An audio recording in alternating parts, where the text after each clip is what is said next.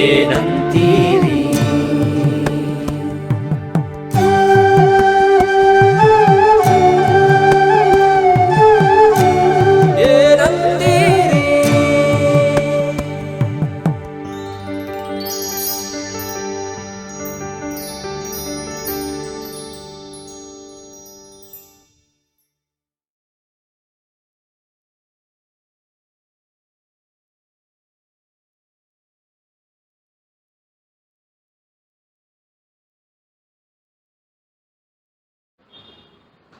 ಇವತ್ತಿನ ಕಾರ್ಯಕ್ರಮ ಅಂದರೆ 282 ನಮ್ಮ ಮಂಥನ ಬಾಳುವ ಕಾರ್ಯಕ್ರಮದಲ್ಲಿ ನಮ್ಮ ಮಧ್ಯೆ ಉಪಸ್ಥಿತರಿರುವವರು ಶ್ರೀಯುತ ಶ್ರೀಕಂಠ. ಇವರು ಮೂಲತಃ ಹಾಸನ ಜಿಲ್ಲೆಯ ಚನ್ನರಾಯಪಟ್ಟಣದ ಬಂದವರು. ಬಹುಶಃ ಇವರಿಗೆ ನನಗೀಗ 40 ವರ್ಷಕ್ಕಿಂತ ಜಾಸ್ತಿ ಪರಿಚಯ ಅಂತ ಕಾಣುತ್ತೆ. ನಮ್ಮ ಕಣ್ಣೆದುರಿಗೇನೆ ಚಿಕ್ಕ ಹುಡುಗರಿಂದ ಬೆಳೆದಂಥ ಒಬ್ಬ ಕಾರ್ಯಕರ್ತರು, ಅಂಕಣಕಾರರು. ಆಗಾಗ ನಮ್ಮ ಅನೇಕ ಪತ್ರಿಕೆಗಳಲ್ಲಿ ಅವರ ಲೇಖನಗಳನ್ನು ನಾವು ನೋಡ್ತೀವಿ. ಅನೇಕ ವಿಡಿಯೋಗಳನ್ನ ಮಾಡ್ತಾರೆ. ಸ್ವತಃ ಕನ್ನಡದ ಬಗ್ಗೆ ಅತ್ಯಂತ ಹೆಚ್ಚಿನ ಅಭಿಮಾನ. ಕನ್ನಡದಲ್ಲೇ ಅವರು ಸಹಿ ಆಗ್ತಾರೆ, ಕನ್ನಡದಲ್ಲೇ ಅವರ ವ್ಯವಹಾರ ಮಾಡ್ತಾರೆ. ಅನೇಕ ನಮ್ಮ ದಿನಪತ್ರಿಕೆಯಲ್ಲಿ, ವಾರಪತ್ರಿಕೆಯಲ್ಲಿ ಅಥವಾ ಮಾಸಪತ್ರಿಕೆಗಳಲ್ಲಿ ಇವರ ಲೇಖನಗಳು ಕೂಡ ಅನೇಕ ವಿಚಾರಗಳು, ಕ್ರೀಡೆ ಬಗ್ಗೆ ಇರ್ಬೋದು ಅಥವಾ ವರ್ತಮಾನ ಸ್ಥಿತಿಗತಿಗಳಿರ್ಬೋದು, ಸಾಮಾಜಿಕ ವಿಚಾರಗಳಿರ್ಬೋದು, ಅದ್ರ ಬಗ್ಗೆ ಎಲ್ಲ ಅವರ ಲೇಖನ ಬರಿತಾನೆ ಇರ್ತಾರೆ. ಹಾಗೆ ವಿಡಿಯೋ ಕೂಡ ಮಾಡಿ ಯೂಟ್ಯೂಬ್ನಲ್ಲಿ ಅದನ್ನು ಬಿಡುಗಡೆ ಕೂಡ ಮಾಡ್ತಾರೆ. ಇವತ್ತಿನ ವಿಷಯ ಇರುವಂಥದ್ದು ಕಾಶ್ಮೀರ, ಗೋವಾ, ಡೆಲ್ಲಿ ಮುಂತಾದ ಕಡೆ ನಡೆದ ಹತ್ಯಾಕಾಂಡಗಳು. ಅದರ ಮುಂದೇನು ನಮ್ಮ ದೇಶದಲ್ಲಿ ಈಗ ಏನು ಸ್ಥಿತಿ ಇದೆ ಅದರ ಬಗ್ಗೆ ಸ್ವಲ್ಪ ವಿಶ್ಲೇಷಣೆ ಮಾಡಬೇಕು ಅಂತ ಅವ್ರು ಕೇಳಿದಾಗ ಸಂತೋಷದಿಂದ ಒಪ್ಪಿ ಬಂದಿದ್ದಾರೆ. ಇವತ್ತಿನ ಕಾರ್ಯಕ್ರಮ ನಡೆಸ್ಕೊಡ್ಬೇಕು ಅಂತ ಹೇಳಿ ಅವ್ರು ಕೇಳ್ತಾರೆ. ಜೊತೆಗೆ ಶ್ರೀಯುತ ರಮೇಶ್ ಅವರು ಕೂಡ ಇಲ್ಲಿ ಉಪಸ್ಥಿತಿದ್ದಾರೆ. ಆಟ ಆಡಿದವರು ನಾನು ಚಿಕ್ಕ ಹೇಳೋದಿಲ್ಲ, ಈಗಾಗಲೇ ಪರಿಚಯ ಮಾಡ್ಕೊಳ್ಬೇಕಿದ್ರೆ ನಾನು ಚಿಕ್ಕ ಹುಡುಗರನ್ನ ಆಟ ಆಡಿದವರೆಲ್ಲ ಮುಂದೆ ಕೂತ್ಕೊಳ್ಬೇಕಿದ್ರೆ ಅವ್ರ ಮುಂದೆ ನಾನು ಇಲ್ಲಿ ಕೂತ್ಕೊಳ್ಳೋದು ಒಂಥರ ನನಗೆ ಒಂದು ಮುಜುಗರ. ಆದರೂ ಸಹ ಒಂದು ಕರ್ತವ್ಯ ಅಂತ ವಹಿಸ್ಕೊಂಡ್ಮೇಲೆ ಅದನ್ನ ನಿಭಾಯಿಸಬೇಕು. ಸೊ ಹಾಗಾಗಿ ಕರ್ತವ್ಯನ ನಿಭಾಯಿಸಕ್ಕೋಸ್ಕರ ಕೂತಿದ್ದೀನಿ. ನಾನು ಇವತ್ತು ಏನು ಹೇಳ್ತಾ ಇದ್ದೀನಿ ಅದ್ಯಾವುದೋ ಹೊಸಾದ ವಿಷಯ ಅಂತೂ ಅಲ್ಲ, ಅದು ನಿಮ್ಗೆಲ್ಲರಿಗೂ ಗೊತ್ತಿರುವಂಥ ವಿಷಯಗಳನ್ನ ಹೇಳ್ತಾ ಇದ್ದೀನಿ. ಆದರೆ ಅದನ್ನ ಒಂದು ಸ್ವಲ್ಪ ನಿಮಗೆ ಮನನ ಮಾಡಿಸ್ಕೊಂಡಾಗ ಓ ಹೀಗೂ ಇರಬಹುದಾ ಅಂದ್ರೆ ಯಾವಾಗಲೂ ನೋಡ್ಬೇಕಿದ್ರೆ ಅಂತಂದ್ರೆ 5 ಜನ ಕುರುಡರು ಒಂದು ಆನೆ ನೋಡಕ್ ಹೋದ್ರು. ನಾವು ಕಂಡಿರೋರಿಗೆ ಆನೆ ನೋಡಿದ ತಕ್ಷಣ ಒಂದು ಆನೆ ಸ್ವರೂಪ ನಮ್ಗೆ ನೀಟಾಗಿ ಗೊತ್ತಾಗುತ್ತೆ. ಆನೆ ಸ್ವರೂಪ ಅಂದ್ರೆ 4 ಕಾಲಿದೆ, ಅದಕ್ಕೊಂದು ಸೊಂಡ್ಲಿದೆ, ಅದಕ್ಕೆ ಗಡ್ಡಾದ್ರೆ ಅದಕ್ಕೊಂದು ಕೊಂಬಿರುತ್ತೆ, ಮತ್ತೆ ಹಿಂದೆ ಬಾಲ ಇರುತ್ತೆ ಅನ್ನೋದು ಗೊತ್ತಿರುತ್ತೆ ನಮಗೆ. ನಾವು ನೋಡಿದ ತಕ್ಷಣ ಗೊತ್ತಾಗುತ್ತೆ. ಅದೇ 5 ಜನ ಕುರುಡರು ಹೋದಾಗ ಏನಾಗುತ್ತೆ, ಯಾರೋ ಒಬ್ಬ ಸೊಂಡ್ಲು ನೋಡಿದಂತೆ, ಇನ್ನೊಬ್ಬ ಯಾರೋ ಬರೀ ಕಾಲು ನೋಡಿದಂತೆ, ಇನ್ನೊಬ್ಬ ಯಾರೋ ಹೊಟ್ಟೆ ನೋಡಿದಂತೆ, ಇನ್ನೊಬ್ಬ ಯಾರೋ ಕಿವಿ ಮುಟ್ಟು ನೋಡಿದಂತೆ, ಇನ್ನೊಬ್ಬ ಬಾಲ ನೋಡಿದಂತೆ. ಆಮೇಲೆ ಎಲ್ಲ ಬಂದ್ಬಿಟ್ಟು 5 ಜನ ಕೂತ್ಕೊಂಡು ಆನೆ ಹೇಗಿತ್ತು ಅಂತ ಹೇಳಿದ್ರೆ ಒಬ್ಬ ಹೇಳಿದಂತೆ, ಆನೆನಾ ಅದೊಳ್ಳೆ ಒಂದು ಪೈಪ್ ತರ ಇತ್ತಪ್ಪ ಅಂತ. ಇನ್ನೊಬ್ಬ ಯಾರು ಹೇಳಿದಂತೆ, ಸುಳ್ಳ್ಯಾಕೆ ಹೇಳ್ತೀಯ, ಆನೆ ಅದಲ್ಲ, ಆನೆ ಅಂತ ಹೇಳಿದ್ರೆ ಅದೊಂದು ಅದೊಂದು ಇದರ ತರ ಇತ್ತು, ಹಗ್ಗ ತರ ಇತ್ತು, ಅದು ಬರೀ ಹಗ್ಗ ತರ ಇತ್ತು ಅಂತ ಹೇಳಿದಂತ. ಇನ್ನೊಬ್ಬ ಇತ್ತು ಅಲ್ಲಪ್ಪ ಒಂದು ದೊಡ್ಡ ಶ್ರಮ್ ತರ ಇತ್ತದು ಅಂತ ಹೇಳಿದ ಯಾರು. ಇನ್ನೊಬ್ಬ ಇಲ್ಲೆಲ್ಲ ಮರು ತರ ಇತ್ತು ಅಂತ ಹೇಳಿದಂತೆ. ನಿಜ ಹೇಳಬೇಕು ಅಂತ ಹೇಳಿದ್ರೆ ಅವರೆಲ್ಲ ಹೇಳಿದ್ದು ನಿಜಾನೇ, ಎಲ್ಲಾನು ಸತ್ಯನೇ. ಆದ್ರೆ ಎಲ್ಲ ಒಟ್ಟು ಚಿತ್ರಣ ನೋಡಿದ್ರೆ ಅವಾಗ ಮಾತ್ರ ಆನೆ ಗೊತ್ತಾಗತ್ತೆ. ಸೊ ಹಾಗಾಗಿ ಇವತ್ತು ಅಷ್ಟೇ ನಾನು ಹೇಳ್ತಾ ಇರೋದು ನಿಮಗೆ ಗೊತ್ತಿಲ್ಲದೆ ಇರೋ ವಿಷಯ ಅಂತಲ್ಲ, ಎಲ್ಲಾನು ಗೊತ್ತಿರೋ ವಿಷಯನೇ. ಆದ್ರೆ ಒಂದು ಸತಿ ವಿಭಿನ್ನವಾಗಿ ಹೇಳುವಂತ ಪ್ರಯತ್ನ. ಅದಾದ್ಮೇಲೆ ಒಂದು 10 ನಿಮಿಷ, ಒಂದು 5 ನಿಮಿಷ ಅದ್ರ ಬಗ್ಗೆ ಒಂದು ಚರ್ಚೆ ಇರುತ್ತೆ, ಅದನ್ನ ನೋಡೋಣ. ಏನಾದ್ರೂ ಪ್ರಶ್ನೋತ್ತರ ಇರುತ್ತೆ. ನಮಸ್ತೆಸ್ತು ಶಾರದಾ ದೇವಿ ಕಾಶ್ಮೀರ ಪ್ರವಾಸಿನಿ ವಾಮಹಂ ಪ್ರಾರ್ಥೆ ನಿತ್ಯಂ ವಿದ್ಯಾದಾನಂಚ ದೇಹಿಮೆ ಅಂತ ನಾವು ಪ್ರತಿ ದಿವಸ ನಮ್ಮ ಮನೆಯಲ್ಲಿ ನಮ್ಮ ಚಿಕ್ಕೂರಲ್ಲಿ ಹೇಳ್ಕೊಟ್ಟಿದ್ದು. ನಾವು ಪ್ರತಿ ದಿವಸ ನಾವು ಹೇಳ್ಬೇಕು, ಎದ್ಮೇಲೆ ಕೈ ಮುಟ್ಕೊಂಡು ನಾವು ಕರಾಗ್ರಹ ಸತ್ಯ ಎಲ್ಲ ಹೇಳ್ಕೊಂಡು ಸತಿ ಅಥವಾ ನಾವು ನಿತ್ಯ ಶ್ಲೋಕ ಹೇಳ್ಕೊಡ್ಬೇಕಿದೆ ಅದನ್ನ ಹೇಳ್ಕೊಳ್ತೀವಿ ಅಂತ ಹೇಳಿದ್ರೆ, ಶಾರದಾ ದೇವಿ ಇದ್ದಂಥದ್ದು ಒಂದು ಕಾಶ್ಮೀರ. ಈ ಕಾಶ್ಮೀರ ಹೇಗೆ ಬಂತು ಅಥವಾ ಎಲ್ಲಿವರೆಗೂ ಬಂತು ಅಂತ ಹೇಳೋದಕ್ಕಿಂತ ಮುಂಚೆ ಏನಂತಂದ್ರೆ, ಯಾವುದೇ ಒಂದು ನಾಗರಿಕತೆ ತಗೊಳ್ಳಿ, ನಾಗರಿಕತೆ ತಗೊಂಡ್ರೆ ಏನಾಗುತ್ತೆ ಅಂತಂದ್ರೆ ಅದು ಒಂದು ನದಿ ತಟದಲ್ಲಿ ಬರುತ್ತೆ. ಒಂದು ನದಿ ತಟ ಇರುತ್ತೆ, ನದಿ ತಟ ಪಕ್ಕದಲ್ಲೇ ಒಂದು ನಾಗರಿಕತೆ ಬರುತ್ತೆ. ಅದೇ ರೀತಿ ಸಿಂಧು ನಾಗರಿಕತೆ, ಅದೇ ಇವಾಗ ನಾವೇನು ರೀತಿ ಸಿಂಧು ನಾಗರಿಕತೆ ಇದೆ. ಅದಕ್ಕಿಂತ ಮುಂಚೆ ಸರಸ್ವತಿ ನದಿ. ನಾವು ಭಾರತದಲ್ಲಿ 3 ನದಿಗಳಿಗೆ ಜಾಸ್ತಿ ಪ್ರಾಮುಖ್ಯತೆ ಕೊಡ್ತೀವಿ. ಅದು ಒಂದು ಗಂಗೆ, ಯಮುನೆ, ಸರಸ್ವತಿ, 3 ನದಿ ನೋಡ್ತೀವಿ. ಅದರಲ್ಲಿ ಗಂಗಾ ಮತ್ತೆ ಯಮುನಾ ನಾವು ಇವತ್ತು ನೋಡ್ತಾ ಇದೀವಿ, ಎಲ್ಲ ಕಡೆ ನೋಡ್ತೀವಿ. ಸರಸ್ವತಿ ನಾವು ಹೇಳ್ತೀವಿ. ಇದರಲ್ಲಿ ಇದಕ್ಕೆ ಹೋದಾಗ ನಾವು ಹರಿದ್ವಾರ ಅಲಹಾಬಾದಲ್ಲಿ ಹೋದಾಗ ನಾವೇನ್ ಮಾಡ್ತೀವಿ, ಪ್ರಯಾಗದಲ್ಲಿ ಹೋದಾಗ ನಾವಲ್ಲಿ 3 ತ್ರಿವೇಣಿ ಸಂಗಮ ಅಂತ ಹೇಳ್ತೀವಿ. ತ್ರಿವೇಣಿ ಸಂಗಮ ಅಂದ್ರೆ ಅಲ್ಲಿ ಹೋಗಿ ನೋಡಿದಾಗ ನಮ್ಗೆ ಒಂದು ಹಸಿರು ನೀರು ಬರ್ತದೆ, ಕೆಂಪು ನೀರು ಬರುತ್ತೆ. ಆದ್ರೆ 2 ನೀರು ಮಾತ್ರ ಕಾಣಿಸುತ್ತೆ, ಸರಸ್ವತಿ ಕಾಣಲ್ಲ. ಸರಸ್ವತಿ ಕಾಣಲ್ಲ ಏನಿತ್ತು ಅದನ್ನ ಗುಪ್ತಗಾಮಿನಿ ನದಿ ಅಂತ ಹೇಳ್ತೀವಿ. ಗುಪ್ತಗಾಮಿನಿ ನದಿ ಅಂತ ಹೇಳಿದ್ರೆ ಸುಮಾರು 2000 ವರ್ಷಗಳ ಮುಂಚೆ ಏನಿತ್ತು ಆ ನದಿ ಅಲ್ಲೊಂದು ಪಾತ್ರ ಆಯಿತು, ನದಿ ಪಾತ್ರ ಆಯಿತು, ದೊಡ್ಡ ನದಿ ಹರಿತಿತ್ತು. ವಿವಿಧ ಕಾರಣಗಳಿಂದಾಗಿ ಅದರದ್ದೇ ಒಂದು ದೊಡ್ಡ ಕಥೆ ಆಯಿತು ಅಂತ ಯಾವ್ದಾದ್ರು ಮಾತಾಡೋಣ ಇದರದನ್ನ. ಸೊ ಆ ನದಿ ಪಾತ್ರ ಕಳೆದೋಗಿ ಅದೆಲ್ಲ ನದಿಯೆಲ್ಲ ಒಣಗೋದಾಗ ಏನ್ ಮಾಡಬೇಕು ಅಂದ್ರೆ ಅಲ್ಲಿಂದ ಜನ ಏನ್ ಮಾಡೋದು, ಎಲ್ಲಿ ನದಿ ಹೋದ್ರೆ ನದಿ ಇಲ್ಲದೆ ನೀರಿಲ್ಲದೆ ಎಲ್ಲಿ ಸಿಗಲ್ಲ ಅಂದಾಗ ಅಲ್ಲಿಂದ ವಲಸೆ ಬಂದರು. ವಲಸೆ ಬಂದಾಗ 2 ಕಡೆ ಹೋದ್ರು. 2 ಕಡೆ ಹೋಗಿ ಅಂತ ಹೇಳಿದ್ರೆ ಪ್ರಮುಖವಾಗಿ ಎಲ್ಲೆಲ್ಲಿ ನೀರು ಹರಿಸ್ತಾ ಇತ್ತು ನೀರು ಹರಿಸ್ಕೊಂಡ್ರು. ಕೆಲವರಿಂದ ಹತ್ರ ಶಾರ್ಟ್ ಕಟ್, ಕೆಲವರು ಏನ್ ಮಾಡ್ತಾರೆ, ಯಾರು ಶಾರ್ಟ್ ಕಟ್ ನೋಡ್ತಾರೆ, ಕೆಲವರು ಲಾಂಗ್ ನೋಡ್ತಾರೆ. ಯಾರು ಶಾರ್ಟ್ ಕಟ್ ನೋಡಿದ್ರು ಅವ್ರೇನ್ ಮಾಡಿದ್ರು, ಆ ಕಡೆಯಿಂದ ಸೀದಾ ಹೋಗಿ ಕಾಶ್ಮೀರ ಕಡೆ ಹೋಗಿ ಉಳ್ಕೊಂಡ್ರು. ಸೊ ಈ ಕಡೆಯಿಂದ ಕೆಳಗಡೆ ಬಂದು ಹುಡ್ಕೊಳ್ತಾ ಬಂದ್ರು. ಅವ್ರು ಬಂದು ಗೋವಾದಲ್ಲಿ ನೋಡ್ರು. ಗೋವಾದಲ್ಲಿ ಅದು ಚೆನ್ನಾಗಿತ್ತು, ಅಲ್ಲಿ ಏನಲ್ಲಿ ಅದು ಪ್ರಕೃತಿ ಚೆನ್ನಾಗಿತ್ತು, ನೀರುಗಳು ಚೆನ್ನಾಗಿತ್ತು. ಸೊ ಹಾಗಾಗಿ ಉಳ್ಕೊಂಡ್ರು. ಸೊ ಗೋವಾದಲ್ಲಿ ಉಳ್ಕೊಂಡ್ರವ್ರಿಗೆ ಸಾರಸ್ವತರು ಬ್ರಾಹ್ಮಣರು ಅಂತ ಹೇಳಿದ್ರು. ಇಲ್ಲಿ ಕಾಶ್ಮೀರದಲ್ಲಿ ಉಳ್ಕೊಳ್ಳೋರಿಗೆ ಕಾಶ್ಮೀರಿ ಪಂಡಿತರು ಅಂತ ಹೇಳಿದ್ರು. ಇಬ್ರು ಬ್ರಾಹ್ಮಣರು, ಇಬ್ಬರು ಅದೇ ನೀರು ಉಳ್ಕೊಂಡ್ರು. ಬ್ರಾಹ್ಮಣರು ಅಂತ ಹೇಳಿದ್ರೆ ಬರೀ ಒಂದು ಜಾತೀಯತೆ ಅಂತ ನೋಡಬೇಡಿ, ಅವರು ಮಾಡ್ತಾ ಇದ್ದಂತ ಆಚಾರ ವಿಚಾರ ಪದ್ಧತಿಗಳಿಂದ ಅವರು ಇದ್ರು. ಅಂದ್ರೆ ಬ್ರಹ್ಮತ್ವವನ್ನು ಇಟ್ಕೊಂಡು ಅಂದ್ರೆ ಮಹಾಜ್ಞಾನಿಗಳಾಗಿದ್ರು. ಸೊ ಹಾಗಾಗಿ ಅಂತಂದ್ರೆ ಇಡೀ ದೇಶಕ್ಕೆ, ಒಂದು ಭಾರತ ದೇಶಕ್ಕೆ ಏನಾಗಿರ್ತಂದ್ರೆ ಜ್ಞಾನ ಮತ್ತೆ ಇಲ್ಲದೆ ಎಲ್ಲಿದೆ ಅಂತ ಹೇಳಿದ್ರೆ ಅದು ಕಾಶ್ಮೀರದಲ್ಲಿ ಇದೆ ಅಂತ. ಸೊ ಕಾಶ್ಮೀರದಲ್ಲಿ ಏನಿತ್ತು ಅಂತ ಹೇಳಿದ್ರೆ ನಾವು ಕಾಶ್ಮೀರ ಪ್ರವಾಸಿನಿ ಯಾಕೆ ಅಂತ ಹೇಳಿದ್ರೆ ಅಲ್ಲೊಂದು ಶಾರದಾ ಮಾತೆ ಒಂದು ಸರ್ವಜ್ಞ ಪೀಠ ಅಂತ ಒಂದು. ಸರ್ವಜ್ಞ ಪೀಠ ಏನಂತ ಹೇಳಿದ್ರೆ ಪ್ರಾಮುಖ್ಯತೆ ಏನಪ್ಪ ಅಂತಂದ್ರೆ ಇಲ್ಲಿಂದ ನಮ್ಗೆ ಗೊತ್ತಿದೆ, ನಮ್ಗೆ ಹಿಂದೂ ಧರ್ಮದಲ್ಲಿ 3 ಆಚಾರ್ಯರು ಬರ್ತಾರೆ. ಮೊದಲನೇವರು ಶಂಕರಾಚಾರ್ಯರು, 2ನೇವರು ರಾಮಾನುಜಾಚಾರ್ಯರು, ಮಧ್ವಾಚಾರ್ಯರು ಬರ್ತಾರೆ. ಶಂಕರಾಚಾರ್ಯರು ಹುಟ್ಟಿದ್ದು ಕೇರಳದಲ್ಲಿ ಹುಡ್ತಾರೆ. ಕೇರಳದಲ್ಲಿ ಹುಟ್ಟಿದ್ದೆ 32 ವರ್ಷ. ಇಡೀ ಅಖಂಡ ಭಾರತ ಸುತ್ತಾರೆ. ಹಾಗೆ ಹೋಗ್ತಾ ಇರ್ಬೇಕಂದ್ರೆ ಕಾಶ್ಮೀರಕ್ಕೆ ಹೋಗ್ತಾರೆ. ಕಾಶ್ಮೀರದಲ್ಲಿ ಸರ್ವಜ್ಞ ಪೀಠ ಇರುತ್ತೆ. ಸರ್ವಜ್ಞ ಪೀಠದಲ್ಲಿ 4 ಪೀಠ ಅಂದ್ರೆ ದೊಡ್ಡದರಲ್ಲಿ 4 ಭಾಗ ಇರುತ್ತೆ. ಎಲ್ಲಾ ಭಾಗ ತೆಗೆದು ದಕ್ಷಿಣ ಭಾಗ ತೆಗೆದೇ ಇರೋದಿಲ್ಲ. ಇವ್ರು ಹೋಗಿ ದಕ್ಷಿಣ ಭಾಗ ತೆಗೆದುಬಿಟ್ಟು ಬರ್ತಾರೆ. ಒಂದು ಸತಿ ತೆಗೆದು ಒಳಗೆ ಪ್ರವೇಶ ಮಾಡಿದ್ರೆ ಅಲ್ಲಿ 100 ಪಂಡಿತರು ಇರ್ತಾರೆ. ಆ ಪಂಡಿತರನ್ನೆಲ್ಲಾರು ಸೋಲಿಸಬೇಕು. ಸೋಲಿಸಬೇಕು ಅಂತ ಹೇಳಿದ್ರೆ ಜ್ಞಾನದಲ್ಲಿ ಸೋಲಿಸಬೇಕು. ಅವ್ರ ಹತ್ರ ವಾದ ಮಾಡಿ ಎಲ್ಲಾರು ಸೋಲಿಸಿದ್ರೆ ಏನ್ ಮಾಡ್ತಾರೆ ಅಂದ್ರೆ ಅಲ್ಲಿ ಸರ್ವಜ್ಞ ಪೀಠ ಇರ್ತಾರೆ. ಅವರು ಸರ್ವಜ್ಞ ಪೀಠ ಇರಿ ಅವರಲ್ಲಿ ಸರ್ವಜ್ಞ ಆಮೇಲೆ ಹೇಳ್ತಾರೆ ನನಗೆ ಯಾಕೆ ಇದು, ನಾನು ಸನ್ಯಾಸಿ ಬೇಡ ಅಂತ ಕೊಟ್ಬಿಟ್ಟು ಬರ್ತಾರೆ. ಅಂಥ ಸರ್ವಜ್ಞ ಪೀಠ ಅದು. ಅಂಥ ಇದ್ದಂತಂದ್ರೆ ಇಡೀ ದೇಶಕ್ಕೆ ಜ್ಞಾನ ಏನಾದ್ರು ಬರಬೇಕು ಅಂತ ಹೇಳಿದ್ರೆ ಆ ಜ್ಞಾನ ಅಲ್ಲಿಂದ ಬರ್ತಾ ಇತ್ತು. ಯಾರ್ಯಾದ್ರು ವಿದ್ಯಾಭ್ಯಾಸಕ್ಕೆ ಹೋಗ್ಬೇಕು ಅಂತ ಹೇಳಿದ್ರೆ ಏನಾದ್ರು ಹೋಗ್ಬೇಕು ಅಂತ ಹೇಳಿದ್ರೆ ನಾವು ನೋಡ್ತೀವಿ ನಳಂದ ಮತ್ತು ತಕ್ಷಶಿಲಾ ಈ ಕಡೆ ನಾವು ಇದರಲ್ಲಿ ನೋಡ್ತಿದ್ವಲ್ಲ, ಏನೋ ಬಿಹಾರದ ಕಡೆ ನೋಡ್ತೀವಲ್ಲ. ಆದ್ರೆ ಅವತ್ತಿನ ದಿವಸ ಏನಂತಂದ್ರೆ ಎಲ್ಲ ಹೋಗ್ಬೇಕಿದ್ರೆ ಅಲ್ಲಿಗೆ ಹೋಗಿ ಬರ್ತಾ ಇದ್ರು. ಅಂಥ ಇದ್ದಿದ್ದಲ್ಲಿ 14ನೇ ಶತಮಾನದವರೆಗೂ, 13ನೇ ಶತಮಾನದ ಅಂತ್ಯ 14ನೇ ಶತಮಾನದವರೆಗೂ ಅಲ್ಲಿ ಇಡೀ ಭಾರತಕ್ಕೆ ಜ್ಞಾನ ಅಂತ ಹೇಳಿದ್ರೆ ಎಲ್ಲರೂ ಕಾಶ್ಮೀರಕ್ಕೆ ಹೋಗಿ ಬರ್ತಾ ಇದ್ದಂತ ಅಜ್ಜಾಗ.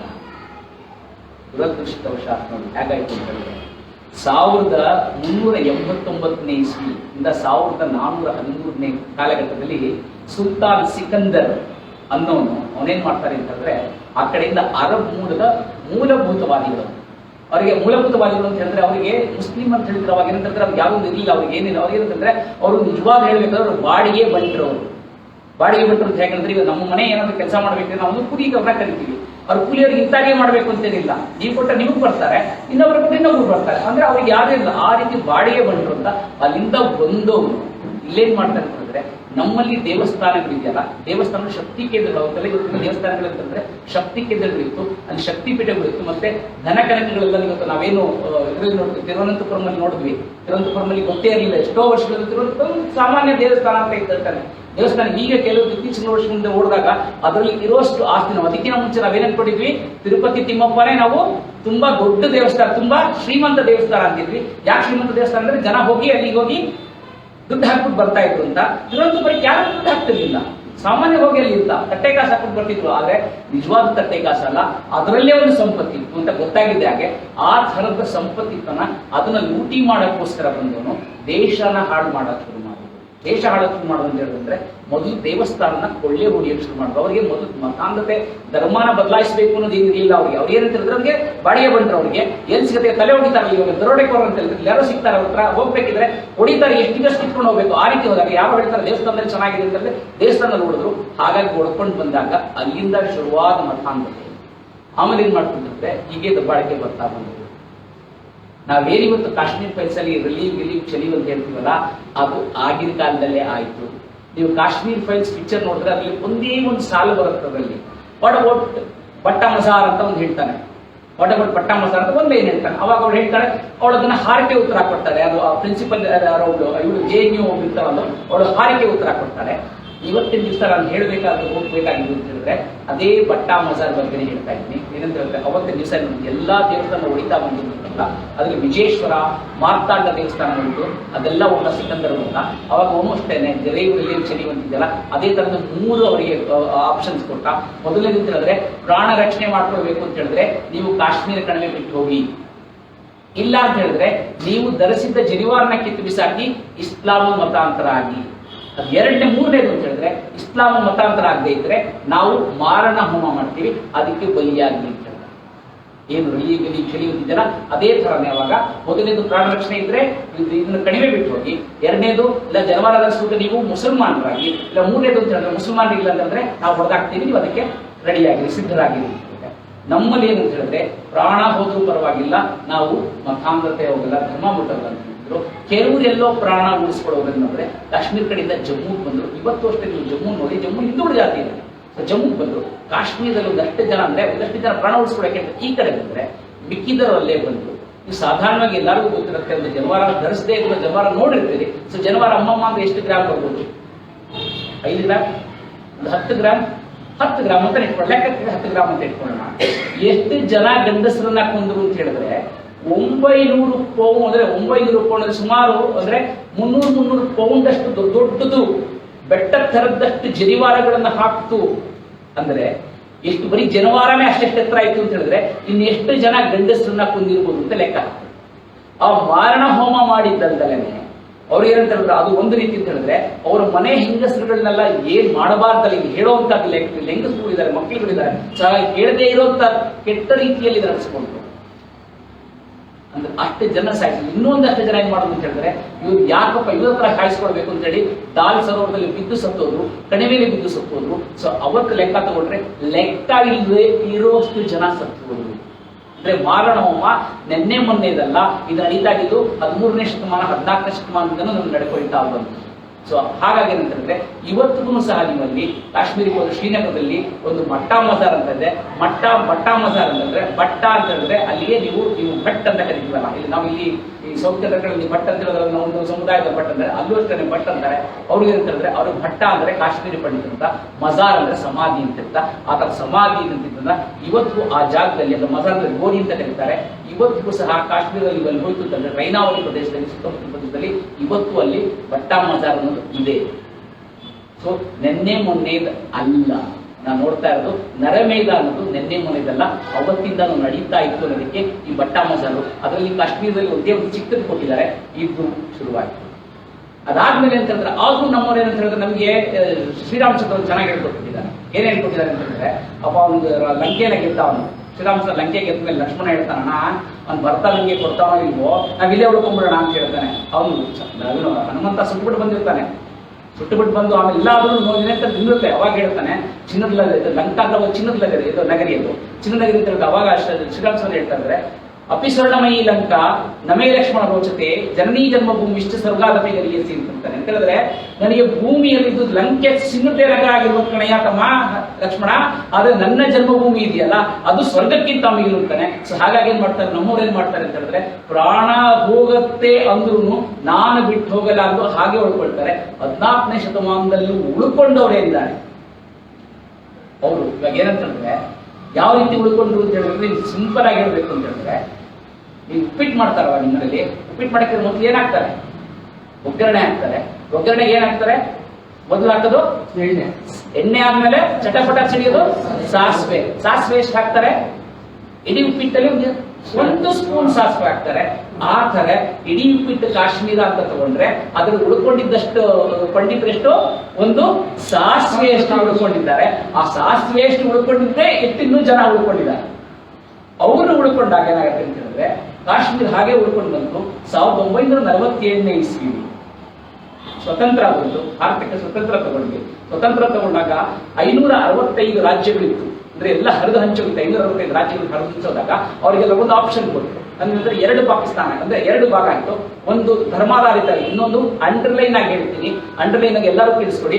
ಧರ್ಮಾಧಾರಿತವಾಗಿ ಅವತ್ತು ದೇಶ ವಿಭಾಗ ಆಗಿದ್ದು ಅಂದ್ರೆ ಎಲ್ಲಾ ಮುಸಲ್ಮಾನರು, ನೀವು ಆ ಕಡೆ ಎರಡು ಕಡೆ ಅವಾಗ ಜಾಸ್ತಿ ಮುಸಲ್ಮಾನರಿದ್ರು. ಒಂದು ಪೂರ್ವ ಪಾಕಿಸ್ತಾನ ಅಂತ, ಒಂದು ಪೂರ್ವ ಪಾಕಿಸ್ತಾನ ಅಂತ ಮಾಡಿದ್ರು, ಒಂದು ಪಶ್ಚಿಮ ಪಾಕಿಸ್ತಾನ ಮಾಡಿದ್ರು. ಅಲ್ಲಿ ಒಂದು ಬಾಂಗ್ಲಾದೇಶ ಕಡೆ ಆ ಕಡೆ ಮಾಡಿದ್ರು, ಈ ಕಡೆ ಹೋಗಿ ಮಿಕ್ಕಿದವರೆಲ್ಲ ಹಿಂದೂಗಳೆಲ್ಲ ಉಳ್ಕೊಳ್ಳಿ ಅಂತ ಹೇಳಿದ್ರು. ಹಿಂದೂ ಉಳ್ಕೊಳ್ಬೇಕಿದ್ರೆ ಅವ್ರಿಗೆಲ್ಲ ಒಂದು ಭಾರತ ಸಂಸ್ಥಾನ ಸೇರ್ಕೊಳ್ಬೇಕಿದ್ರೆ ನೀವು ಒಂದು ಆರ್ಡರ್ ಸೈನ್ ಮಾಡಬೇಕು ಅಂತೇಳಿ ಎಲ್ಲಾನು ಕಳಿಸ್ಕೊಟ್ರು.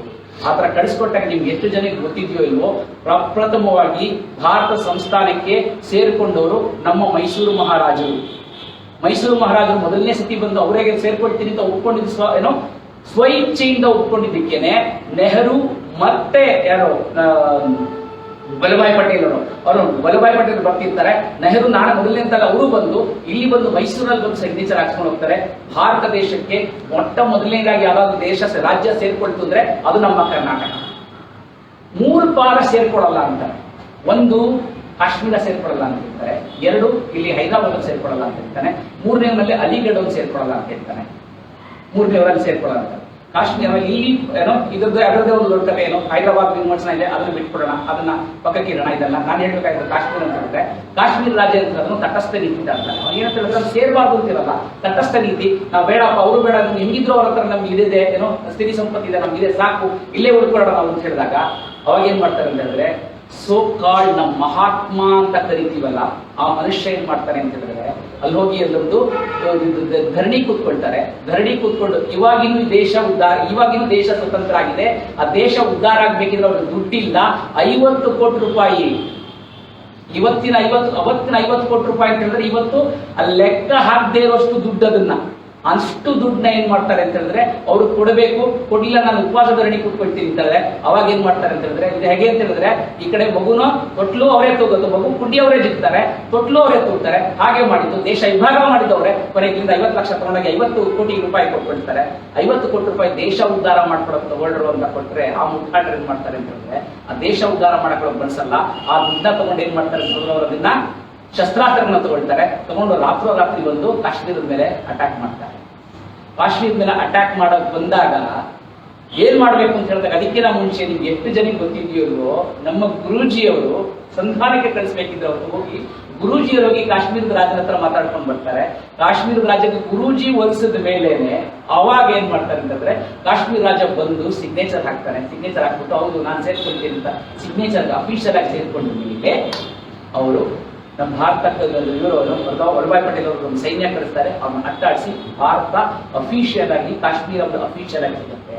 ಆದ್ರೆ ಅವಾಗಿನ ಪ್ರಧಾನಮಂತ್ರಿಗೆ ಏನಂತ ಹೇಳಿದ್ರೆ, ಒಂದು ರೀತಿ ತೆವಲು ಅಂತ ಒಂದು ಪದ ಉಪಯೋಗಿಸಿದ್ರೆ ಕೆಟ್ಟ ಪದ ಅಲ್ಲ, ಒಂಥರ ಅದೊಂದು ಆ ತೆವಲಿನ ಪದ ಉಪಯೋಗಿಸಬಾರ್ದು, ಅದು ಉಪಯೋಗಿಸ್ರಿ ವೇದಿಕೆಯಲ್ಲಿ ಅಂತ ಹೇಳಿದ್ರೆ ಅವ್ರು ಏನಂತ ಹೇಳಿದ್ರೆ, ತಾನೊಬ್ಬ ವಿಶ್ವನಾಯಕ ಆಗಬೇಕು ಅಂತ ಒಂದಿರುತ್ತೆ, ತೆವಲು ಅಂತ ಹೇಳ್ತಾರೆ. ಹಾಗಾಗಿ ಏನ್ ಮಾಡ್ತಾರೆ ಅಂತ ಹೇಳಿದ್ರೆ, ಬೆರಳಲ್ಲಾಗೋದನ್ನ ಅಂದ್ರೆ ಬೆರಳಲ್ಲಾಗೋದು ಮುಗಿಯುವಂತದನ್ನ ಕೊಡ್ಲಿ ತಗೊಂಡೋಗ್ತಂದ್ರೆ, ನಮ್ಮ ಸಮಸ್ಯೆ ನಾವು ಅಣ್ಣ ತಗೊಂಡು ಬದಲಾಯಿಸ್ಕೊಳ್ಬಾರ್ದು ಸಮಸ್ಯೆಯನ್ನು ತಗೊಂಡೋಗಿ ವಿಶ್ವಸಂಸ್ಥೆಯಲ್ಲಿ ಇರ್ತಾನೆ. ಅವರು ವಿಶ್ವಸಂಸ್ಥೆಯಲ್ಲಿ ಇಟ್ಟಿದ್ದು ಇವತ್ತು ಸತತ ಒಂದು 75 ವರ್ಷ ಆದ್ರೂ ಹಾಗೆ ಉಳ್ಕೊಂಡಿದೆ. ಸೊ ಅಲ್ಲಿಂದ ಏನಾಗುತ್ತೆ ಅಂದ್ರೆ, ಅವಾಗ ಏನ್ ಮಾಡ್ತಾರೆ ಅಂತಂದ್ರೆ, ಅಷ್ಟೇ ಮಾಡಿದ್ರೆ ಅವ್ರಿಗಿಲ್ಲ, ಅಲ್ಲೇನ್ ಮಾಡ್ತಾರೆ ಅಂತ ಹೇಳಿದ್ರೆ, ಶೇಖ್ ಅಬ್ದುಲ್ಲಾ ಇರ್ತಾರಲ್ಲ ಅವ್ರಿಗೋಸ್ಕರ ಇಲ್ಲಿ 2 ಅಲ್ಲಿ ಇದೇ ಭಾರತ ಸೇರಿದ್ರು ಅವ್ರಿಗೆ ಪ್ರತ್ಯೇಕವಾದ ಆರ್ಟಿಕಲ್ 370 ಇರ್ತಾರೆ, ಅವ್ರಿಗೆ 35 ಇರ್ತಂದ್ರೆ, ಅಲ್ಲಿ ಒಂದೇ ದೇಶ ಆದ್ರೆ ಅವ್ರಿಗೆ ಪ್ರಧಾನಮಂತ್ರಿ ಬೇರೆ, ಅವ್ರಿಗೆ ಸಂವಿಧಾನ ಬೇರೆ, ನಾವ್ಯಾರು ಮಾಡೋಣ. ಆದ್ರೆ ಕಾಶ್ಮೀರದವ್ರಿಗೆ ಏನ್ ಅನ್ಸುತ್ತೆ ಅಂತ ಹೇಳಿದ್ರೆ, ಏನಂದ್ರೆ ಕಾಶ್ಮೀರ ಈಗಲಾದ್ರೂ ಶೇಖ್ ಅಬ್ದುಲ್ಲಾ ಪ್ರಧಾನಮಂತ್ರಿ ಆದಾಗ ನಾವು ಚೆನ್ನಾಗಿರ್ತೀವಿ ಅಂತ ಅನ್ಕೊಂಡ್ರೆ, ಶೇಖ್ ಅಬ್ದುಲ್ಲಾ ಏನ್ ಮಾಡ್ತಾನೆ ಅಂತ ಹೇಳಿದ್ರೆ, ಅಲ್ಲಿ ಹಿಂದೂಗಳಿಗೆ ಅತ್ಯಂತ ಕಟುವಾದ ಅಂತಂದ್ರೆ ಅವ್ರಿಗೆ ಏನಾದ್ರು ರೂಲ್ಸ್ಗಳು ಹೇಗೆ ಮಾಡ್ತಾನೆ ಅಂತ ಹೇಳಿದ್ರೆ, ಇಡೀ ಇದರಲ್ಲಿ ಹಿಂದೂಗಳಿಗೆ ತುಚ್ಛವಾಗಿ ಸರ್ಕಾರಿ ಕೆಲಸ ಸಿಗೋದಿಲ್ಲ ಅವರಿಗೆ. ಹೇಗೇನಂತಂದ್ರೆ, ನೀವು ಏನು ಮಾಡ್ಬೇಕು ಅಂದ್ರೆ ನಿಮ್ಗೆ ಅಸಹ್ಯ ತರ ಮಾಡ್ತಾರೆ, ನೀವೇ ಬಿಟ್ಟು ಹೋಗ್ಬೇಕು ಅಂದಾಗ ಇನ್ನೊಂದು ಸ್ವಲ್ಪ ಜನ ಬಿಟ್ಟು ಬರ್ತಾರೆ, ಇನ್ನೊಂದು ಸ್ವಲ್ಪ ಜನ ಬಿಟ್ಟು ಬರ್ತಾರೆ. ಕೊನೆಗೆ ಅಂತಿಮವಾಗಿ ಏನಾಗುತ್ತೆ ಅಂದ್ರೆ 1986ನೇ ಇಸ್ವಿ 89ನೇ ಇಸ್ವಿ ಸಮಯದಲ್ಲಿ ಏನಾಗುತ್ತೆ ಅಂತಂದ್ರೆ, ಅವಾಗ ಇವತ್ತಿನ ಮುಫ್ತಿ ಮೊಹಮ್ಮದ್ ಸಯೀದ್ ನಮ್ಮ ದೇಶದ ರಕ್ಷಣಾ ಮಂತ್ರಿ ಇದ್ದಾರೆ, ನಮ್ಮ ದೇಶದ ಗೃಹ ಮಂತ್ರಿ ಕೂಡ ಆಗಿದ್ದ. ಆತ ಮನುಷ್ಯ ಅವತ್ತಿನ ದಿವಸ ಅಲ್ಲೇನ್ ಮಾಡ್ತಾರೆ ಅಂತಂದ್ರೆ, ಆತನ ಅವನೇ ಮುಂದೂಡಿ ಇಟ್ಕೊಂಡು ಅವ್ರೇನ್ ಮಾಡ್ತಾನೆ, ಯಾಸಿನ್ ಮಲ್ಲಿಕ್ ಅಂತ. ಆ ಯಾಸಿನ್ ಮಲ್ಲಿಕ್ ಏನಂತ ಹೇಳಿದ್ರೆ, ಕೊನೆಗೆ ನಮ್ಮ ಪ್ರಧಾನಿಗಳು ಹೋಗಿ ಅವನ ಹತ್ರ ಶೇಕ್ ಹ್ಯಾಂಡ್ ಮಾಡಿ ಅವನ ಹತ್ರ ಸಂಧಾನಕ್ಕೆ ಹೋಗುವಂತ ಅಷ್ಟು ಬೀಚಕ್ಕೆ ಹೋಗಿರ್ತೀವಿ. ಅವನೇನ್ ಮಾಡ್ತಾರೆ, ಅವನಿದ್ರಲ್ಲಿ ಒಂದು ಶುರು ಮಾಡ್ತಾನೆ, ಸೇಮ್ ಅದೇ ಚಳಿ ಅಂತ ಮಾಡ್ಕೊಂಡು, ನಾವೇನು ಬಟ್ಟಾ ಮಜಾರ ಅವತ್ತು ನೋಡಿದ್ವಲ್ಲ ಅದನ್ನೇ ಶುರು ಮಾಡಿಕೊಂಡು ಇಡೀ ಕಾಶ್ಮೀರದಿಂದ ಇರೋದು ಅದನ್ನ ಸುಮಾರು ಜನರನ್ನ ಕಲ್ತ್ಕೊಂಡು ಬರ್ತಾನೆ. ಇವತ್ತಿಗೂ ಸಹ ಅಫಿಷಿಯಲ್ ಆಗಿ ನೀವು ಲೆಕ್ಕ ನೋಡ್ತಿದ್ರೆ 89 ಜನ ಸತ್ತಿರೋದು ಅಂತ ಹೇಳ್ತಾರೆ. ಅಫಿಷಿಯಲ್ ಆಗಿ ಲೆಕ್ಕ ನೋಡೋದು 89 ಜನ ಸತ್ತಿದ್ದಾರೆ ಅಂತ ಹೇಳಿದ್ರೆ, ನೀವು ಸರಿಯಾಗಿ ನೋಡ್ತಿದ್ರೆ ಎಷ್ಟೋ ಸಾವಿರಾರು ಗಟ್ಟಲೆ ಸತ್ತೋಗಿದೆ ಲೆಕ್ಕ ಇದೆ ಅದು. ಆ ಇದು 32 ವರ್ಷಗಳ ಕಾಲ ಅದು ಹಾಗೆ ಉಳ್ಕೊಂಡು ಹೋಗುದು ಸರ್ಕಾರಿ ಕಚೇರಿಗಳು, ಸರ್ಕಾರಿ ಕಚೇರಿಗಳು. ನಮಗೇನಂತಂದ್ರೆ ಈಗ ಏನು ಮಾರ್ಚ್ 3ನೇ ತಾರೀಕು ದ ಕಾಶ್ಮೀರ್ ಫೈಲ್ಸ್ ಅಂತ ಒಂದು ಚಲನಚಿತ್ರ ಬಿಡುಗಡೆ ಆಯಿತು. ಒಂದು ಕಾಶ್ಮೀರ್ ಫೈಲ್ಸ್ ಹೊರಗಡೆ ಬಂದಿದ್ದಕ್ಕೆ ನಕಲಿ ಜಾತ್ಯತೀತವಾದಿಗಳಿಗೆ ಫೈಲ್ಸ್ ಶುರುವಾಗ್ಬಿಟ್ಟಿದೆ. ಬೇರೆ ಎಲ್ಲ ಕಾಯಿಲೆ ಇದೆಯಲ್ಲ, ಬೇರೆ ಎಲ್ಲ ಕಾಯಿಲೆಗಳು ನಿಮಗೆ ಒಂಥರ ತಡ್ಕೊಳ್ಬಹುದು. ಅಂದ್ರೆ ತಲೆನೋವ ಒಂದು ಸ್ವಲ್ಪ ತಡ್ಕೊಳ್ಬಹುದು, ಅಥವಾ ತಲೆನೋವ ಏನೋ ಒಂದು ಮಾತ್ರೆ ತಗೊಳ್ಬಹುದು. ಈ ಫೈಲ್ಸ್ ಬಂದ್ರೆ ಮಾತ್ರ ಅದು ಅನುಭವಿಸಿದವರಿಗೆ ಗೊತ್ತು. ಆ ಥರ ಆಗೋಗ್ಬಿಟ್ಟಿದೆ. ಏನಂತಂದ್ರೆ ಇವಾಗ ಏನಂತಂದ್ರೆ ಅವಾಗ ಶುರು ಮಾಡ್ಕೊಳ್ತಾ ಇದ್ದಾರೆ. ಈ ಯಾವ ರೀತಿ ಕೆಡದಾಗಿರ್ತಂದ್ರೆ, ನೀವು ಕಾಶ್ಮೀರ್ ಫೈಲ್ಸ್ ಅಲ್ಲಿ ಏನು ನೋಡಿದೀವಲ್ಲ, ಅದು ಬರೀ ಅವ್ರು ತೋರಿಸಿರೋ ಪಿಕ್ಚರ್ ತೋರಿಸಿದ್ರು ಬರೀ 5% ತೋರಿಸಿರೋದು, 5% ಬರ್ತದೆ. ಅದಕ್ಕಿಂತ ಕೆಟ್ಟದಾಗಿದೆ. ಬಹುಶಃ ಸ್ವಯಂ ಸೇವಕರಿಗೆ ಈ ಕಾಶ್ಮೀರ್ ಫೈಲ್ಸ್ ನೋಡಿರೋ ಯಾರು ಸ್ವಯಂ ಸೇವಕರು ಅಲ್ಲದೇ ಇರೋರಿಗೆ ಇದೇನೋ ಭಾರಿ ಅಂತ ಅನಿಸಿದ್ರು. ಸ್ವಯಂ ಸೇವಕ ಭಾರತ ದೇಶದ ನಿಜವಾದ ಇತಿಹಾಸ ಗೊತ್ತಿರೋ ಸ್ವಯಂ ಸೇವಕರಿಗೆ ಇದೇನು ಅನ್ಸಿದೆ. ಯಾಕೆಂದ್ರೆ ನಾವು ನೋಡ್ಬಿಟ್ಟಿದ್ವಿ. ಅದು ಎಸ್ಪೆಷಲಿ ಏನಂತ ಹೇಳಿದ್ರೆ, ನಿಮ್ಮ ಜಾಲಹಳ್ಳಿ ಭಾಗದಲ್ಲಿ HMT ಫ್ಯಾಕ್ಟರಿ ಇರೋರಿಗೆ ಸುಧೀಂದ್ರಗೂ ಚೆನ್ನಾಗಿ ಗೊತ್ತಿರುತ್ತೆ. 90ನೇ ಇಸ್ವಿಲಿ ಸುಮಾರು ಜನ ಅಲ್ಲಿ HMT ಫ್ಯಾಕ್ಟರಿಯಿಂದ ಇಲ್ಲಿಗೆ ಬಂದು ಸೇರ್ಕೊಂಡಿದ್ರು. ಅವರೆಲ್ಲ ಹೇಳ್ತಾ ಇದ್ದು ಕತೆ ಕೇಳ್ತಾ ಇದ್ರು ಅಂತ ಹೇಳಿದ್ರೆ ನಮ್ಗೆ ಉದಯ ಒಂದು ಇದು ಬರ್ತಿತ್ತು. ಇವಾಗ ನೋಡ್ರೆ ನಮ್ಗೆ ಏನ್ ಅನ್ಸ, ಯಾಕಂದ್ರೆ ಆಗ್ಲೇ ನೋಡ್ಬಿಟ್ಟಿದ್ವಿ ನಾವು. ಆಗ್ಲೇ ಅವರು ಏನ್ ರಾತ್ರಿ ಏನಿಲ್ಲ ಎಲ್ಲ ಬಿಟ್ಟು ಬಂದಿದ್ದಾರೆ. ಹಿಂದೆ ನಿಂತವರು ಸಾಹುಕಾರರು, ಇವತ್ತು ನಿರಾಶ್ರಿತರು. ಅವರೆಲ್ಲ HMT ಕೆಲಸ ಇದ್ರು. ಹಾಗಾಗಿ HMT ಅಲ್ಲಿಂದ ಬಿಟ್ಬಿಟ್ಟು ಇಲ್ಲಿ ಸೇರ್ಕೊಂಡ್ರು. ಎಷ್ಟೊಂದು ಜನರಿಗೆ ಸರ್ಕಾರಿ ಕೆಲಸ ಇಲ್ಲದೆ ಇರೋರು ಏನ್ ಮಾಡ್ಕೊಂಡ್ರೆ, ಇವತ್ತು ಸಹ ದೆಹಲಿಗೆ ಹೋದ್ರೆ ನಮ್ಮ ದೇಶದವರೇನೆ ದೆಹಲಿಯಲ್ಲಿ ಇನ್ನೂ ಟೆಂಟ್ ಹಾಕೊಂಡೇ ಇದ್ದಾರೆ. ನರಮೇಧದ ಅಷ್ಟು ನಡಿ ಇದು ಒಂದು ಕಡೆ ಆಯ್ತು ಅಂತ ಹೇಳಿದ್ರೆ, ನಾನು ಕಾಶ್ಮೀರ ಫೈಲ್ಸ್ ಹೇಳ್ತಾ ಹೋಗಿ ನನಗೆ ಸಮಯ 3-4 ಕೇಳೋದ್ರಿಂದ ಅದನ್ನ ಇಲ್ಲಿಗೊಂದು ನಿಲ್ಲಿಸ್ತೀನಿ. ಕಾಶ್ಮೀರ ಫೈಲ್ಸ್ ನಾನು ಕಾಶ್ಮೀರ ಸರಸ್ವತಿ ಸಿಂಧು ನದಿಯಿಂದ ಒಂದು ಭಾಗ ಕಾಶ್ಮೀರಕ್ಕೆ ಹೋದ್ವಿ, ಎರಡನೇ ಭಾಗ ಎಲ್ಲಿಗೆ ಬಂದು ಅಂತ ಹೇಳಿದ್ರೆ ನಮಗೆ ಗೋವಾ ಬಂದು. ನಾವು ಸಾಧಾರಣವಾಗಿ ನರಮೇಧ ಅಂದ ತಕ್ಷಣ ನಾವು ಒಂದೇ ಧರ್ಮದ ಬಗ್ಗೆ ನೋಡ್ತೀವಿ. ನಾವು ನರಮೇಧ ಅಂದ ತಕ್ಷಣ ನಾವು ನಮಗೆ ಇವರು ಅಷ್ಟೇ ಅಂತೀವಿ. ಅವರೊಬ್ಬರೇ ಇಲ್ಲ, ಇನ್ನೊಬ್ರು ಇದ್ದಾರೆ. ಒಬ್ರು ಏನಂತ ಹೇಳಿದ್ರೆ ಕೊಡಿ ಬಡಿ ಕಡಿ ಅಂತ ಹೇಳಿದ್ರೆ, ಇನ್ನೊಬ್ರು ಸೈಲೆಂಟ್. ಅವ್ರೇಂತ ಹೇಳಿದ್ರೆ ತುಂಬಾ ಸೈಲೆಂಟ್ ಇರ್ತಾರಲ್ಲ. ಇವಾಗ ಯಾರಾದ್ರೂ ಶಾಲೆಯಲ್ಲಿ ಶಿಕ್ಷಕರು ಇರ್ತೀರ ಅನ್ಕೊಡಿ ಅಂತ ಹೇಳಿದ್ರೆ, ಅತಿ ವಿನಯಂ ಧೂರ್ತ ಲಕ್ಷಣಂ ಅಂತ ಇದೆ. ಅವ್ರು ಮಾತಾಡಿದ್ರೆ ಹಿಂಗೆ ಮಾತಾಡ್ತಾರೆ ಅಂದ್ರೆ ಇವು ತುಂಬಾನೇ ಅವರು ಹಿಂಗೆ ಮಾತಾಡ್ತಾರೆ, ಆದ್ರೆ ಅವರೇನೆ ಧೂರ್ತರು. ಆ ರೀತಿ ಅಂತ ಹೇಳಿದ್ರೆ ಮತ್ತೊಂದು ಏನಂತ ಹೇಳಿದ್ರೆ ಗೋವಾ ಅಂತ ಹೇಳಿದ್ನಲ್ಲ, ಆ ಗೋವಾ ನರಮೇಧ ಇದೆಯಲ್ಲ ಅದು ಇನ್ನೂ ಹೃದಯ ವಿದ್ರಾವಕವಾಗಿದೆ. ಅಫಿಷಿಯಲ್ ಆಗಿ ಲೆಕ್ಕ ತಗೊಂಡ್ರೆ ಗೋವಾದಲ್ಲಿ 20,000 ಜನ ಸಾಯಿಸಿದ್ದಾರೆ. ಅಫಿಷಿಯಲ್ ಆಗಿ ಲೆಕ್ಕ ತಗೊಂಡ್ರೆ, ಅನ್ಅಫಿಷಿಯಲ್ ಲೆಕ್ಕ ತಗೊಂಡ್ರೆ ಇನ್ನೂ ಜಾಸ್ತಿನೇ ಇದೆ. ಇವತ್ತು ನಮ್ಮ ಇದು ಚಿಕ್ಕ ಮಕ್ಕಳು ಯಾರು ಹುಡುಗರನ್ನ ಕೇಳಿದ್ರೆ ಎಲ್ಲಿಗೆ ಹೋಗ್ಬೇಕಪ್ಪ, ರಜಾ ಸಿಕ್ತು, ಒಂದು 5 ದಿವಸ ರಜಾ ಸಿಕ್ತು, ಎಲ್ಲಿಗೆ ಹೋಗ್ತೀರಪ್ಪ ಅಂತ ಹೇಳಿದ್ರೆ ಚಕ್ಕಂತ ಏನ್ ಹೇಳ್ತಾರೆ ಅವರು, ಗೋವಾಗ ಹೋಗ್ತೀರಿ ಅಂತ ಹೇಳ್ತಾರೆ. ಯಾಕೆ ಗೋವಾಗ ಹೋಗ್ತೀರಿ ಅಂತ ಹೇಳ್ತಾರೆ ಅಂತ ಹೇಳಿದ್ರೆ, ಅಲ್ಲಿ ಹೇಳಿದ್ರೆ ಅಂತ ಹೇಳಿದ್ರೆ ಮೋಜು ಮಸ್ತಿ ಅಂತ ಹೇಳ್ತೀವಿ. ಅಲ್ಲಿ ಹೋಗಿದ ತಕ್ಷಣ ನಮ್ಗೆ ಅದು ಸಿಗತ್ತೆ ಇದು ಸಿಗತ್ತೆ ಅಂತ ಹೇಳಿದ್ರೆ, ನಿಜವಾಗ್ ಲೆಕ್ಕ ತಗೊಂಡ್ರೆ ಗೋವಾ ಆ ರೀತಿ ಇರಲಿಲ್ಲ. ಗೋವಾ ಇದ್ದಿದ್ದು ಹೇಗೆ ಅಂತ ಹೇಳಿದ್ರೆ, ಇಲ್ಲೂ ಹೇಳಿದ್ರೆ ಧಾರ್ಮಿಕವಾಗಿ ಹೇಗಿತ್ತು ಅಂತ, ಗೋವಾನು ಅದೇ ರೀತಿಯಾಗಿತ್ತು. 1500ರಿಂದ 1600 ಗೋವಾ ಅದೇ ರೀತಿ.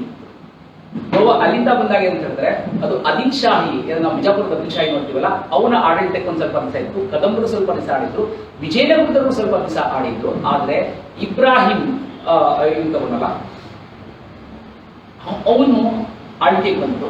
ಅವನ ಆಳ್ವಿಕೆಗೆ ಬಂದಾಗ ತುಂಬಾ ವಿಪರೀತವಾಗಿ ತೊಂದರೆ ಕೊಡಕ್ಕೆ ಶುರು ಮಾಡಿದಾಗ ಅವ್ರೇನ್ ಮಾಡುದು ಅಂತ ಹೇಳಿದ್ರೆ, ಅಲ್ಲಿರೋರು ಬಚಾವಾಗ್ಬೇಕಲ್ಲ, ಅವಾಗ ಏನ್ ಮಾಡ್ತಾರೆ ಅಂದ್ರೆ ಪಕ್ಕದಲ್ಲೇನೆ ಗೋವಾ ಪಕ್ಕದಲ್ಲಿ ಈ ಕಡೆ ಬಂದ ಹೊನ್ನಾವರ ಇರುತ್ತೆ. ಹೊನ್ನಾವರ ರಾಜ್ಯಕ್ಕೆ ಹೋಗ್ಬಿಟ್ಟು ಕೇಳ್ಕೊಂಡ್ರಂತೆ, ಓ ರಾಜ ದಯವಿಟ್ಟು ನನಗೆ ಯಾರು ನೀನು ನನ್ನನ್ನ ಕಾಪಾಡಪ್ಪ ನೀನು ಅಂತ ಹೇಳಿದಾಗ ಅವ್ರೇನ್ ಮಾಡ್ತಾರೆ ಅಂತ ಹೇಳಿದ್ರೆ, ತನ್ನ ಬಂಟ ಒಬ್ಬ ತಿಮ್ಮೋಜ ಅಂತ ಇರ್ತಾನೆ, ತಿಮ್ಮೋಜನ ಕಳಿಸ್ಬಿಟ್ಟು ಹೋಗಪ್ಪ ನೋಡ್ಕೊಂಬಪ್ಪ ಅಂತ ಕಳಿಸ್ತಾನೆ. ತಿಮ್ಮೋಜನ ಪಕ್ಕದಲ್ಲಿ ಇರ್ತಾರೆ, ಗೋವಾಗಿಂದ ನಿಧಾನ ಮಾಡೋಗಿದ್ದಾನೆ, ದಾಟ್ಬಿಟ್ಟು ಬರ್ತಾನೆ. ನಾನು ಬಂದು ನೋಡಿ ಒಂದು ಸ್ವಲ್ಪ ಅವನು ಅನಲೈಸ್ ಮಾಡ್ತಾನೆ. ಅನಲೈಸ್ ಮಾಡಿದಾಗ ಈ ಇಬ್ರಾಹಿಂ ಆದಿಲ್ ಶಾಹಿ ಇರ್ತಾನಲ್ಲ, ಅವನು ಸೈನ್ಯನ ತಾನು ಕರ್ಕೊಂಡು ಬಂದಿರುವಂತ ಸೈನ್ಯದಲ್ಲಿ ಸೋಲ್ಸಕ್ ಆಗಲ್ಲ ಅಂದಾಗ ಏನ್ ಮಾಡೋದು ಅಂತ ಯೋಚನೆ ಮಾಡ್ತಾ ಇದ್ದಾಗ, ಅದನ್ನು ಪೋರ್ಚುಗೀಸರು ಇಲ್ಲಿ ಕೊಚ್ಚಿನಲ್ಲಿ ಬಂದು ಇರ್ತಾನೆ. ಆಲ್ಫಾನ್ಸ್ ಡಿ ಅಲ್ಬುಕರ್ಕ್ ಅಂತ ಇರ್ತಾನೆ, ಅವನಿಗೆ ಇರ್ತಾನೆ. ಅವನ ಹತ್ರ ಹೋಗ್ಬಿಟ್ಟು ಕೇಳ್ಕೊಂಡ್ ಬರ್ತಾನೆ. ಅವರು ಅವತ್ತಿನ ವ್ಯಾಪಾರಿಕೆ ಅಂತ ಬಂದಿರ್ತಾರೆ. ಸೊ ವ್ಯಾಪಾರಿಕೆ ಅಂತ ಬಂದ್ರೆ ಅವರು ಅಲ್ಲಿ ಹೊಸ ಸ್ಥಾಪನೆ ಮಾಡ್ಕೊಂಡು ಇದರಲ್ಲಿ ಹೊಸ ಸ್ಥಾಪನೆ ಮಾಡಲ್ಲ, ಕೊಚ್ಚಿನ ಒಂದು ಚರ್ಚ್ ಕಟ್ಕೊಂಡು ಅಲ್ಲಿ ಸ್ವಲ್ಪ ತನ್ನ ಸೈನ್ಯಗಳನ್ನ ಇಟ್ಕೊಂಡಿರ್ತಾನೆ. ಒಂದೇ ಒಂದೇನಪ್ಪ ಡಿಫ್ರೆನ್ಸ್ ಅಂತ ಹೇಳಿದ್ರೆ ಅವ್ರ ಹತ್ರ ಒಂದು ಮದ್ದುಗುಂಡುಗಳು ಆಗ್ಲೇ ಅವ್ರ ಹತ್ರ ಮದ್ದುಗುಂಡುಗಳು, ನಾವು ಇನ್ನೂ ಪ್ರತಿ ವರ್ಷ ಎಲ್ಲ ಫೈಟ್ ಮಾಡ್ತಾ ಇದ್ರೆ ಅವ್ರ ಹತ್ರ ಮದ್ದುಗುಂಡುಗಳಿರುತ್ತೆ. ಸೊ ಹಾಗಾಗಿ ಮದ್ದುಗುಂಡುಗಳಿದ್ದ ತಕ್ಷಣ ಅವನು ನಮ್ಗಿನ್ನ ಜಾಸ್ತಿ ಅದು ಸ್ವಲ್ಪ ಶಕ್ತಿಶಾಲಿ ಅಂತ ಅನ್ಕೊಂಡು ಏನ್ ಮಾಡ್ತಾನೆ ಅಂದ್ರೆ ತಿಮ್ಮೋಜ್ ಹೋಗಿ ಮುಂದೆ ಇವನ್ನ ಕರ್ಕೊಂಡು ಬರ್ತಾನೆ. ಅಲ್ಫನ್ಸಿಗೆ ಕರ್ಕೊಂಡ್ಬಂದು, ನೋಡಪ್ಪ ನೀನು ನನಗೆ ಇವನ್ನ ಸೋಲಿಸ್ಬೇಕು, ಇಬ್ರಾಹಿಂ ಅದೇಶ ಸೋಲಿಸ್ಬೇಕು, ಸೋಲಿಸಿದ್ರೆ ನಿನ್ಗೆ ಎಷ್ಟು ಬೇಕು ಅಷ್ಟು ದುಡ್ಡು ಕೊಡ್ತೀವಿ, ನೀನು ಹೋಗ್ಬೇಕು. ಬಾಡಿಗೆ ಬಂತು ಸಿಗತ್ತಲ್ಲಿ ಹೋಗಿ ಗಾಡಿ ಈಗ ಟೆಂಪೋ ಇಟ್ಕೊಂಡು ಟೆಂಪೋ ಸ್ಟ್ಯಾಂಡ್ ಇಟ್ಕೊಂಡು ಯಾರು ಕರೆದು ಬರ್ತಾನ ಅಂತ ಬರ್ತಾನೆ. ಬಂದಾಗ ಇಡೀ ಗೋವನ್ಸ್ ನೆನ್ಕೊಳ್ತಾರೆ ಅಂತ ಹೇಳಿದ್ರೆ ದೇವರೇ ಕಳಿಸಿರುವಂತ ಇವರು ಶಾಂತಿ ದೂತರು ಅಂತ ಅನ್ಕೊಂಡು ಎಷ್ಟು ಸ್ವತಃ ಅವರ ಇದು ಹೇಳ್ತಾರಲ್ಲ, ರತ್ನ ಕಂಬಳಿ, ಕೆಂಪು ರತ್ನ ಕಂಬಳಿ ಹಾಕಿ ಅವ್ರನ್ನ ಸ್ವಾಗತ ಮಾಡ್ತಾರೆ ಅಂತಾರಲ್ಲ, ಆ ತರ ಸ್ವಾಗತ ಮಾಡಿ ಕರ್ಕೊಳ್ತಾರೆ. ಕರ್ಕೊಂಡು ಬಂದ್ರೆ ಸುಮಾರು 6 ತಿಂಗಳ ಕಾಲ ಅವರು ಇರ್ತಾರೆ. 6 ತಿಂಗಳಾದ್ಮೇಲೆ ಎಲ್ಲ ನೋಡ್ಕೊಂಡು ಒಂದ್ಸಲ ದಾಳಿ ಮಾಡಿ ಅವರು ಕಂಪ್ಲೀಟ್ ಆಗಿ ಇವ್ರನ್ನ ಹೊರಗಡೆ ಓಡಿಸ್ತಾರೆ. ಯಾರು ಅದಿಲ್ ಶಾಹಿನ ಹೊರಗಡೆ ಓಡಿದಾಗ ಇಡೀ ಗೋವಾ ತಿಮ್ಮೋಜನ್ ಆಡಳಿತ ಬರುತ್ತೆ. ತಿಮ್ಮೋಜ ಖುಷಿ ಆಗ್ತಾರೆ. ಅಲ್ಲಿ ಹೊಂದಾವರ ರಾಜರಿಗೆ ಹೇಳ್ಬಿಟ್ಟು ನಮ್ಮ ಕೈಗೆ ಬಂತು ಅಂತ ಹೇಳಿ ಅವಾಗ ಏನ್ ಮಾಡ್ತಾರೆ, ಕರೆದುಬಿಟ್ಟು ಅಲ್ಪಂಜಿ ಕರ್ಬಿಟ್ಟು, ನೋಡಪ್ಪ ಒಳ್ಳೆ ಕೆಲಸ ಮಾಡಿದ್ಯಾ, ತಗೊಂಡು ನಿಮ್ಗೆ ಸನ್ಮಾನ ಮಾಡಿ ದುಡ್ಡು ಕೊಟ್ಬಿಟ್ಟು ಇನ್ನು ಹೋಗಪ್ಪ ಅಂತ ಹೇಳಿ. ಆದ್ರೆ ಈಗಾಗಲೇ ಹೇಳಿದೆ, ನೀವೇ ಗೋವಾಗ ಹೋಗ್ತೀನಿ ಅಂತ ಹೇಳಿದ್ರೆ, ಈಗಿನ ಗೋವಾ ನೋಡ್ತೀನಿ ಅಂತ ಹೇಳಿದ್ರೆ ಆಗಿನ ಗೋವಾ ಎಷ್ಟು ಚೆನ್ನಾಗಿರ್ಬೇಕಾಗಿತ್ತು. ಒಪ್ಕೊಳ್ತಾ ನಾನು ಹೋಗೋದಕ್ಕೆ ಅವನೇನ್ ಮಾಡ್ತಾನೆ ಅಂದ್ರೆ, ಹೋಗೋ ಮುಟ್ಟಾಳ, ನಾನ್ ಗೆದ್ದು ಕೊಟ್ಟಿರೋದು ನಾನೇ ಹೋಗ್ಬೇಕು, ನೀನ್ ಬೇಕಿದ್ರು ಹೋಗು ಅಂತ ಹೇಳಿ ನಂದೀಗು ಅಂತ ಹೇಳಿ ಪ್ರಪ್ರಥಮವಾಗಿ 1519 ಇಸ್ವಿಲಿ 1600 ಪ್ರಪ್ರಥಮವಾಗಿ ಗೋವಾ ಅಫಿಷಿಯಲ್ ಆಗಿ ಪೋರ್ಚುಗೀಸರ ವಸಾಹತು ಆಗ್ತಾ ಉಂಟು. ವಸಾಹತು ಆಗಿದ್ಮೇಲೆ ಅವ್ರೇನ್ ಮಾಡ್ತಾರೆ ಅಂತ ಹೇಳಿದ್ರೆ ಸೈಲೆಂಟ್ ಕಿಲ್ಲರ್ಸ್ ಅಂತ ಹೇಳಿದ್ರೆ ಅವರು ಅಷ್ಟೇ ಅವ್ರೊಂದು ಚರ್ಚ್ ಇಟ್ಕೊಳ್ತಾರೆ. ಚರ್ಚ್ ಇಟ್ಕೊಂಡು ಅವ್ರು ತುಂಬಾ ಚೆನ್ನಾಗಿ ಅವ್ರೇನಂತ ಹೇಳಿದ್ರೆ ಇಡೀ ಅವತ್ತಿನ ದಿವಸ ಇಬ್ಬರು ಇರ್ತಾರಲ್ಲ, ಇಡೀ ನೋಡ್ತಾರೆ, ಒಂದ್ ಸ್ವಲ್ಪ ದಿವಸ ಬಿಸ್ನೆಸ್ ಅಂತ ನೋಡೋಕೆ ಶುರು ಮಾಡ್ಕೊಳ್ತಾರೆ. ಬಿಸ್ನೆಸ್ ನೋಡ್ಕೊಂಡು ಶುರು ಮಾಡಿದ್ಮೇಲೆ ಯಾರು ಈ ಸಮಾಜದಲ್ಲಿ ತುಂಬಾ ಪ್ರಭಾವಶಾಲಿಗಳು ಅಂತ ನೋಡ್ತಾರೆ. ಇಬ್ರು ತುಂಬಾ ಪ್ರಭಾವಶಾಲಿಗಳು, ಒಂದು ಪುರೋಹಿತರು, ಇನ್ನೊಂದು ವೈದ್ಯರು.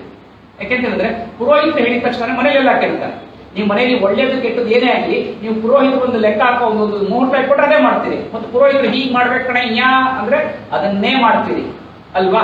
ಸೊ ಅದಕ್ಕೆ ವೈದ್ಯರು ಹೇಳಿದ ತಕ್ಷಣ ವೈದ್ಯೋ ನಾರಾಯಣ ಹರಿ ಅಂತ ಹೇಳಿದ್ರೆ ನಾನು ದೇವ್ರ ಸಮಾನ, ವೈದ್ಯರು ದೇವ್ರ ಸಮಾನ ಅಂದ್ರೆ ವೈದ್ಯರು ಏನೇ ಕೊಟ್ಟರೋದನ್ನ ನಾವು ಒಪ್ಕೊಳ್ತೀವಿ. ಸೊ ಹಾಗಾಗಿ ಇವರಿಬ್ಬರನ್ನೇ ಫಸ್ಟ್ ಟಾರ್ಗೆಟ್ ಮಾಡ್ತಾರೆ. ಇವರಿಬ್ರು ಹೇಳ್ತಾರೆ, ಫಸ್ಟ್ ನೀವು ಕನ್ವರ್ಟ್ ಆಗಿ, ಇಲ್ಲ ಅಂತಂದ್ರೆ ನೀವು ಅವ್ರಿಗೆಲ್ಲ ಹೇಳಬೇಕು, ನೀವು ಕನ್ವರ್ಟ್ ಆಗಬೇಕು ಅಂತ.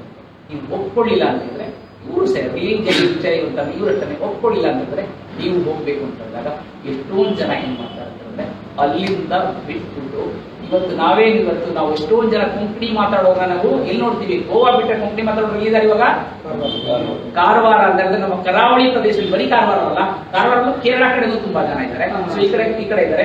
ಎಲ್ಲೆಲ್ಲಿ ಅವರು ಅಷ್ಟೇ ನದಿ ಪಾತ್ರದವರು, ನೀರಿಲ್ಲದಲ್ಲೇ ಎಲ್ಲಿ ಹೋಗಕ್ಕಾಗಲ್ಲ. ಅವರು ನೀರಿಲ್ಲದೆ ಹೇಗೆ, ನೀರಿಲ್ಲದೆ ಮೀನಿಲ್ಲ ಹಾಗೇನೆ. ಇಲ್ಲಂದ್ರೆ ಕಾರವಾರ ಮತ್ತೆ ಕರಾವಳಿ ಪ್ರದೇಶದಲ್ಲಿ ಅಲ್ಲಿಂದ ಬರೀ ಹೋಗಿಲ್ಲ. ಅವ್ರೇನ್ ಮಾಡ್ತಾರೆ ಅಂದ್ರೆ ತಮ್ಮ ದೇವಸ್ಥಾನ ಹೊಡೆಯಕ್ಕೆ ಹೋದರೆ ತಮ್ಮ ಜೊತೆ ಇರೋದ್ರಿಂದ ದೇವಸ್ಥಾನಗಳೆಲ್ಲ ದೇವರುಗಳೆಲ್ಲ ಹೊತ್ಕೊಂಡು ಹೊರಗಡೆ ಬರ್ತಾರೆ. ಸೊ ಹಾಗಾಗಿ ಅಲ್ಲಿಂದ 1600 ಶುರುವಾಗುತ್ತೆ. 1600 ಶುರುವಾಗ ಏನ್ ಮಾಡ್ತಾರೆ ಅಂತ ಹೇಳಿದ್ರೆ 1510 ಆಸುಪಾಸಲ್ಲಿ ಅವರು ಚೊರಾವ್ ಅಂತ ಒಂದು ದ್ವೀಪನ ಮಾಡ್ಕೊಳ್ತಾರೆ. ಆಮೇಲೆ ದೀವಾರ್ ಅಂತ ಇನ್ನೊಂದು ಮತ್ತೆ ದ್ವೀಪನ ವಶಪಡಿಸ್ಕೊಳ್ತಾರೆ. ವಶಪಡಿಸ್ಕೊಂಡಾದ್ಮೇಲೆ ಏನ್ ಮಾಡ್ತಾರೆ ಅಂತ ಹೇಳಿದ್ರೆ ಒಂದೊಂದೇ ದೇವಸ್ಥಾನ ನೋಡಿಕೊಂಡು ಹೋಗ್ತಾರೆ. ಮತ್ತೆ ಈ ವಿವೇಕಾನಂದರು ಆಮೇಲೆ ಹೇಳಿದ್ದಾರೆ, ವಿವೇಕಾನಂದರು ತುಂಬಾ ಚೆನ್ನಾಗಿ ಮಾತಾಡಿದ್ರು, ಒಬ್ಬ ಮತಾಂತರಿ ಆದ್ರೆ, ಒಬ್ಬ ಹಿಂದೂ ಮತಾಂತರ ಆದ್ರೆ ಅವನು ಒಂದು ಹಿಂದೂ ಕಡಿಮೆ ಅದ ಅಂತ ನೀವು ತಿಳ್ಕೋಬೇಡಿ, ಒಬ್ಬ ಹಿಂದೂ ವಿರೋಧಿ ಹೆಚ್ಚಾದ ಅಂತ. ನಮ್ಮಲ್ಲಿ ಏನಂತ ಹೇಳಿದ್ರೆ ಈ ಮತಾಂತರಗಳಾಗ್ತಾರಲ್ಲ ಅವರೇ ತೋರಿಸ್ಕೊಳ್ಳೋದು ಜಾಸ್ತಿ. ನಿಜವಾದ ನಾನು ಹಿಂದೂ ನಾನು ತೋರಿಸ್ಕೊಳ್ಳೋ ಅವಶ್ಯಕತೆ ಇಲ್ಲ. ಇವಾಗ ನಿಜವಾದ ಕ್ರಿಶ್ಚಿಯನ್ ಇರ್ತಲ್ಲ, ಅವ್ನು ಚರ್ಚಿಗೆ ಹೋಗಲ್ಲ, ನಿಜವಾದ ಮುಸ್ಲಿಂ ಅಂದ್ರೆ ಅವ್ನು ಇದಕ್ಕೆ ಹೋಗಲ್ಲ. ಆದ್ರೆ ಕನ್ವರ್ಟೆಡ್ ಆಗಿರುತ್ತಲ್ಲ ಅವ್ರು ತೋರಿಸ್ಕೋಬೇಕಲ್ಲ, ಇವ್ರು ಅಲ್ಲೂ ಇಲ್ಲ ಅಂತ. ಸೊ ಹಾಗಾಗಿ ಏನ್ ಮಾಡ್ತಾ ಇದ್ದಾರೆ, ಅವರಿಂದ ಕಿರುಕುಳ ಶುರು ಮಾಡ್ತಾರೆ. ಎಲ್ಲಿವರೆಗೂ ಅಂತ ಹೇಳಿದ್ರೆ ಯಾವ ರೀತಿ ಮಾಡ್ತಾ ಇತ್ತು ಅಂತ ಹೇಳಿದ್ರೆ ನಿಧಾನ ಮಾಡ್ತಿತ್ತು ಅಂತ ಹೇಳಿದ್ರೆ ಎಲ್ಲೋ ಹೋಗ್ತಾರೆ. ಅವತ್ತಿನ ದಿವಸ ಎಲ್ಲರಿಗೂ ಈ ತರ ಶಿಕ್ಷೆ ಇರಬೇಕಾಗಿತ್ತು. ಶಿಕ್ಷೆ ಇದ್ರೆ ಮಾತ್ರನೇ ಅವನೊಬ್ಬ ಹಿಂದೂ, ಅವನೊಬ್ಬ ಬ್ರಾಹ್ಮಣ ಅಂತ ಹಿಂದೂ ಅಂತ ಕನ್ಸಿಡರ್ ಮಾಡ್ತಿದ್ರು. ಇದೇನ್ ಮಾಡೋದು, ಹೋಗ್ತಾ ಇರೋದು ಚಕ್ಕದ ಶಿಕ್ಷೆ ಕಟ್ ಮಾಡೋದು. ನಮ್ಮವ್ರು ಏನಂತ ಹೇಳಿದ್ರೆ ಶಿಕೆ ಅಂತ ಕೂತು ಬೆಳೆಯುತ್ತಲ್ಲ ಒಬ್ಬ ನಾಳೆ ಬೆಳೆಯುತ್ತೆ ಬಿಡು ಅಂತ ಹೇಳೋದಿಲ್ಲ. ನಮ್ಮಲ್ಲಿ ಶಿಕೆ ಕತ್ತರಿಸ್ಕೊಂಡಿದ್ದ ತಕ್ಷಣ ಏನ್ ಮಾಡ್ತಾರೆ, ಧರ್ಮಭ್ರಷ್ಟ ಆದ ಅಂದ್ರೆ ಇಲ್ಲ ನೀನ್ ನಮ್ಮನೆಗೆ ಬೇಡ ಅಂತ ಕಳ್ಸಿಬಿಡೋರು. ಕಳ್ಸಿಬಿಟ್ಟಾಗ ಏನಾಗ್ತಾನೆ, ನಡ್ಗೋಡೆ ಮೇಲೆ ದೀಪ ಇಟ್ಟಾಗೆ ಈ ಕಡೆ ನಮ್ಮವ್ರು ಸೇರಿಸ್ಕೊಳ್ಳಲ್ಲ. ಇದೇನ್ ಮಾಡ್ತಿರ್ತಾರಲ್ಲಿ ಬಾ ಬಾ ಬಾ ಬಾ ಇಟ್ಕೊಂಡ ಕಾಯ್ದೆ. ಇವರು ಅಂದ್ರೆ ಇವರು ಅಷ್ಟೇನೆ ತೊಟ್ಲು ಇವರೇ ಮಗು ಇದು ಚಿಕ್ಕೆ ಕತ್ತರಿಸಿದ್ದು ಇವರೇನೆ ತರ ಸೇರಿಸ್ಕೊಡ್ದು ಬಾ ಅಂತ ಹೇಳಿದ್ರೆ ಇವ್ನು ಸೇರಿಸ್ಕೊಂಡಲ್ಲ ಇವನೇನ್ ಮಾಡ್ದ ಇವ್ನು 4 ಜನ ಇನ್ನೊಂದು ಕನ್ವರ್ಟ್ ಮಾಡಕ್ ಶುರು ಮಾಡ್ದ. ಹ್ಯಾಕ್ ಕನ್ವರ್ಟ್ ಮಾಡಕ್ ಶುರು ಮಾಡೋದು ಅಂತ ಹೇಳಿದ್ರೆ ನಮ್ಮಲ್ಲಿ ಮಾಂಸಾಹಾರ ತಿನ್ನಂಗಿಲ್ಲ ಅಲ್ವಾ. ಇವಾಗ ಇಡೀ ಅವಾಗೆಲ್ಲಾನು ಇಡೀ ಕುಡಿಯಕ್ಕೆ ಊರಲ್ಲಿ 1 2 ಸೀನಿಲ್ ಬಾವಿ ಇರ್ತಾ ಇತ್ತು. ಇವ್ರೇನ್ ಮಾಡೋದು ಅಂತ ಹೇಳಿದ್ರೆ ಆ ಸೀನಿಲ್ ಬಾವಿಲಿ ತಗೊಂಡೋಗಿ ಯಾವ್ದೊಂದು ಹಂದಿ ಮಾಂಸನೋ ಅದರ ಮಾಂಸನ ಹಾಕೊಂಡ್ಬಿಡೋದು, ಅಲ್ಲ ಬ್ರೆಡ್ ಚೂರು ಹಾಕೊಂಡು ಎಲ್ಲ ಎಂಜಿನ್ ಹಾಕೊಂಡು ಗೊತ್ತಿಲ್ಲ. ಬೆಳಗ್ಗೆ ಎದ್ದು ಹೋಗಿ ನೀರು ಸೇರ್ಕೊಳ್ತಾರೆ. ನೀರು ಸೇರ್ಕೊಂಡಿದ ತಕ್ಷಣ ನೀರು ಸೇರ್ಕೊಂಡು ನೀರು ಹಿಡ್ಕೊಂಡು ಹೋಗಿದ್ರೆ ಯಾವಾಗ ಯಾರಿಗೋಗ್ಬಿಟ್ಟು ಸಿಕ್ಬಿಡುತ್ತೆ. ಅಯ್ಯೋ ಸಿಕ್ಬಿಡ್ತಾರೆ ಅಂತ ಹೇಳಿದ್ರೆ ಇವರು ಅಲ್ಲಿ ಟ್ಯಾಕ್ಟ್ ಇರ್ತಾರೆ. ಇದಕ್ಕೋಸ್ಕರ ನೋಡಿ ಇವರು ಹಂದಿ ಮಾಂಸ ತಿನ್ಬಿಟ್ರು, ಇವರು ನೀರು ಕೊಟ್ಬಿಟ್ರು ಅಂತ ತಕ್ಷಣ ನಮ್ಮವ್ರು ಏನ್ ಮಾಡ್ತಾರೆ ಅಂತ ಹೇಳ್ತಾರೆ, ಅರಪ್ಪ ನಮ್ಮಲ್ಲಿ ಅವತ್ತು ಇದಿತ್ತು ಪವಿತ್ರ ಇತ್ತು ಹಾಕೊಂಡ್ರೆ ಪವಿತ್ರ ಮಾಡಿಸಿ ತಗೊಳ್ಬೋದಾಯ್ತು, ಗೋಮೂತ್ರ ಕುಡಿಸ್ಬಿಟ್ಟು ಅದೇ ಅಂತಂದ್ರೆ ನಮ್ಮವರು ಮೌಢ್ಯತೆನ ಹಾಗೆ ಇತ್ತು. ಅವ್ರೇನ್ ಮಾಡಿದ್ರು, ಇಲ್ಲ ನೀವು ಧರ್ಮಭ್ರಷ್ಟ ಆಗೋದು, ಧರ್ಮಭ್ರಷ್ಟ ಆದಾಗ ಬನ್ನಿ ಅಂತ ಸೇರ್ಕೊಂಡು ಎಲ್ಲಿವರೆಗೂ ತಗೊಂಬಂದ್ರು ಅಂತ ಹೇಳಿದ್ರೆ ಕನ್ವರ್ಟೆಡ್ ಎಷ್ಟು ಜನ ಕನ್ವರ್ಟ್ ಮಾಡ್ಕೊಳ್ತಾ ಬಂದ್ರು ಅಂತ ಹೇಳಿದ್ರೆ ಕನ್ವರ್ಟ್ ಮಾಡಿದವ್ರಿಗೇನೆ ಇವಾಗ ನಾವು ಸೆಂಟ್ ಅಲಾಯ್ಸಿಸ್, ಸೆಂಟ್ ಫಿನೋಮಿನಾ, ಸೆಂಟ್ ಅಂತ ಹೇಳ್ತಿರಲ್ಲ, ಈ ಸೆಂಟ್ ಕಾಲೇಜ್ಗಳೆಲ್ಲ ಮಾಡಿದ್ರಲ್ಲ, ಕಾಲೇಜ್ಗಳೆಲ್ಲ ಮಾಡಿದ್ವಿ. ಇವತ್ತು ಶಿಕ್ಷಣ ಸಂಸ್ಥೆ ಇವತ್ತೆಲ್ಲ ಹೇಳ್ಬೇಕಿಲ್ಲ ಅಂತಂದ್ರೆ ಕ್ರಿಶ್ಚಿಯನ್ರು ಬರ್ಲಿಲ್ಲ ಅಂತ ಹೇಳಿದ್ರೆ ನಮಗೆ ಶಿಕ್ಷಣನೇ ಸಿಗ್ತಾ ಇರಲಿಲ್ಲ, ಕ್ರಿಶ್ಚಿಯನ್ರು ಬರ್ಲಿಲ್ಲ ಅಂದ್ರೆ ನಮಗೆ ವೈದ್ಯಕೀಯ ಸೌಲಭ್ಯಗಳೇ ಸಿಗ್ತಾ ಇರಲಿಲ್ಲ ಅಂತ ಹೇಳ್ತಾರಲ್ಲ. ಖಂಡಿತವಾಗ್ಲೂ ಅವ್ರು ಏನೇನು ಇದು ಸೆಂಟ್ ಅಲಾಯ್ಸಿಸ್, ಸೆಂಟ್ ಎಲ್ಲ ಓದ್ತಿರಲ್ಲ ಸ್ಕೂಲ್ಗಳೆಲ್ಲನೋ ಅದ್ಯಾವ ಸ್ಕೂಲ್ಗಳನ್ನು ಅವ್ರ ಶಿಕ್ಷಣಕ್ಕೋಸ್ಕರ ಮಾಡಿದ್ದಲ್ಲ. ಅವ್ರ ಶಿಕ್ಷಣಕ್ಕೆ ಅಂತ ಹೇಳಿದ್ರೆ ಯಾರ್ಯಾರು ಹಿಂದೂ ಧರ್ಮದಿಂದ ಕ್ರಿಶ್ಚಿಯನ್ ಧರ್ಮಕ್ಕೆ ಕನ್ವರ್ಟ್ ಆದ್ರೋ ಅವರಿಗೆ ಆ ಕ್ರಿಶ್ಚಿಯನ್ ಧರ್ಮದ ಏನು ಪರಿಪಾಠಗಳು ಇರುತ್ತಲ್ಲ ಅದೆಲ್ಲ ಕಲಿಸ್ಕೊಡಕ್ಕೋಸ್ಕರ ಶುರುವಾಗಿದ್ದು. ಅದಾದ್ಮೇಲೆ ಸ್ಕೂಲ್ ಆಯ್ತು ಹೊರತು ಅದು ನಿಜವಾದ ಮಾಡ್ಕೊಡೋದಕ್ಕೆಲ್ಲ. ನಾವಂತಂದ್ರೆ ನಮ್ಗೆ ಗೊತ್ತಿಲ್ಲ ಅದನ್ನ ಹಾಗೆ ಮಾಡ್ತೀವಿ. ಎಲ್ಲಿ ಹೋಗ್ತೀರಾ ನಿಮ್ಮ ಮಕ್ಕಳು ಅಂತ ಹೇಳಿದ್ರೆ ಸೆಂಟ್ ಫಿಲೋಮಿನಾ ಓದ್ತಾ ಇದ್ವಿ, ಸೆಂಟ್ ಅಲಾಯ್ಸಿಸ್ ಹೋಗ್ತಿದ್ವಿ, ಅಲ್ಲಿ ಹೋಗ್ತಿದ್ದೀನಿ ಅಂತ ಹೇಳ್ತಾರೆ. ಅದು ನಿಜವಾಗ್ಲೂ ಓದ್ಬೇಕಿದ್ರೆ ನಿಜವಾಗ್ಲೂ ಇವತ್ತಿನ ಅರ್ಥ ಆಗುತ್ತಾ ಅಂತ ನಿಮ್ಗೆ ಏನಿರುತ್ತೆ ಅಲ್ಲಿ ಸೇರಿಸೋದಕ್ಕೆ ನಿಮಗೆ ಇಷ್ಟ ಬರೋದಿಲ್ಲ. ಅವರೆಲ್ಲ ಅದೆಲ್ಲಾನು ನಮ್ಮನ್ನ ಕನ್ವರ್ಟ್ ಮಾಡ್ಕೊಳ್ಳೋಕ್ಕೋಸ್ಕರ ಉಪಯೋಗಿಸ್ಕೊಂಡಿದ್ರು. ಇವಿಷ್ಟು ಒಂದು ಸೈಲೆಂಟ್ ಆಗಿ ಆಗ್ತಾ ಬರ್ತಾ ಇತ್ತು. ಒಂಥರ ಸೈಲೆಂಟ್ ಆಗಿ ಆಗ್ತಾ ಬರ್ತಾ ಇತ್ತು. ಎರಡನೇ ಹಂತ ಇದೆಯಲ್ಲ ಅದನ್ನ ಕೇಳ್ಬಿಟ್ರೆ ನಿಮ್ಗೆ ನಿಜವಾಗ್ಲೂ ನಿಮ್ಮ ಮೈಯೆಲ್ಲ ರಕ್ತ ಕುದಿಯುತ್ತೆ. ಅದೇನಂತ ಹೇಳಿದ್ರೆ ಇವತ್ತು ನೀವು ಇಲ್ಲಿಂದ ಹೋಯ್ತು ಅಂತ ಹೇಳಿದ್ರೆ ಒಂದು ಸೆಂಟ್ ಝೇವಿಯರ್ ಚರ್ಚ್ ಅಂತ ಇರುತ್ತೆ.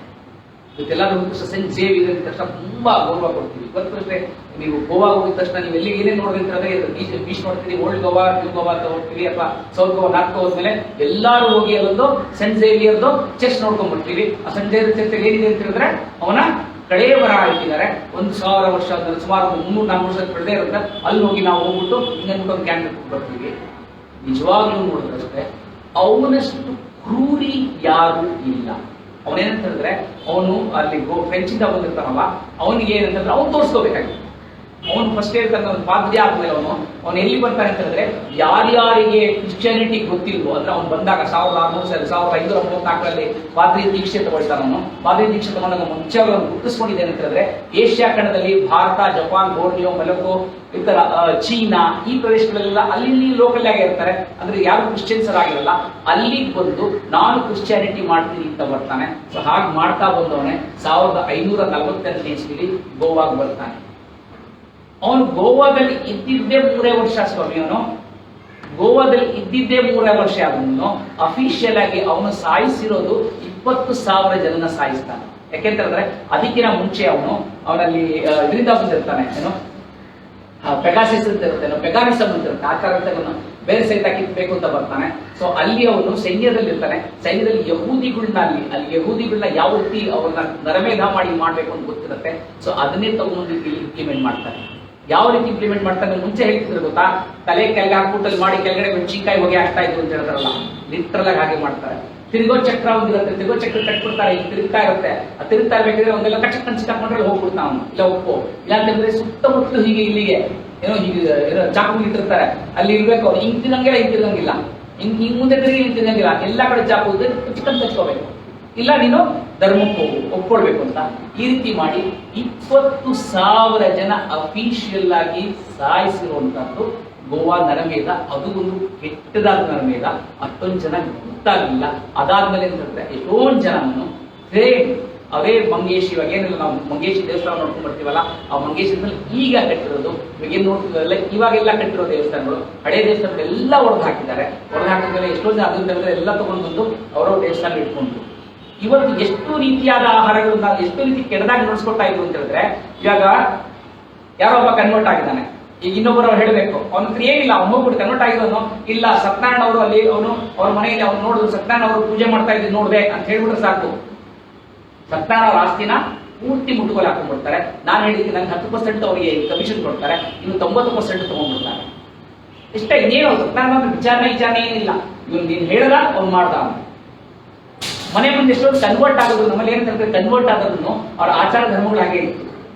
ಅವರು ಬದಲಾವಣೆ ಬಟ್ಟೆಗಳನ್ನ ಚೇಂಜ್ ಮಾಡಬೇಕು ಅಂತ ಹೇಳಿದ್ರು. ನಮ್ಮಲ್ಲಿ ಏನು ಅನ್ನ ಮಾಡ್ಬೇಕಂದ್ರೆ ಉಪ್ಪು ಹಾಕ್ತಿರ್ಲಿಲ್ಲ.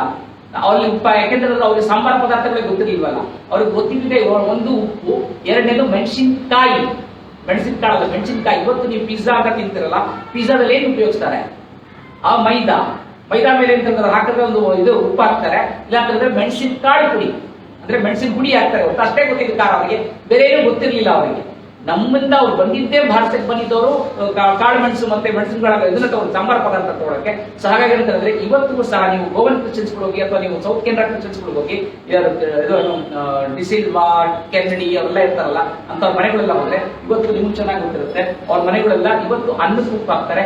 ಹಿಂದೂಗಳು ಯಾರು ಅನ್ನಕ್ಕೆ ಉಪ್ಪು ಹಾಕಲ್ಲ, ಅಂತವ್ರ ಮನೇಲಿ ಅನ್ನಕ್ಕೆ ಉಪ್ಪು ಹಾಕ್ಲೇಬೇಕಾಗಿತ್ತು. ಯಾರ ಮನೇಲಿ ಅನ್ನಕ್ಕೆ ಉಪ್ಪು ಹಾಕಿಲ್ಲ, ಇವ್ ಮನೆಗೆ ಹೋಗಿದ್ವಿ ಊಟಕ್ಕೆ ಹೋಗಿದ್ವಿ, ಅವ್ರ ಮನೇಲಿ ಅನ್ನಕ್ಕೆ ಉಪ್ಪು ಹಾಕಿಲ್ಲ ಅಂದ್ರೆ ಸಾಕು, ಅವ್ರನ್ನ ತಗೊಂಡೋಗಿ ಅವ್ರ ಆಸ್ತಿ ಬಿಟ್ಕೋಲ್ ಹಾಕು, ಅವನ್ನ ಸಾಯಿಸು. ಇಷ್ಟು ರೀತಿ ಕೆಳದಾಗ ಮಾಡ್ತಾರೆ. ಇವತ್ತು ನೀವು ನೋಡಿ ಗೋವಾದಲ್ಲಿ ಜನರಲ್ಲೋ ಇದ್ದಾರೆ, ಆಮೇಲೆ ಅಸ್ಸಾಂ ಕಾಮನ್ ನೋಡಿ ಈ ತರದಲ್ಲ ಅಂತಂದ್ರೆ ಅವರು ಕ್ರಿಶ್ಚಿಯನ್ ಆಗಿರ್ಬೋದು, ಆದ್ರೂ ತಮ್ಮ ಹಿಂದೂ ತರದ ಹಂಗೆ ಉಳಿಸ್ಕೊಂಡಿದ್ದಾರೆ. ಇವತ್ತು ಅವ್ರ ಮನೇಲಿ ಮನೆ ಮುಂಜಿರಿ ಮದುವೆಗಳೆಲ್ಲ ಶುಭ ಸಮಾರಂಭಗಳು ಆಗ್ಬೇಕು ಅಂತ ಹೇಳಿದ್ರೆ ಇವತ್ತು ಗೋವಾಗ ಹೋಗ್ತಾರೆ. ಅವ್ರಿಗೆ ಗೊತ್ತಿದೆ ಯಾವ್ದೋ ಅವ್ರ ಮನೆ ದೇವರು ಅಂತ, ಅಲ್ಲಿ ಹೋಗಿ ನಮಸ್ಕಾರ ಮಾಡ್ಕೊಂಡು ಬರ್ತಾರೆ. ಆದ್ರೆ ಹೊರಗಡೆ ಪ್ರಪಂಚಕ್ಕೆ ಅವರು ಕ್ರಿಶ್ಚಿಯನ್ ಕನ್ವರ್ಟ್ ಆಗೋಗಿದ್ದಾರೆ, ಹೊರಗಡೆ ಪ್ರಪಂಚಕ್ಕಿದ್ದಾರೆ. ಸೊ ಹಾಗಾಗಿ ಅಲ್ಲೂ ಸಹ ನಾವು ಬರೀ ನರಮೇಧ ಅಂತ ಹೇಳಿದ್ರೆ ಯಾವುದೋ ಒಂದು ಧರ್ಮಕ್ಕೆ ಸೀಮಿತ ಅಲ್ಲ, ಒಂದೇ ಧರ್ಮ ಅಲ್ಲ ಮಾಡಿದ್ದು. ಕಾಶ್ಮೀರದಲ್ಲಿ ಒಂದೇ ಅಲ್ಲ, ಇಲ್ಲಿ ಗೋವಾದಲ್ಲಿ ನರಮೇಧ ಆಗಿತ್ತು. ಈ ಎರಡು ಧರ್ಮದ ಒಂದು ಪಟ್ಟಾ ಮಜಾರ್ ನೋಡಿದೆ, ಇನ್ನೊಂದು ಹೇಳಿದೆ, ಇನ್ನೊಂದು ಇಲ್ಲಿ ನಾನು ಸೆಂಟ್ ಸೇವಿಯರ್ ನೋಡಿದೆ. ಎರಡು 1414ನೇ ಶತಮಾನ, 15ನೇ ಶತಮಾನ, 16ನೇ ಶತಮಾನ ನೋಡಿದ್ರೆ, ಇಲ್ಲೊಂದು ನಾವು ಇಲ್ಲೂ 15ನೇ ಶತಮಾನದಲ್ಲಿ ಒಂದು ಮುಸಲ್ಮಾನರು ನೋಡಿದ್ವಿ, ಒಂದು ಕ್ರಿಶ್ಚಿಯನ್ ನೋಡಿದ್ವಿ ಅಂತ ಹೇಳಿದ್ರೆ, ಎರಡನೇ ಕಾಲಘಟ್ಟದಲ್ಲಿ ನಾವಾಗಿ ನಾವೇ ನೋಡಿದ್ವಿ ಅಂತ ಹೇಳಿದ್ರೆ, ಮೂರನೇದು ಅಂತ ಹೇಳಿದ್ರೆ ನಮ್ಮಲ್ಲಿ ಸಿಖ್ಖರ ನರಮೇಧ. ಸಿಖ್ಖರ ನರಮೇಧ ಏನಾಗುತ್ತೆ ಅಂತ ಹೇಳಿದ್ರೆ ಅದು ನಮಗೆ ಚೆನ್ನಾಗಿ ನನ್ನ ಕಾಲಘಟ್ಟದಲ್ಲಿ ನನಗೇ ಗೊತ್ತಿರುವಂತದ್ದು, ನಾನೇ ಓದಿರುವಂತದ್ದು ನೋಡಿರೋದು ಅಂತ ಹೇಳಿದ್ರೆ 1980ನೇ ಇಸ್ವಿ, 80ನೇ ಕಾಲಘಟ್ಟದಲ್ಲಿ ಅಂತ ಹೇಳಿದ್ರೆ ಅವಾಗ ಅಲ್ಲಿವರೆಗೂ ಬರೀ ಕಾಂಗ್ರೆಸ್ ಅಧಿಕಾರ ಇರುತ್ತೆ. ಎಲ್ಲ ಇದರಲ್ಲಿ ಏನೋ ಪಂಜಾಬ್ ಅಲ್ಲಿ ಕಾಂಗ್ರೆಸ್ ಇರುತ್ತೆ, ಎಲ್ಲರೂ ಕಾಂಗ್ರೆಸ್ ಇದೆ. ಆಲ್ಮೋಸ್ಟ್ ನೀವು 1970-75ನೇ ಇಸ್ವಿವರೆಗೂ 77ನೇ ಇಸ್ವಿವರೆಗೂ ನಿಮಗೆ ಬರೀ ಕಾಂಗ್ರೆಸ್, ಯಾವುದೇ ಇಡೀ ಪ್ರಪಂಚ ಇಡೀ ಭಾರತದಲ್ಲಿ ನೋಡಿದ್ರೆ ಎಲ್ಲ ಕಡೆ ಕಾಂಗ್ರೆಸ್ ಇರ್ತಿತ್ತು. ಅದಾದ್ಮೇಲೆ ಯಾವಾಗ ನಿರ್ತ ಆಗಿದೆ ಅಂತಂದ್ರೆ ಅಲ್ಲೂ ಒಂದು ಅಕಾಲಿ ದಳ ಶುರುವಾಗುತ್ತೆ. ಅಕಾಲಿ ದಳ ಶುರುವಾಗುತ್ತೆ, ಸ್ವಲ್ಪ ನಿಧಾನವಾಗಿ ಅವರು ತಿಳ್ಕೊಂಡಾಗ ಏನ್ ಮಾಡ್ತಂದ್ರೆ ಇವರಿಗೆ ಇವರು ಏನೋ ಕಾಂಗ್ರೆಸ್ ಅವ್ರಿಗೊಂದು ಅಳಕಾಗುತ್ತೆ. ಇವನು ಹೇಗಾದ್ರೂ ಮಟ್ಟ ಹಾಕ್ಬೇಕಂದ್ರೆ ಮುಳ್ಳೆ ತೆಗಿಬೇಕು ಅಂತ ಏನ್ ಮಾಡ್ತಾರೆ ಅಂತಂದ್ರೆ ಅಕಾಲಿ ದಳದಲ್ಲಿ ಅವ್ರು ಪರವಾಗಿರ್ತಾನೆ ಅಂತ ಅನ್ನೋದು ಹೋಗುವಾಗ ಬಿಂದ್ರನ್ ವಾಲೆ ಅಂತ ಒಬ್ಬ ಇರ್ತಾನೆ. ಅವನೆಂತ ಬಿಂದನ್ ವಾಲೆ ನಮ್ಮಲ್ಲಿ ಪೂಜಾರಿ ಅಂತ ಇರ್ತೀವಲ್ಲ, ನಮ್ಮಲ್ಲಿ ಪೂಜೆ ಮಾಡ್ತಾರೆ ಆ ತರ ಅವನಲ್ಲಿ ಅವರ ಇದರಲ್ಲಿ ಅದು ಆ ಗುರುದ್ವಾರಲ್ಲಿ ಅವನು ಒಬ್ಬ ಪೂಜಾರಿ ತರ ಪೂಜೆ ಮಾಡೋಣ ಅವನೇ ಮಾಡ್ತಾನೆ. ಅವನೇನ್ ಮಾಡ್ತಾನೆ, ಕರ್ಕೊಂಡ್ಬಂದು ಇದೇ ಬಿಂದ್ರನ್ ವಾಲೆನ ಇಂದಿರಾ ಗಾಂಧಿ ಅವತ್ತು ಪ್ರಧಾನಮಂತ್ರಿ ಇಂದಿರಾ ಗಾಂಧಿ ಇರ್ತಾರಲ್ಲ ಅವರೇ ಬೆಳೆಸಿರ್ತಾರೆ. ಅಂದ್ರೆ ಅವನಿಗೆ ಏನೇನು ಬೇಕು ಎಲ್ಲ ಕೊಟ್ಟು ಅವನ್ನ ಬೆಳೆಸ್ತಾನೆ. ಯಾವಾಗ ಸರ್ಕಾರ ನಮ್ಮ ಪರವಾಗಿದೆ ಅಂದ್ರೆ ಯಾರೊಬ್ಬ ಶಕ್ತಿವಂತ, ಇವಾಗ ನಾನು ಹೋಗ್ಬಿಟ್ಟು ಇವಾಗ ಮೋಹನನ್ನ ಹೊಡೆಯುತ್ತಿಲ್ಲ, ನಾನು ಹೊಡೆಯಕ್ಕಾಗಲ್ಲ. ಯಾಕೆಂದ್ರೆ ಅವ್ನ ಪರ್ಸನಾಲಿಟಿ ಹೆಂಗಿದೆ, ನನ್ನ ಪರ್ಸನಾಲಿಟಿ ಹೆಂಗಿದೆ. ಅದೇ ನನ್ನ ಜೊತೆ ಇನ್ಯಾರೋ 4 ಜನ ನಿಂತ್ಕೊಂಡಿದ್ದಾರೆ ಅಂತಂದ್ರೆ ಹೋಗೋ ನಾನು ಹೋಗೋ ಬರೋ ಅಂತ ಹೇಳಿದಾಗ ಏನ್ ಮಾಡ್ತೀನಿ ನಾನು, ಯಾಕೆಂದ್ರೆ ನಾನು ನೋಡ್ತೀನಿ ಹಿಂದೆ ಇದ್ದಾರೆ ಅಂತ ಹೋಗಿ ಹೊಡೆದ್ಬಿಡ್ಬಾರ್ದು. ಈಗ ನಿಮ್ಗೆ ಇನ್ನೂ ಚೆನ್ನಾಗಿರ್ಬೇಕು ಅಂತ ಹೇಳಿದ್ರೆ ವಾಲಿ ಮತ್ತೆ ಸುಗ್ರೀವ ಹೋಗಿ ವಾಲಿ ಹತ್ರ ಓಡಿಸ್ಕೊಂಡ್ ಬರ್ತಾ ಇದ್ದ.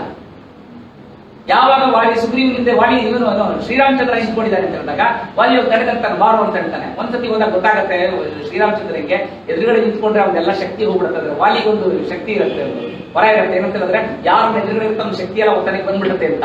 ಆವಾಗ ರಾಮನಿಗೆ ಗೊತ್ತಾಗತ್ತೆ. ಅದಕ್ಕೋಸ್ಕರ ರಾಮ ಏನ್ ಮಾಡ್ತಾನೆ, ಒಂದ್ಸತಿ ಒಡ್ಸ್ಕೊಂಡ್ಬಂದ್ಬಿಡ್ತಾನೆ. ಒಡ್ಸ್ಕೊಂಡ್ಬಂದ್ಮೇಲೆ ಸುಗ್ರೀವ ಒಡ್ಸ್ಕೊಂಡ್ಬಂದ್ಮೇಲೆ ನೀನು ಮಾಡ್ಲೇ ಇಲ್ಲವಲ್ಲ, ಇಲ್ಲ ನೋಡು ಈ ತರ ಶಕ್ತಿ ಹೋಗ್ಬಿಡುತ್ತೆ ಅಂದಾಗ ಅವಾಗ ಏನ್ ಮಾಡ್ತಾನೆ, ನೀನ್ ಹೋಗಿ ತೊಡೆ ತಟ್ಟು ನಾನು ಸೈಡಲ್ಲಿ ಇರ್ತೀನಿ ಆಮೇಲೆ ಹೊಡಿತೀನಿ ಅಂತಾರಲ್ಲ. ಸೊ ಹಾಗೆ ಇಲ್ಲೂ ಏನ್ ಮಾಡ್ತಾರೆ ಅಂತಂದ್ರೆ ಅವ್ರವ್ರನ್ನೇ ಕರ್ಕೊಂಡ್ ಬರ್ಬೇಕು. ರಾಮ ಹೋಗಿ ವಾಲಿನ ಹೊಡ್ಬೇಕಿದ್ರೆ ಅವ್ರ ತಮ್ಮನೇ ಕಳೆದ. ಇಲ್ಲೂ ಹಾಗೇನ್ ಮಾಡ್ತಾನೆ, ಸಿಖ್ರನ್ನ ಅಲ್ಲಿ ಅಕಾಲಿ ದಳನ ಹಾಳು ಮಾಡ್ಬೇಕು, ಅವನ ಮಾಡ್ಬೇಕಂದ್ರೆ ಸಿಖ್ರನ್ನೇ ಏನಾದ್ರು ಮಾಡ್ಬೇಕು ಅಂತೇಳಿ ಇದನ್ನ ವಾಲಿನ ತಗೊಂಡ್ ಬರ್ತಾನೆ. ಯಾವಾಗ ಭಿಂದನ್ವಾಲೆಗೆ ಅವತ್ತಿನ ಪ್ರಧಾನಮಂತ್ರಿ ತನ್ನ ಹಿಂದೆ ಇದ್ದಾರೆ ಅಂತ ಹೇಳಿದಾಗ ಏನ್ ಬೇಕಾದ್ರೂ ಮಾಡ್ಬೇಕು, ಮೊದಲು ಅವನು ಕಾಂಗ್ರೆಸ್ ತರನೇ ಮಾಡಕ್ ಹೋಗ್ತಾನೆ. ಅದಾದ್ಮೇಲೆ ಅವ್ನಿಗೆ ಏನಾಗುತ್ತೆ ಅಂದ್ರೆ ಶಕ್ತಿ ಜಾಸ್ತಿ ಬಂದಾಗ ಅದೇ ತಕ್ಕನಾಗ ಅವನಿಗೆ ಖಲಿಸ್ತಾನ್ವಾದಿಗಳು ಅಂದ್ರೆ ಖಲಿಸ್ತಾನ್ವಾದಿಗಳು ಅಂದ್ರೆ ಅವಾಗ ಕೇರಳದಲ್ಲಿ ಇರ್ತಾರಲ್ಲ, ಇವತ್ತು ಅಷ್ಟೇ ಅವರೇನೇನು ಮಾಡ್ತಾ ಇರೋದು. ಇವತ್ತು ನಾವು ಸಿಎದಲ್ಲಿ ನೋಡಿದ್ವಲ್ಲ, ಸಿಎದಲ್ಲಿ ನೋಡ್ತಾ ಇರೋದ್ರಲ್ಲಿ ಅಲ್ಲಿಗೆ ಅದು ರೈತರ ಹೆಸರಿನಲ್ಲಿ ಸೋದು ಅಂತ ಹೇಳಿದ್ರು, ಅದು ರೈತರ ಹೆಸರಲ್ಲಿ ಕೂಗಿದ್ದಲ್ಲಿ ಖಲಿಸ್ತಾನ್ ಪರವಾಗಿ ಕೂಗಿದ್ದು. ಹಾಗಾಗಿ ಅಂದ್ರೆ ಅವತ್ತು ಸಹ 1983, 84 ಅವತ್ತು ಅದೇ ಇರ್ತೇನೆ. ಆಗ ಅವನ ಅಟ್ಟಹಾಸ ಎಷ್ಟಾಗತ್ತೆ ಅಂತ ಹೇಳಿದ್ರೆ ಅವನದೇ ಒಂದು ಪ್ಯಾರಲಲ್ ಸರ್ಕಾರ ಮಾಡ್ಕೊಳ್ಳುವಷ್ಟು ಒಂದು ಹೋಗ್ಬಿಡ್ತಾನೆ. ಯಾವಾಗ ಅವನು ಪ್ಯಾರಲಲ್ ಆಗಿ ಒಂದೇ ಸರ್ಕಾರ ಮಾಡ್ಕೊಳಕ್ಕೆ ಹೋದ ಅಂದಾಗ ಇವರಿಗೆ ಮಗ್ಲಲ್ಲಿ ಮುಳ್ಳಾಗ್ತಾ ಇದ್ದಾರೆ ಅಂದಾಗ 1983ನೇ ಇಸ್ವಿಯಲ್ಲಿ ಆಪರೇಷನ್ ಬ್ಲೂ ಸ್ಟಾರ್ ಅಂತ ಒಂದು ಶುರು ಮಾಡ್ತಾರೆ. ಆಪರೇಷನ್ ಬ್ಲೂ ಸ್ಟಾರ್ ಅಂತ ಹೇಳಿದ್ರೆ ಅವನು ಅಮೃತ್ಸರ, ಇವತ್ತು ನಾವು ಏನು ಹೋಗಿ ಅಮೃತ್ಸರದಲ್ಲಿ ಹೋಗಿ ನಾವು ನಮಸ್ಕಾರ ಮಾಡ್ಕೊಡ್ತೀವಿ, ಸಿಖ್ಖರ ಸ್ವರ್ಣ ಮಂದಿರ ಇರ್ತದಲ್ಲ, ಇಡೀ ಸ್ವರ್ಣ ಮಂದಿರವನ್ನೇ ಅವನೊಂದು ಶಸ್ತ್ರಾಗಾರ ಮಾಡಿಬಿಟ್ಟಿರ್ತಾನೆ. ಇಡೀ ಶಸ್ತ್ರಾಗಾರ ಹೇಗೆ ಅಂತ ಹೇಳಿದ್ರೆ ಎಲ್ಲಾ ರೀತಿ ಏನು ಆವತ್ತಿನ ದಿವಸ ಆಧುನಿಕ ಶಸ್ತ್ರಗಳು ಏನೇನು ಬೇಕು, ಏನೇನು ಸಿಗುತ್ತೋ ಅದೆಲ್ಲ ತಂದಿಟ್ಕೊಂಡಿರ್ತಾರೆ. ಗೊತ್ತಾಗಿ ಸುಮಾರು ಒಂದು 15-20 ದಿವಸಗಳು ಅದಕ್ಕೆ ಒಂದು ದೊಡ್ಡದಾದ ನಮ್ಮಲ್ಲೇ ಒಂದು ದೊಡ್ಡದಾದ ಫೈಟ್ ಆಗಿ ಅಲ್ಲಿ ಅವನ್ನ ಸಾಯಿಸ್ತಾರೆ. ಸಾಯಿಸಿದ ಮೇಲೆ ಸುಮಾರು ದಿವಸಗಳು ಅದು ನಡೀತಾ ಇರುತ್ತೆ.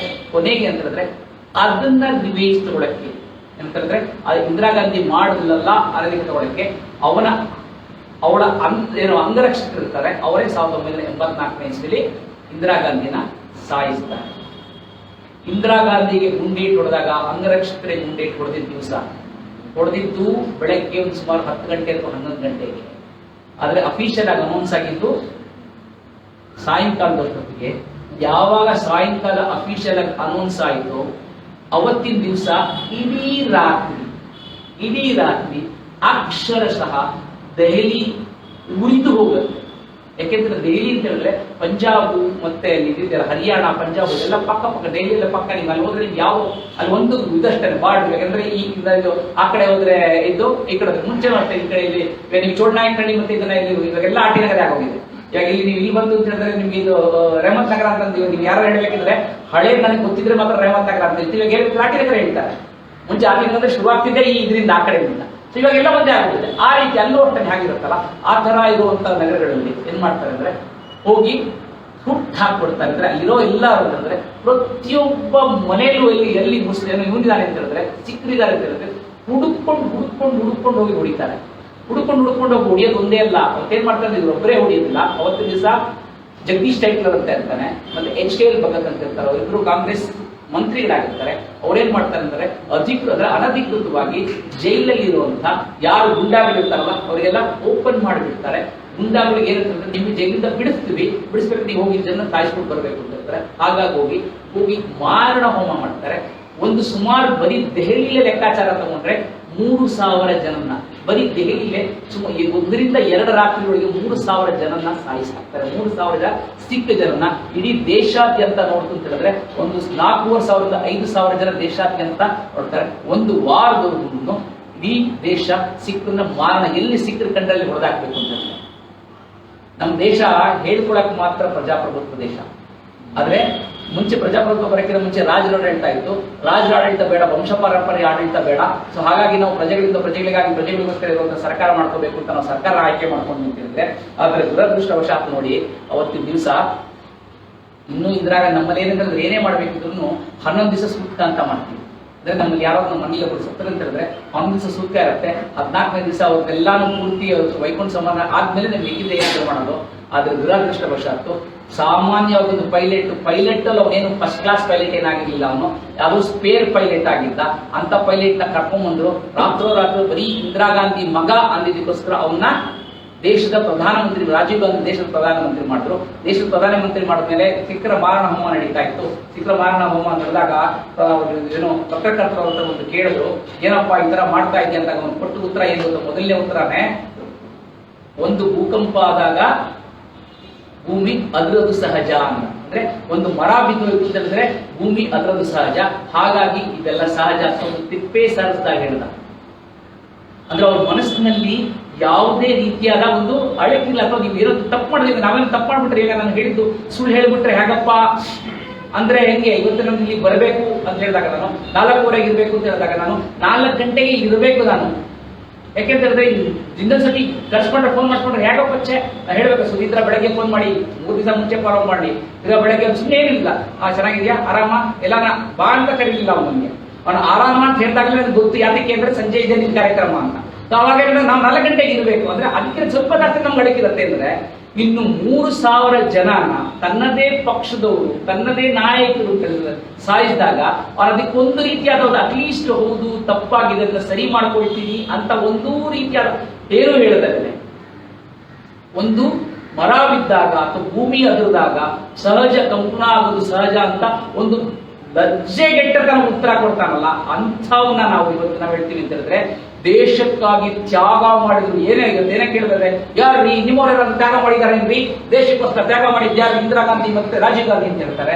ಖಂಡಿತವಾಗಿ ಹೇಳ್ತೀನಿ, ದೇಶಕ್ಕೆ ಇಂದಿರಾ ಗಾಂಧಿ ಮತ್ತೆ ರಾಜೀವ್ ಗಾಂಧಿ ತ್ಯಾಗ ಮಾಡಲಿಲ್ಲ. ಅವ್ರು ಏನಂತ ಹೇಳಿದ್ರೆ ಅವರ ದೂರದೃಷ್ಟಿ ತರ ತೊಂದರೆ ಕಡಿಮೆಯಿಂದಾಗಿ ಸ್ವಯಂಕೃತ ಅಪರಾಧವಾಗಿ ಅವರು ಸತ್ತರೆ ಹೊರತು ಅವರು ದೇಶಕ್ಕಾಗಿ ಯಾವುದೇ ರೀತಿ ತ್ಯಾಗ ಮಾಡಿಲ್ಲ. ಯಾರಾದ್ರೂ ಹೇಳಿದ್ರೆ ಇದನ್ನೇ ಕೋಟ್ ಮಾಡಿ ಅವರು ದೇಶಕ್ಕಾಗಿ ತಮ್ಮ ಸ್ವಯಂಕೃತ ಅಪರಾಧವಾಗಿ. ಇದೇ ನೀವು ಮಾತಾಡ್ತು ಅಂತ ಶ್ರೀಲಂಕಾದಲ್ಲಿ NPT ತಮಿಳರಿಗೆ ಕೊಟ್ಟಿದ್ದೇನೆ, DMK ಮತ್ತೆ ಕಾಂಗ್ರೆಸ್ ಮತ್ತೆ DMK ಸರ್ಕಾರ ನಮಗೆ ತಮಿಳರಿಗೆ ಅವ್ರಿಗೆಲ್ಲ ಶಸ್ತ್ರಾಸ್ತ್ರ ಕೊಟ್ಟವ್ರು ಯಾರು, ಅವ್ರಿಗೆ ತರಬೇತಿ ಕೊಟ್ಟವ್ರು ಯಾರು? ಕೊನೆಗೆ ಸೇಮ್ ರಾಜೀವ್ ಗಾಂಧಿನ ನಾವು ತಾತನ ತರನೇ ಅವನು ಅಲಕ್ಕ ನೀತಿ, ಅವನು ತಾನು ಇದು ವಿಶ್ವ ನಾಯಕ ಆಗಬೇಕು, ಅದಕ್ಕೋಸ್ಕರ ಶಾಂತಿ ಇದು ಪೀಸ್ ಕಮಿಷನ್ ಅಂತ ಕಟ್ಕೊಳೋದ ಹೊಡೆದಾಕಿದ್ರು. ಸೊ ಹಾಗಾಗಿ ಭಾರತಕ್ಕೆ ಏನು ಸಿಗ್ಲಿಲ್ಲ. ಇಂದಿರಾ ಗಾಂಧಿ ಸತ್ತಿದ್ದಾಗ್ಲಿ ಅಥವಾ ಇವಾಗಲೇ ನರಮೇಧ ಇರುತ್ತೆ ಅಂತ ಹೇಳಿದ್ರೆ 3 ನರಮೇಧ ಹೇಳಿದೆ ನಿಮ್ಗೆ. ಒಂದು ಏನೋ ನನ್ನ ಟೈಮ್ ತುಂಬಾ ಕಡಿಮೆ ಇದೆ ಅಂದ್ರೆ ನಾನು ಸುಮ್ಮನೆ ಹಂಗೆ ಟಚ್ ಮಾಡಿದ್ದೀನಿ. 3 ನರಮೇಧದಲ್ಲಿ ಮೊದಲನೇ ನರಮೇಧ ನೋಡಿದ್ವಿ, ಅದು ಕಾಶ್ಮೀರದಲ್ಲಿ ನೋಡಿದ್ವಿ, ಒಂದು ಮುಸಲ್ಮಾನರು ನೋಡಿದ್ವಿ. 2ನೇ ನರಮೇಧ ನೋಡಿದ್ವಿ ನಾವು ಗೋವಾದಲ್ಲಿ ನೋಡಿದ್ವಿ, ಅದು ಕ್ರಿಶ್ಚಿಯನ್ ನರಮೇಧ ನೋಡಿದ್ವಿ. 3ನೇ ನರಮೇಧ ನೋಡಿದ್ವಿ ನಾವು ಸಿಖ್ ನರಮೇಧ ನೋಡಿದ್ವಿ. ಅಂದ್ರೆ ಯಾವುದೇ ತಗೊಂಡ್ರು ಭಾರತದಲ್ಲಿ, ಅದಕ್ಕೆ ಹೇಳಿ ನಾನು ಹಿಂದೂ ನರಮೇಧ ಟೈಟಲ್ ಅಂತಂದ್ರೆ ಭಾರತದಲ್ಲಿ ನರಮೇಧಗಳು ಇದಕ್ಕೆ ತುಂಬಾ ನರಮೇಧಗಳಾಗಿದೆ. ಇದು ಮೇಲೆ ನೋಡಿದ್ವಿ 2 ನಾವು ಇತಿಹಾಸದಲ್ಲಿ ಓದಿದ್ದು ನೋಡಿದ್ರೆ, 3ನೇದು ನಮ್ಮ ಕಣ್ಣಾರೆ ನೋಡಿದ್ದು ಈ ಇಷ್ಟೆಲ್ಲ ನರಮೇಧ ಆಯ್ತಲ್ಲ. ಮುಂದೇನು ಅಂತ ಹೇಳಿದ್ರೆ ಇವಾಗ ಏನಂತ ಹೇಳಿದ್ರೆ, ಒಂದು ಗೆರೆ ಇದೆ, ಒಂದು ಸಣ್ಣದಾಗಿ ಗೆರೆ ಇದೆ. ಇದನ್ನ ನಾನು ಹೇಳ್ತೀನಿ, ಈಗ ಮುಟ್ಟದಲ್ಲಿ ಒಂದು ಗೆರೆ ಹೇಳ್ತೀನಿ, ಒಂದು ಗೆರೆ ಹೇಳ್ತೀನಿ, ಇದು ಮುಟ್ಟದಲ್ಲೇ ಸಣ್ಣದಾಗಿ ಮಾಡಬೇಕು ನಿಮ್ಗೆ ಹೇಳ್ತೀನಿ. ಅಳಿಸಬಾರ್ದು, ಮುಟ್ಟಬಾರ್ದು, ಮುಟ್ಟದಲ್ಲಿ ಸಣ್ಣದಾಗಿ ಮಾಡ್ಬೇಕು. ಏನ್ ಮಾಡ್ತೀರಾ ನೀವು? ಅದ್ರ ಪಕ್ಕದಲ್ಲಿ ಇನ್ನೊಂದು ದೊಡ್ಡ ಗೆರೆ ಎಳಿಬೇಕು. ಅದನ್ನ ಅರ್ಥ ಮಾಡ್ಕೋಬೇಕು. ಇವಾಗ ನೀವು ವಜ್ರನ ತುಂಬಾ ಕಠಿಣ, ವಜ್ರನ ನೀವು ಮಾಡ್ಬೇಕಂದ್ರೆ ವಜ್ರದಲ್ಲೇ ನೀವು ಕತ್ತರಿಸಬೇಕು, ವಜ್ರ ಬಿಟ್ಟ ವಜ್ರದಲ್ಲೇ ಕತ್ತರಿಸಬೇಕು. ಮುಳ್ಳ ತೆಗಿಬೇಕಂದ್ರೆ ಮುಳ್ಳಿನಲ್ಲೇ ತೆಗಿಬೇಕು, ಇಲ್ಲ ಸೂಜಿ ತಂತ್ರ ತೆಗಿಬೇಕು, ಮುಚ್ಚಿಸ್ಕೊಂಡಿದ್ದಂತೆ ತೆಗಿಯಕ್ಕಾಗಲ್ಲ. ಸೊ ಹಾಗೇನೆ ಅಂತ ಹೇಳಿದ್ರೆ ನಾವು ರಕ್ತಕ್ಕೆ ರಕ್ತ ಕೊಲೆಗೆ ಕೊಲೆ ಅಂತ ಹೋಯ್ತು ಅಂತ ಹೇಳಿದ್ರೆ ಅದು ಆಗೋದಿಲ್ಲ. 2 ರಾಜ್ಯಗಳು ಆ ರೀತಿಯಾದ ಆಲ್ಮೋಸ್ಟ್ ತಲುಪಿದೆ. ಈಗ ನಾವೇನು ಫೈಲ್ಸ್ ನೋಡ್ತಿದ್ವಲ್ಲ, ಆಲ್ಮೋಸ್ಟ್ ತಲುಪಿದ್ರು ಅಂತ ಹೇಳಿದ್ರೆ, ಈ ಸ್ವತಂತ್ರ ಹೋರಾಟ ಅಂದಿದ ತಕ್ಷಣ ನಮ್ಮ ಮನಸ್ಸಿನಲ್ಲಿ ಯಾವ ರಾಜ್ಯದಲ್ಲಿ ಜಾಸ್ತಿ ಹೆಚ್ಚಾದ ಸ್ವತಂತ್ರ ಹೋರಾಟಗಾರರು ಬಂದಿದ್ದಾರೆ, ಸ್ಫೂರ್ತಿ ಕೊಟ್ಟಿರುವಂತಹ ರಾಜ್ಯ ಅಂದ್ರೆ ಯಾವ್ದು ಅಂತ ಬರುತ್ತೆ ನಿಮ್ಗೆ ಥಟ್ ಅಂತ ನಿಮ್ಮ ಮನಸ್ಸಿನಲ್ಲಿ?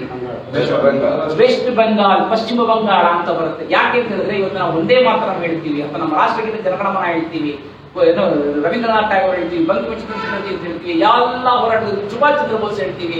ಇವೆಲ್ಲ ಬಂದಿರೋದು ವೆಸ್ಟ್ ಬೆಂಗಾಲ್ ಅಂದ್ರೆ ಬಂಗಾಳ ಅಂತೆ. ಬಂಗಾಳಕ್ಕೆ ಬೇಡ, ವೆಸ್ಟ್ ಬಂಗಾಳ ಬೇಡ, ಕರೆಕ್ಟ್ ಅವ್ರು ಹೇಳಿದ್ರು, ಬಂಗಾಳದಿಂದ ಬಂದವರು ಅವತ್ತು ಅವಿಭಜಿತ ಬಂಗಾಳ ಇದ್ರು, ಅಲ್ಲಿಂದ ಬಂದಿದ್ರು. ಇನ್ನೊಂದಂತ ಹೇಳಿದ್ರೆ ಆಯುರ್ವೇದ, ಹಿಂದೂ ಧರ್ಮ, ಸನಾತನ ಧರ್ಮ ಅನೇಕ ಥಟ್ ಅಂತ ಜ್ಞಾಪಕ ಬರೋದು ಯಾವ್ದು ಬರುತ್ತೆ? ಕೇರಳ. ಅಂದ್ರೆ ಈ 2 ನಮ್ಮ ದೇಶದ ಅವಿಭಾಜ್ಯ ಅಂಗಗಳು. ಇವತ್ತು ಸಹ ನೀವು ಕೇರಳದಲ್ಲಿ ಮುಂಚೆ ಹೇಳಿದೆ ಶಂಕರಾಚಾರ್ಯ ಹುಟ್ಟಿದ್ದಲ್ಲಿ ಅಂತ ಹೇಳಿದ್ರೆ ಕಾಲಟಿಯಲ್ಲಿ ಹುಟ್ಟಿದ್ರು, ಕಾಲಟಿಯಲ್ಲಿ ಕೇರಳದಲ್ಲಿದೆ. ಸೊ ಕೇರಳದಲ್ಲಿ ಹುಟ್ಟಿದ್ರು ಅಂತ ಹೇಳಿದ್ರೆ ಇವತ್ತು ಸಹ ಎಷ್ಟೊಂದು ಮನೆಗಳಲ್ಲಿ ಸಾವಿರಾರು ವರ್ಷಗಳ ಹಿಂದೆ ಹತ್ತಿಸಿರುವಂತ ಅಗ್ನಿಷ್ಟಿಕೆ ಅಂದ್ರೆ ಬೆಂಕಿ ಇದೆ ಅಂದ್ರೆ ಪ್ರತಿ ದಿವಸ ಅವರು ಅಗ್ನಿಹೋತ್ರ ಮಾಡ್ತಾರಲ್ಲಿ, ಅಗ್ನಿ ಕಾರ್ಯ ಮಾಡ್ತಾರೆ. ಅವ್ರ ಮನೇಲಿ ಹಾಕಿರುವಂತ ಅಗ್ನಿಗಳು ಇನ್ನೂ ಆರಿರುವಂತೆ. ಇವತ್ತು ನಂಬೂದಿರಿಗಳಲ್ಲಿರೋ ನಂಬೂದಿರಿ ಪಾಡುಗಳು ಮನೆಗಳು ಅಂದ್ರೆ ಇವತ್ತು ಎಷ್ಟೊಂದು ಮನೆಗಳಲ್ಲಿ ಅಷ್ಟೊಂದು ಇಟ್ಕೊಂಡಿದ್ದಾರೆ. ಕರ್ಮಠ ಬ್ರಾಹ್ಮಣರು, ಕರ್ಮಠವಾದ ವೇದಾಧ್ಯಯನಿಗಳು ಇವತ್ತು ಸಹ ಕೇರಳದಲ್ಲಿದ್ದಾರೆ. ಇವತ್ತು ಸಹ ಆರೋಗ್ಯ, ನೀವು ಯಾವ್ದಾದ್ರು ಇದು ಆಯುರ್ವೇದ ತಗೊಳ್ತು ಅಂದ್ರೆ ಅಲ್ಲೇ ಇರೋದು. ಆದ್ರೆ ಇವತ್ತು ದುಸ್ಥಿತಿ ಏನಾಗಿದೆ ಅಂತ ಹೇಳಿದ್ರೆ ಇಡೀ ಕೇರಳ ಇದು ಚಿಕ್ಕದು ಕೇರಳ ಇದೆ. ಕೇರಳ ತಗೊಂಡ್ರೆ ಆಲ್ಮೋಸ್ಟ್ ನಿಮ್ಗೆ ಬೇಗಡೆ ಕೇರಳ ತಗೊಂಡ್ರೆಲ್ಲ ಕ್ರಿಶ್ಚಿಯನ್ಸ್ ಆಗೋಗ್ಬಿಟ್ಟಿದೆ. ಕೆಳಗಡೆ ತಗೊಂಡೋದ್ರೆ ನೀವೆಲ್ಲ ಮುಸಲ್ಮಾನರಾಗ್ಬಿಟ್ಟಿದ್ದಾರೆ. ಮಧ್ಯ ಒಂದು 10 ಜನ ಹಿಂದೂಗಳಿದ್ದಾರೆ. ಆ ಹಿಂದೂಗಳು ಏನಂತ ಹೇಳಿದ್ರೆ ಹೆಸರಿಗೆ ಮಾತ್ರ ಹಿಂದೂಗಳು, ಅವರೆಲ್ಲ ಕಮ್ಯುನಿಸ್ಟ್ ಮೈಂಡೆಡ್, ಓಟ್ ಹಾಕಿದ್ರೆ ಕಮ್ಯುನಿಸ್ಟ್. ಆಚರಣೆ ಮಾತ್ರ ಪ್ರತಿ ವರ್ಷ ಏನ್ ಮಾಡ್ತಾರೆ, ಅಲ್ಲಿ ಹೋಗಿ ಇದಕ್ಕೆ ಶಬರಿಮಲೆಗೆ ಹೋಗ್ಬಿಟ್ಟು ಬರ್ತಾರೆ, ಎಲ್ಲಾ ರೀತಿ ಮಾಡ್ತಾರೆ, ಆಚರಣೆ ವಿಚಾರಗಳೆಲ್ಲ ಮಾಡ್ತಾರೆ. ಆದ್ರೆ ಮನಸ್ಥಿತಿ ಮಾತ್ರ ಕಮ್ಯುನಿಸ್ಟ್ ಮೈಂಡ್ ಅಂತ ಹೇಳಿದ್ರೆ, ಕಮ್ಯುನಿಸ್ಟ್ ಮೈಂಡ್ ಮನಸ್ಸಿಗೆ ಇಟ್ಕೊಂಡು ಅಂದ್ರೆ ಅವರು ಅರ್ಧ ಕ್ರಿಶ್ಚಿಯನ್ ಆದಂಗೆ. ಇವತ್ತು ಆ ರಾಜ್ಯದಲ್ಲಿ ಏನಾಗ್ತಿದೆ ಅಂತಂದ್ರೆ ಹೊತ್ತಿ ಉರಿತಾ ಇದೆ. ಇನ್ನು ನೀವು ಬಂಗಾಳಕ್ಕೆ ಹೋಗಿ ಅಂತ ಹೇಳಿದ್ರೆ ಬಂಗಾಳದಲ್ಲೂ ಅಷ್ಟೇನೆ ಇಡೀ ಅಂತ ಹೇಳಿದ್ರೆ ನಮ್ಮ ಭಾರತದಲ್ಲಿ ಇದೆಯೋ ಇಲ್ವೋ ಅಂತಾನೆ ಗೊತ್ತಾಗ್ತಾ ಇಲ್ಲ. ನಕಲಿ ನೋಟ್ಗಳು ಬರಬೇಕು ಅಂತ ಹೇಳಿದ್ರೆ ಎಲ್ಲ ಕಡೆ ನಕಲಿ ನೋಟ್ ನಮ್ಗೆ ಬರಬೇಕು ಅಂತ ಹೇಳಿದ್ರೆ ಆ ಕಡೆಯಿಂದಲೇ ಬರ್ತಾ ಇರೋದು. ಇವಾಗ ಅಂತ ಹೇಳಿದ್ರೆ ಯಾವುದೇ ಬಂದ್ರೆ ಅಲ್ಲೂ ಅಷ್ಟೇ ನಿಮ್ಗೆ ನಕ್ಸಲೈಟ್ ಶುರುವಾಗಿದ್ದಲ್ಲಿ ಬಂಗಾಳದಿಂದ ಶುರುವಾಗಿತ್ತು. ಸೊ ಹಾಗಾಗಿ ಈ ಎರಡು ರಾಜ್ಯಗಳನ್ನ ನಾವು ಎಚ್ಚೆತ್ಕೊಳ್ಳಿಲ್ಲ ಅಂತ ಹೇಳಿದ್ರೆ, ನಾ ಹೇಳಿದ್ನಲ್ಲ ಫೈಲ್ಸ್ ಅಂತ ಹೇಳಿದ್ನಲ್ಲ, ಫೈಲ್ಸ್ ಅವ್ರಿಗೆಲ್ಲ ನಮಗೂ ಶುರುವಾಗುತ್ತೆ. ಆಮೇಲೆ ಎಷ್ಟೋ 100 ಫೈಲ್ಸ್ಗಳು ಬರುತ್ತೆ. ಬರೀ ನಾವಂದ್ರೆ ನಾವು ಪಿಕ್ಚರ್ ನೋಡ್ತೀವಿ, ಪಿಕ್ಚರ್ ನೋಡ್ಬಿಟ್ಟು ಆ ಕ್ಷಣದಿಂದ ಬಂದಾಗ ರೋಷ ಹೋಗುತ್ತೆ. ಅದಾದ್ಮೇಲೆ ಒಂದ್ಸತಿ ಮನೆಗೆ ಬಂದು ನಿದ್ದೆ ಮಾಡಿ ಮಲಗಿಬಿಟ್ರೆ ಬೆಳಗ್ಗೆ ಎದ್ದು ನಮ್ಮ ಪಾಡಿಗೆ ನಾವು ಕೆಲಸ ಲ್ಯಾಪ್ಟಾಪ್ ಹಿಡ್ಕೊಂಡು ಓಪನ್ ಮಾಡ್ತೀವಿ, ನಮ್ದಲ್ಲ ಅಂತ. ಸೊ ಹಾಗಾಗಿ ಏನ್ ಮಾಡ್ಬೇಕು ಅಂತಂದ್ರೆ, ಕೇರಳ ಮತ್ತೆ ಬಂಗಾಳದಲ್ಲಿ ಏನಾಗ್ತಿದ್ರೆ ರಕ್ತಕ್ಕೆ ರಕ್ತ. ಅವನು ಯಾರು CPI ಹೊಡೆದ ನಾವು ಹೊಡಿತೀವಿ, ಮೊನ್ನೆ ನೋಡ್ತಾರೆ ಅವ್ರು ಹೊಡೆದ್ರೆ ಅವರು ಪ್ರತಿರೋಧ. ಇದನ್ನ ಎರಡನ್ನ ಮಾಡದಲೇನೆ ನಾ ಹೇಳಿದೆ, ಒಂದು ಗೆರೆ ಹೇಳಿದ್ರೆ ಅದ್ರ ಪಕ್ಕದಲ್ಲಿ ದೊಡ್ಡದಾಗಿ ಗೆರೆ ಇಡಬೇಕು ಅನ್ನೋದಕ್ಕೆ ಎರಡು ಉತ್ತಮವಾದ ಉದಾಹರಣೆ ಕೊಟ್ಟಾಗ ನಿಮ್ಗೆ ಅನ್ಸುತ್ತೆ, ಹೌದಲ್ವಾ? ನಮ್ಗೆಲ್ಲರಿಗೂ ಗೊತ್ತಿತ್ತು ಕಾಶಿ ಅಂದ್ರೆ ಗಲ್ಲಿಗಳ ನಗರ. ಇನ್ನು ಕಾಶಿ ಅಂದ್ರೆ ಯಾರಾದ್ರೂ ಕಾಶಿ ಈಗ ಒಂದು 5 ರಿಂದ 10 ವರ್ಷದ ಮುಂಚೆ ಕಾಶಿ ಅಂದ್ರೆ 5 ರಿಂದ 10 ವರ್ಷದ ಮುಂಚೆ ಕಾಶಿ ಯಾರಾದ್ರೂ ಹೋಗಿತ್ತು ಅಂತ ಹೇಳಿದ್ರೆ ಆ ಗಂಗಾ ನದಿ ಬಂದು ಕೆಟ್ಟದಾಗಿತ್ತಲ್ಲ, 4 ಘಾಟ್ಗಳು ಕೆಟ್ಟದಾಗಿರ್ತಿತ್ತು.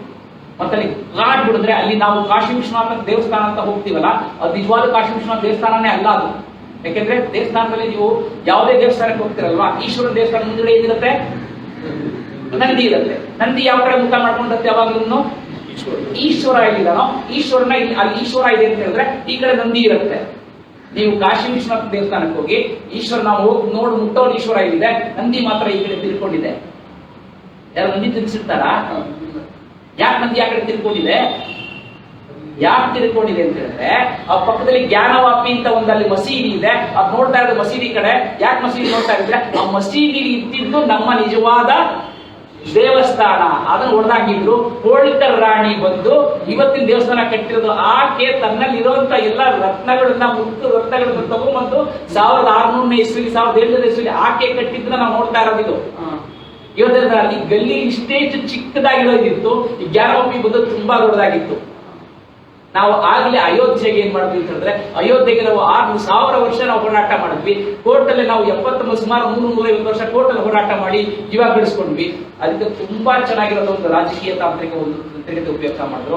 ಏನ್ ಮಾಡಿದ್ರು ಅಂತಂದ್ರೆ, ಒಂದು ಸಣ್ಣ ಗೆರೆ ಇತ್ತು, ಅದ್ರ ಪಕ್ಕ ದೊಡ್ಡ ಗೆರೆ ಇಳಿಬೇಕು ಅಂತ ಏನ್ ಮಾಡಿದ್ರು ಅಂತ ಹೇಳಿದ್ರೆ, ಇಡೀ ಅಲ್ಲೆಲ್ಲ ಒಂದು ಕಾರಿಡಾರ್ ಅಂತ ತಗೊಂಡ್ ಬಂದ್ರು. ಅಲ್ಲಿ ಸುತ್ತಮುತ್ತಲಿರೋ ಎಲ್ಲಾರ್ಗು ನಿಮಗೆ ಏನ್ ಮಾಡ್ತೀವಿ ಅಂದ್ರೆ, ನಿಮಗೆ ಸ್ಥಳಾಂತರ ಮಾಡ್ತೀವಿ, ನಿಮ್ಮಲ್ಲಿ ಇರೋರಿಗೆಲ್ಲ ಬೇರೆ ಜಾಗ ಕೊಡ್ತೀವಿ ಅಂತ ಹೇಳಿದ್ರು. ಜಾಗ ಕೊಟ್ಟರು, ಅಲ್ಲಿ ಹೊಡಿತಾ ಬಂದ್ರು. ಹೊಡೆದಾಗ ಸುಮ್ಮನೆ ಹೊಡೆದಾಗಲಿ ಸುಮಾರು 100 ಮನೆಗಳೆಲ್ಲ ಹೊಡೆದಾಗ, 1000 ಮನೆಗಳು ಹೊಡೆದಾಗ 100 ಹೆಚ್ಚು ದೇವಸ್ಥಾನಗಳು ಅಲ್ಲಿ ನಮಗೆ ಪ್ರತ್ಯಕ್ಷ ಅಂದ್ರೆ ದೇವಸ್ಥಾನಗಳನ್ನ ಅಂದ್ರೆ ದೇವಸ್ಥಾನಗಳಲ್ಲೇ ಮನೆಗೆ ಒತ್ತರಿಸ್ಕೊಂಡು ಒಂದು ಗೊತ್ತಾಯ್ತು ಅಂದ್ರೆ ಅದೆಲ್ಲ ಹಿಂದೂ ಧರ್ಮ ಆಗಿತ್ತು ಅಂತ ಹೇಳಿದ್ರು.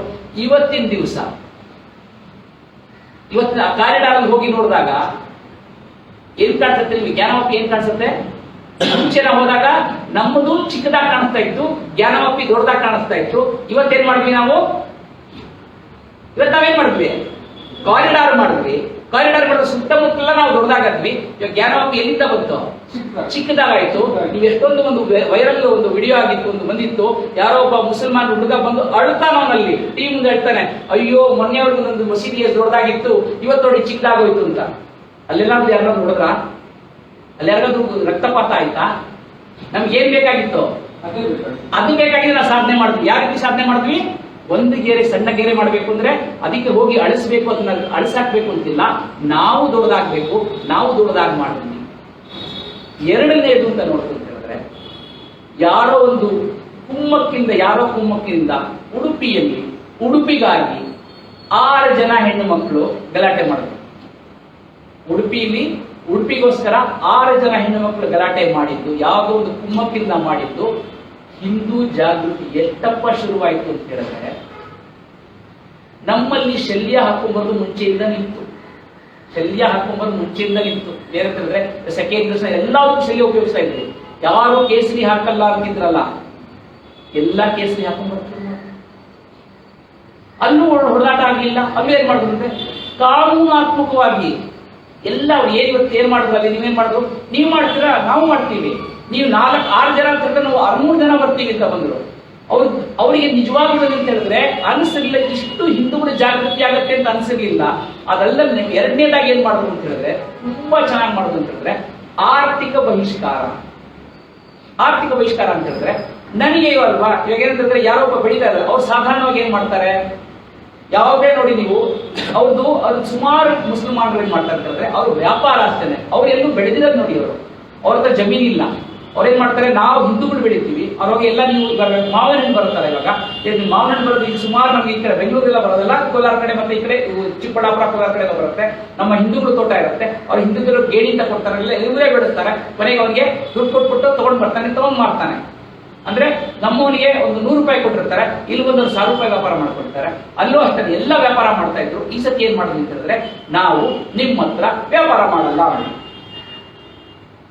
ಆರಂಭದಲ್ಲಿ ಏನು ಅನ್ಸ್ಲಿಲ್ಲ, ಏನಾಗತ್ತೆ ಅಂತ ಹೇಳಿದ್ರೆ, ಯಾವಾಗ ಅನ್ನಿಸ್ತು ಅಂತ ಹೇಳಿದ್ರೆ, ಅದೇ ಸಮಯಕ್ಕೆ ಯಾವಾಗ ಯುಗಾದಿ ಬಂತು ಅಂತ ಹೇಳಿದ್ರೆ, ಯುಗಾದಿ ಮಾರನೇ ದಿವಸ ನಮ್ಮಲ್ಲಿ ಏನಂತ ಹೇಳಿದ್ರೆ, ಯುಗಾದಿ ಸಿಹಿ ಹಬ್ಬ ಅಂತ ಹೇಳಿದ್ರೆ, ಮಾರನೇ ದಿವಸ ಖಾರ ಹಬ್ಬ ಅಂತ ಹೇಳಿ ಸುಮಾರು ನಮ್ಮ ಹಿಂದೂಗಳಲ್ಲಿ ಮಾಂಸಾಹಾರಿ ಅವತ್ತಿನ ದಿವಸ ವರ್ಷದೊಳಕು ಮಾಡ್ತಾರೆ. ತೊಡಕು ತಿನ್ನಬೇಕಿದ್ರೆ ಅವಾಗ ಏನ್ ಮಾಡುದು ಅಂತ ಹೇಳಿದ್ರೆ, ಒಂದು ನಿರ್ಣಯ ತಗೊಂಡ್ರು, ನಾವು ಹಲಾಲ್ ಮಾಡಿರುವಂತ ಮಾಂಸ ತಿನ್ನಲ್ಲ ಅಂತ ಹೇಳಿದ್ರು. ಏನಾಗತ್ತೆ ಅಂತ ನೋಡ್ರು, ಅವತ್ತು ಹಿಂದೂಗಳು ತಾಕತ್ತು ಗೊತ್ತಾಯ್ತು. ಕೋಟ್ಯಾಂತರ ರೂಪಾಯಿ ಎಷ್ಟು ಮಾಂಸಕ್ಕೆ ಅವತ್ತು ಇವತ್ತು ಮಾಂಸದ ಬೆಲೆ ಇಷ್ಟು ವ್ಯಾಪಾರ ಆಗತ್ತ ಅಂತ ಯಾರಿಗೂ ಗೊತ್ತಿರಲಿಲ್ಲ.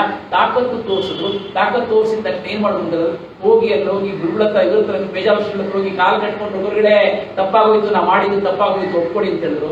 ಗುರುಗಳು ಒಂದು ಜ್ವರ ಚಪ್ಪಳೆ ಕೊಟ್ಬಿಡೋಣ, ಗುರುಗಳಿಗೆ ಜ್ವರ ಚಪ್ಪಳೆ ತಟ್ಬಿಡಿ ಇದ್ದಾನೆ. ಯಾಕೆ ಜ್ವರ ಚಪ್ಪಳೆ ತಟ್ಟಿಸ್ದೆ ಅಂತ ಹೇಳಿದ್ರೆ, ಚಪ್ಪಳೆ ತಟ್ಟಬೇಕಿದ್ರೆ ಏನಾಗಬೇಕು, 2 ಕೈ ಸೇರಬೇಕು. ಚಪ್ಪಳೆ ತಟ್ಟಿಸಿದ ಇದಕ್ಕೋಸ್ಕರನೇ ಗುರುಗಳು ಚಪ್ಪಳೆ ತಟ್ಟಿದ್ದು. ಒಂದಾದ್ರೆ ಒಂದು ಅಂತ ಹೇಳಿದ್ರೆ, 2 ಅಂತ ಹೇಳಿದ್ರೆ ಗುರುಗಳು ಹೇಳಿದ್ರು 2 ಕೈ ಸೇರಿದ್ರೆ ಮಾತ್ರ ಸ್ವಾಮಿ ಚಪ್ಪಾಳೆ. ನಿಮ್ಗೆ ಏನಂತ ಹೇಳಿದ್ರೆ, ಇಲ್ಲಿ ಬರಬೇಕಿದ್ರೆ ಏನೋ ಸೌಹಾರ್ದತೆ, ಕೋಮು ಸೌಹಾರ್ದತೆ ಅಂತ ಹೇಳಿದ್ರೆ ಅದು ಬರೀ ಒಂದು ಕಡೆಯಿಂದಲ್ಲ, ಯಾವಾಗ್ಲೂ. ಇನ್ನೊಂದು ನರಮೇಧ ನಿಮ್ಗೆ ಹೇಳಲಿಲ್ಲ, ವೆಸ್ಟ್ ಬೆಂಗಾಲ್ ನರಮೇಧ ಆಯ್ತು 1942 ಇಸ್ವಿಲಿ.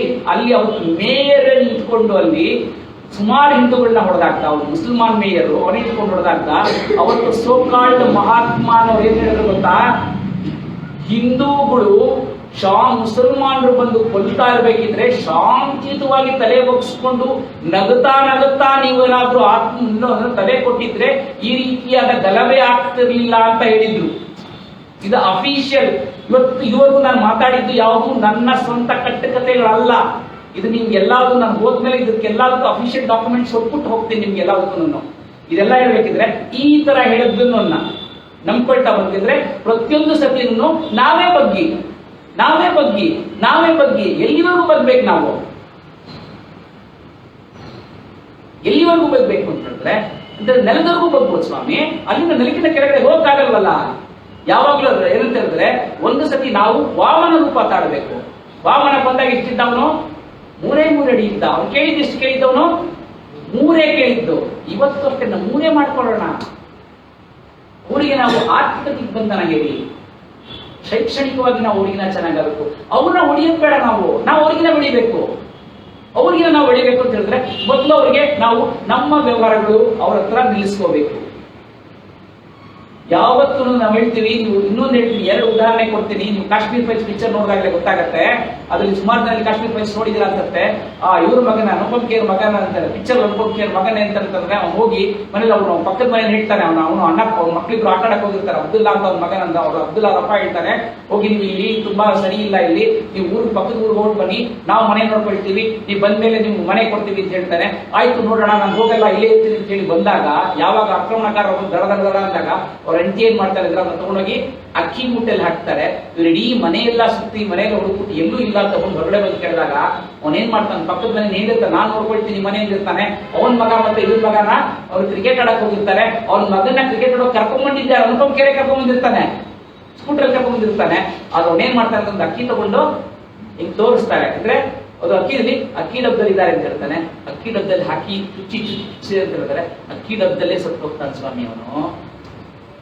ಕ್ರೂರತೆ ಅಕ್ಕಿ ಬರೀ ಅಕ್ಕಿ ಡಬ್ಬಲ್ಲಿ ಹೆಂಗ್ ಸತ್ತೋಗ್ತಾನೆ ಅಂದ್ರೆ ಇಡೀ ಅಕ್ಕಿ ಎಲ್ಲ ಅಲ್ಲಿಂದ ರಕ್ತ ಬಂತು ಅಂತ ಹೇಳಿದ್ರೆ ಅದೇ ಅಕ್ಕಿ ರಕ್ತದಲ್ಲೇನೆ ಕಲಿಸ್ಬಿಟ್ಟು ಆಕೆ ಕೈಲಿ ತಿನ್ಸು ಅಂತ ಹೇಳ್ತಾರಲ್ಲ, ಅದನ್ನ ನೋಡಿದಾಗ ನಮ್ಗೆ ಯಾವ್ದೇ ರಕ್ತ ಕುದಿಯಲ್ವಾ? ಇಂಥವ್ರ ನಾವು ಒಪ್ಕೊಳ್ಬೇಕಾ? ಆದ್ರೆ ಹೌದು, ರಕ್ತ ಕುದಿಯುತ್ತೆ. ಆ ರಕ್ತ ಕುದಿದ್ಬಿಟ್ಟು ನಾವು ಹೋಗಾಗ ಮಾಡಕ್ ಏನಾಗ್ತೀವಿ, ನಾವು ಕಾನೂನು ಕೈಗೆ ತಗೊಳಕ್ ಹೋಗ್ಬಾರ್ದು. ಕಾನೂನು ಕೈ ತಗೊಳಕ್ ಹೋದಾನೆ ಕೇರಳ ಮತ್ತೆ ತಮಿಳುನಾಡು, ಕೇರಳ ಮತ್ತೆ ವೆಸ್ಟ್ ಬೆಂಗಾಲ್ ಆಗ್ತಿರೋದು. ಸೊ ಹಾಗಾಗಿ ಏನಂತಂದ್ರೆ ಕರ್ನಾಟಕದಲ್ಲಿ ಮಾಡಿದಾಗಲಿ ಅಥವಾ ಉತ್ತರ ಪ್ರದೇಶದಲ್ಲಿ ಮಾಡಿದಾಗ್ಲಿ ಅದು ಸರಿಯಾದ ದಿಕ್ಕು. ನಾವು ಎಷ್ಟು ಅಂದ್ರೆ ಏನೇ ಆಗ್ಲಿ, ನೀವು ಚೇಳಿದೆಯಲ್ಲ, ಚೇಳಿನ ಎಷ್ಟೇ ಮುದ್ದು ಮಾಡಿದ್ರು ಅಷ್ಟೇ ಕೊನೆಗದು ಕುಟ್ಕದೇನೆ ಅದು. ಸೊ ಹಾಗಾಗಿ ಅದು ಚೇಳು ಜೊತೆ ಇದು ಮಾಡಿಸ್, ಸಗಣಿ ಜೊತೆ ಸರ್ಸಾಟಕ್ಕಿನ್ನ ಗಂಧ ದೊಡ್ಡದೆ ಗುಂಡಾಟ ಅಂತ. ಸಗಣಿ ಯಾಕೆ ನಾವು ಎತ್ತಿ ಮೇಲೆ ಹಾಕೋಬೇಕು? ಇವತ್ತಿಗೆ ನಾನು ಹೇಳಬೇಕಿದ್ರೆ ಗಂಟಾಗುತ್ತೆ. ಮುಸಲ್ಮಾನ ಬಾಂಧವರು ಅಂತ ಬಾಂಧವರು ಸೇರಿಸಲೇಬೇಡಿ ಸ್ವಾಮಿ ಅವ್ರನ್ನ. ಅವರು ಬಂಧುಗಳಲ್ಲ, ನಮ್ಗವರು ಬಂಧುಗಳಲ್ಲ. ಯಾಕೆಂತ ಹೇಳಿದ್ರೆ ಅಂತರ ಕಾಪಾಡಿ, ಶತ್ರುಗಳಲ್ಲ, ಅಂತರ ಕಾಪಾಡ್ಕೊಡಿ ಅಷ್ಟೇ. ನಾವು ಬೆಳಿಬೇಕು, ಹೊಡಿಯೋದ್ ಬೇಡ, ನಾವು ಬೆಳಿಬೇಕು. ಏನಂತಂದ್ರೆ ನಾವು ಯಾವ ರೀತಿ ಬೆಳಿಬೇಕು ಅಂತಂದ್ರೆ ಆರ್ಥಿಕವಾಗಿ ನಾವು ಬೆಳಿಬೇಕು. ಆರ್ಥಿಕವಾಗಿ ನಾವೇ ಬೆಳೆಸಿದ್ರೆ ನಮ್ಮ ಅಂಗಡಿಗಳಲ್ಲಿ ಕುಡ್ಕೊಂಡು ಹೋಗಿ. ಎರಡನೇದೇನಪ್ಪ ಅಂತಂದ್ರೆ ದೇವಸ್ಥಾನಗಳಿಗೆ ಹೋಗಿ. ಯಾಕೆ ದೇವಸ್ಥಾನಗಳಿಗೆ ಹೋಗ್ಬೇಕು ಅಂತ ಹೇಳಿದ್ರೆ ಇವತ್ತು ನಿಮಗೆ ಎಷ್ಟು ಜನ ಇಲ್ಲಿ ಸುತ್ತಮುತ್ತಲು ಎಷ್ಟು ದೇವಸ್ಥಾನ ಇದೆ ಅಂತ ಗೊತ್ತು? ಎಷ್ಟು ಜನಕ್ಕೆ ಇಲ್ಲಿ ಎಷ್ಟು ದೇವಸ್ಥಾನ ಇದೆ ಅಂತ ಗೊತ್ತು? ಒಂದು 10 ದೇವಸ್ಥಾನ ಇದೆ ಅಂತ ಗೊತ್ತಲ್ವಾ? ಓಕೆ, ಒಪ್ಕೊಳ್ತೀನಿ. ಎಷ್ಟು ಜನ ದೇವಸ್ಥಾನದಲ್ಲಿ ಅರ್ಚಕರಿಗೆ ನೀವು ಗೊತ್ತು? ಎಷ್ಟು ಜನ ಹೇಳ್ತೀರಿ ಇಲ್ಲಿರೋ? ಇಲ್ಲ 5 ದೇವಸ್ಥಾನ ಇದೆ, 5 ದೇವಸ್ಥಾನದ ಅರ್ಚಕರು ನನ್ನ ಹೆಸರು ಗೊತ್ತು, 5 ದೇವಸ್ಥಾನದ ಅರ್ಚಕರ ಹತ್ರ ನಂದು ಫೋನ್ ನಂಬರ್ ಇದೆ, ಯಾರಾದ್ರೂ ಕೈ ಎತ್ತೀರಾ? ಎತ್ತಕ್ಕೆ ಯಾರಾದ್ರೂ ಆಗತ್ತಾ? ಆದರೆ ಇದೇ ನೀವು ಒಂದು ಪ್ರದೇಶದಲ್ಲಿ ಒಬ್ಬ ಮುಸಲ್ಮಾನ ಹೊಸದಾಗಿ ಬಂತು ಅಂತ ಹೇಳಿದ್ರೆ 3ನೇ ದಿವಸಕ್ಕೆ ಒಬ್ಬ ನೋಡ್ಕೊಳ್ತಾನೆ, ಅವನು ಬಂದು ಹೇಳ್ತಾನೆ, ನೋಡು ಇಲ್ಲಿ ನಮ್ಮ ಚರ್ಚ್ ಇದೆ, ನಮ್ಮ ಮಸೀದಿ ಇದೆ, ಈ ಮಸೀದಿಗೆ ಬಂದು ಜಾಯ್ನ್ ಆಗು ಅಂತ ಹೇಳ್ತಾನೆ.